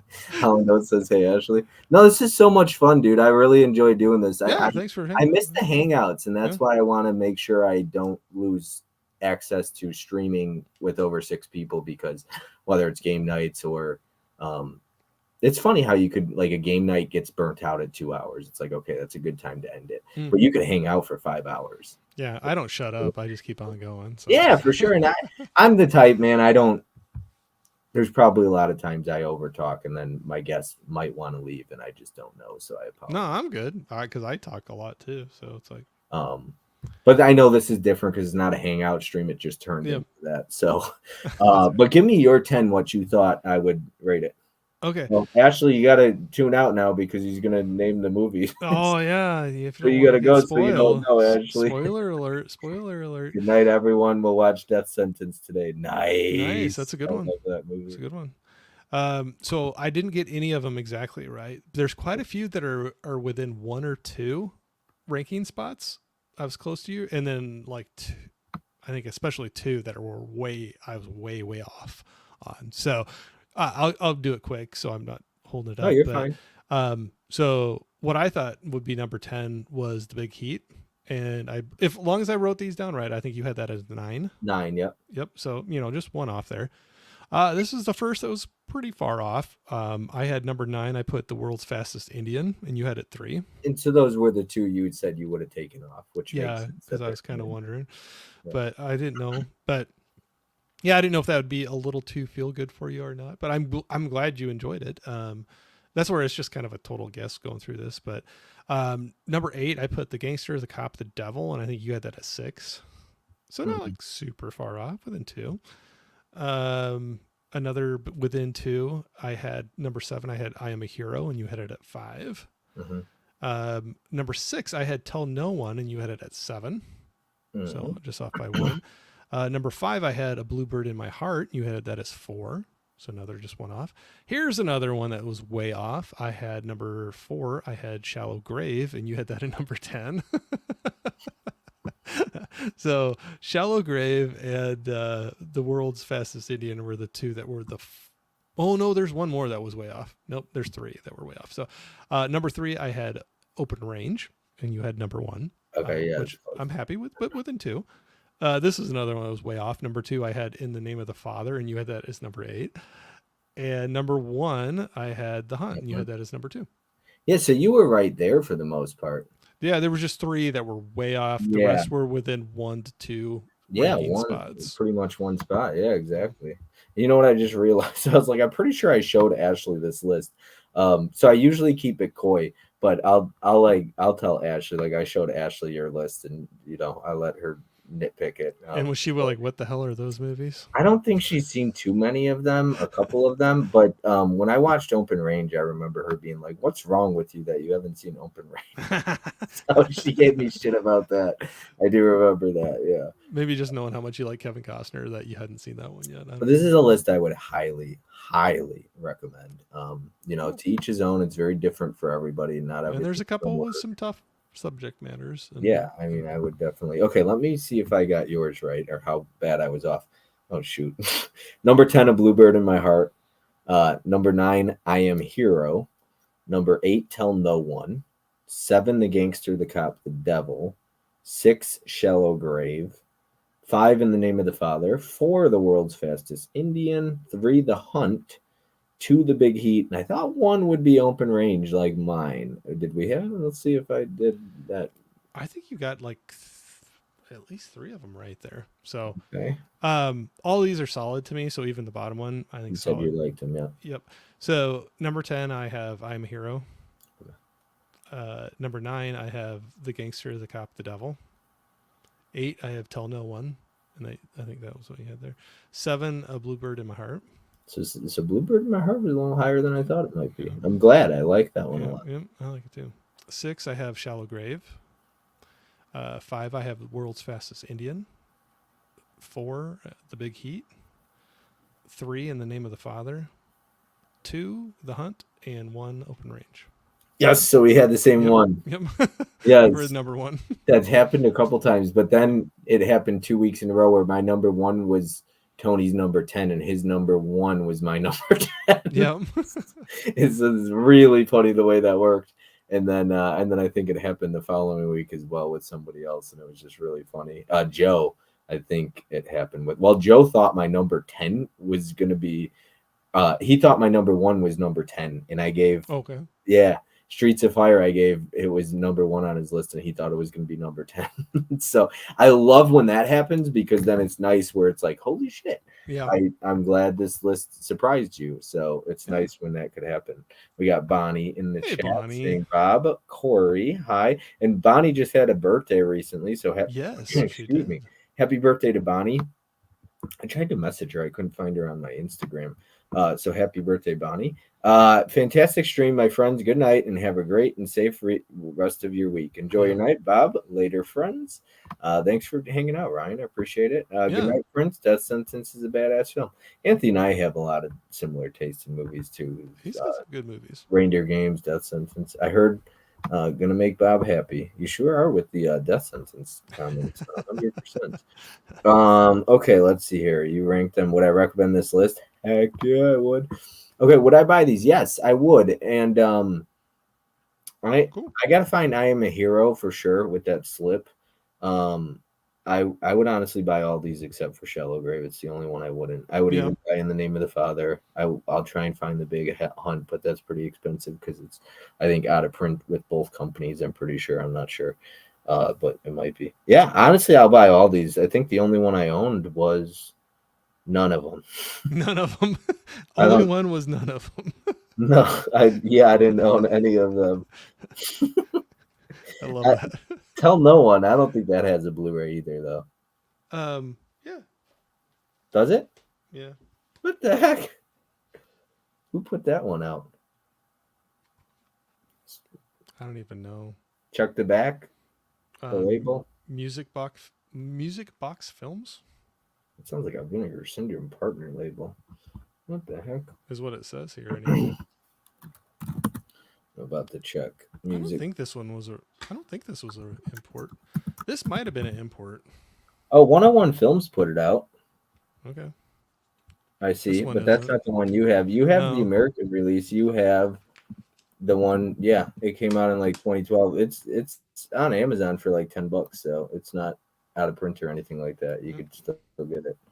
Yeah, I'm trying to think. Music Box Films. That sounds familiar. Let's see. I don't know. That's just what it says on the side of the case, anyway. I think it is. It might be a Vinegar Syndrome partner label now. It might be. I don't know. That's something Ryan would know way better than I would. But I feel like Music Something is a partner label. I'm probably wrong on the music, whatever. But yes, there is a partner. I'm trying to remember where I picked this one up with the slip. I can't even remember. Yeah, you're lucky on that. That's a nice slip too. There's a steelbook of I Am a Hero. Oh, is there? That one looks too. Yeah, there was a steelbook of it as well. That's the one I was looking at on eBay. What would I rate this list? 4 stars. I would give it a 4 stars. And look, I know it's like a 3.5 is the average stream, but excellent stream, fellas. Corey killed it with his list. Sure did. I couldn't agree more. It's funny because it's a 3.5, but dude, like I don't go by average of stars I give. I go by how I felt, and dude, I really like these movies. Like there wasn't one I disliked. You were super close to 10 out of 10, which hasn't been done since Adam. And yeah, it's just a really good list, man. I don't think I've liked the list as much as this one overall in a while. The fact that I think the big thing that stood out for me is the fact that I didn't hate any. And That's good. there's usually always one I hate. There's Yeah. always one where I'm like, okay, number 10, let me rip this. Because it's hard. You're recommending 10 movies. There's going to be one I don't like usually. So I the was fact wondering about a couple, but the two 10 and 9 you said you would have mm-hmm. substituted over. But I don't rush people. I'm going to go backstage with you. I'm going to give you another list, or I'm going to give you a list. The next availability I literally have for these things is December anyways, but No rush. Yeah. I don't rush people. If you don't get to my list right away, that's okay too.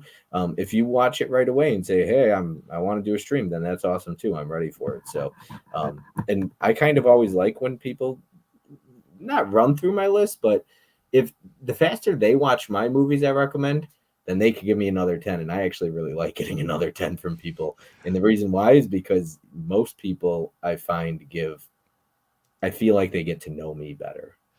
I don't Ideally. know. Maybe I got too much pressure on me now. Yeah, you have to be deep. It's funny because when I start recommending movies to some people, I start like really early, like months early, because I'm just like, okay, Oh if yeah. I find one, I might find one that this person would really like. So, yeah, it's kind of funny how that works. Yep. Absolutely. Yeah. All right, I'm going to have another 10 for you in 2 weeks, Bob. Yep, October 8th.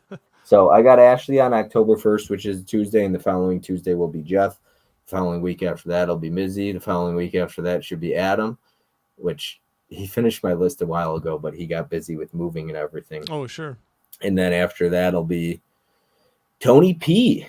Tony P recommended me a list. Oh nice. Okay, And cool. Yeah. yeah, he put one actress on there 5 or 6 times. So I'm not joking. He's like, I hope you like her. I was like, that's That would be okay. bad if you hate that I was one like, actress. I don't hate her, so it's okay.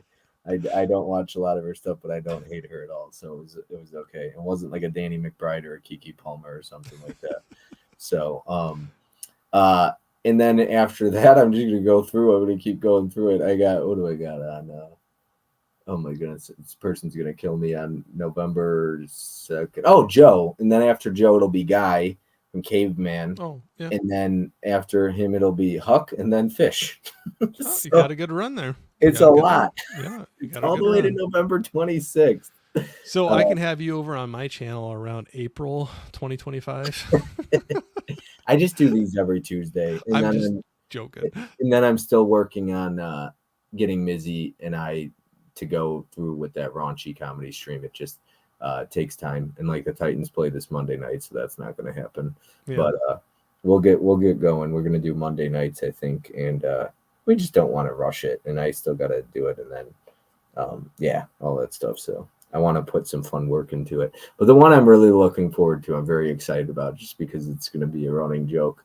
And I expect Holland Oates to be there the entire night, commenting the whole time, is the Dakota Johnson stream. That's what I was waiting for you to say.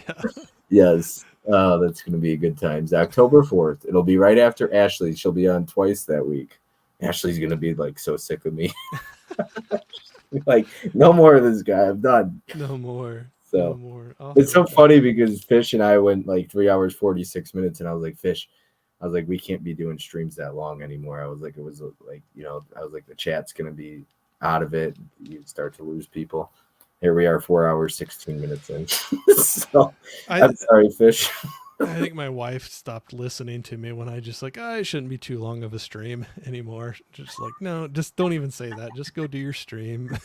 Yeah. So you try and tippy toe into bed and not wake her up, or will she wake up for sure? Oh, most of the time, if she's asleep, she's out. Oh, so okay, that's good. Yeah. I won't bug her at all. Who was it? I think it was Johnny. He got in trouble because he woke April up one night going to bed. I think he was going to bed. He said he got in trouble. I was like, yeah. Oh no! Most of the time, if she's out, she's out. I'm curious with Jeff if Brianna ends up waking up when he goes to bed at 6 a.m. Yeah. But me and Corey love 4+ hour stream. Yeah. Yep. It seems like that's my did MO anymore. 2 in a row, one with Jeff and then, or not in a row, but I think it was Jeff and Joe. And it was like 4 hours, 6 minutes or 4 hours, 7 minutes, both of them. It was crazy. They finished at the same time, I think seconds apart. So I think Anthony and I were on a couple with Gizmo where we were 6+ hours. 6 hours plus? Mm. Holy cow! And I Wow, yeah. know they've done longer, but I've done 2 of those 6. No, I've done 3 6-hour plus streams. My first ever one was 8 hours. Um, that was from no. like midnight to, oh man, that was on Master Chaos's channel for Black Friday. And then I went to bed at about 7 a.m. and got up at 8 a.m. So I got an hour of sleep, and then I went out with my buddy, just a couple monsters. And then I did the one with Tony and Ken, Mid-Level Evolution stream on Tony's channel. And then I did the 6-hour stream. I'm trying to think if there was 2 of them. I don't think it was. It was just the one 6-hour stream, I believe, with Ryan Disconnect. So a lot of fun. I did almost 4 by myself this last Saturday. It was hard of hearing my own voice that long. I don't know if it's just you. I'm not nervous at all. I don't get nervous for streams anymore, no matter how big they are. But I feel so comfortable one-on-one. I hate solos. You do a lot of solos though. So do you prefer one-on-one, like 2 of you, or do you just prefer you? I like both, but going a longer time, and I've done some longer by myself, but going longer, it's better having somebody else on there too. Yeah. So I don't know. I enjoy both, but it's fun having somebody else to bounce some things off of. And if you get in a spot where you can't think of something, they can jump in, or whatever. But so I like it. Literally just said bounce off, and he said that too. Yeah, absolutely. Yep, absolutely. 2 great minds think alike, they say. But Corey, as always, man, I really enjoy having you on the channel. I really thanks. do. Thanks for having me on. It's a lot of fun. I appreciate everybody in the chat always chiming in. The House of Kermit the Frog, or I mean the House of Sand and Fog. I just like saying that. The House of Sand and Fog and Dragonfly I'll have to check out for sure. So yep, I always try and write them on my watch list. That's how I get so many damn things in my watch list. Yeah, right, exactly. So, yeah. But this is a blast, man. It was the longest stream I've ever done on my channel ever. Oh, really? Yeah. No, we're gonna end at 4:20 here. You're like, please end it. I'm just gonna fall asleep. So, but it was fun. It was a lot of fun. I appreciate you having me on. It was it was a blast. Absolutely. All right, everyone. Have a good night. Thanks again for everyone being in there. Anthony, John Doe, Juggalo, Nikki, everybody watching on the replay as well. And Fish, look at that. Once again, I've got more movies on the list. Have a great night, everyone. Nice. And we're ending at Fish's favorite number, 420. There you go. So, all right, everyone. Have a good night. Thanks for being here. We'll see you next week.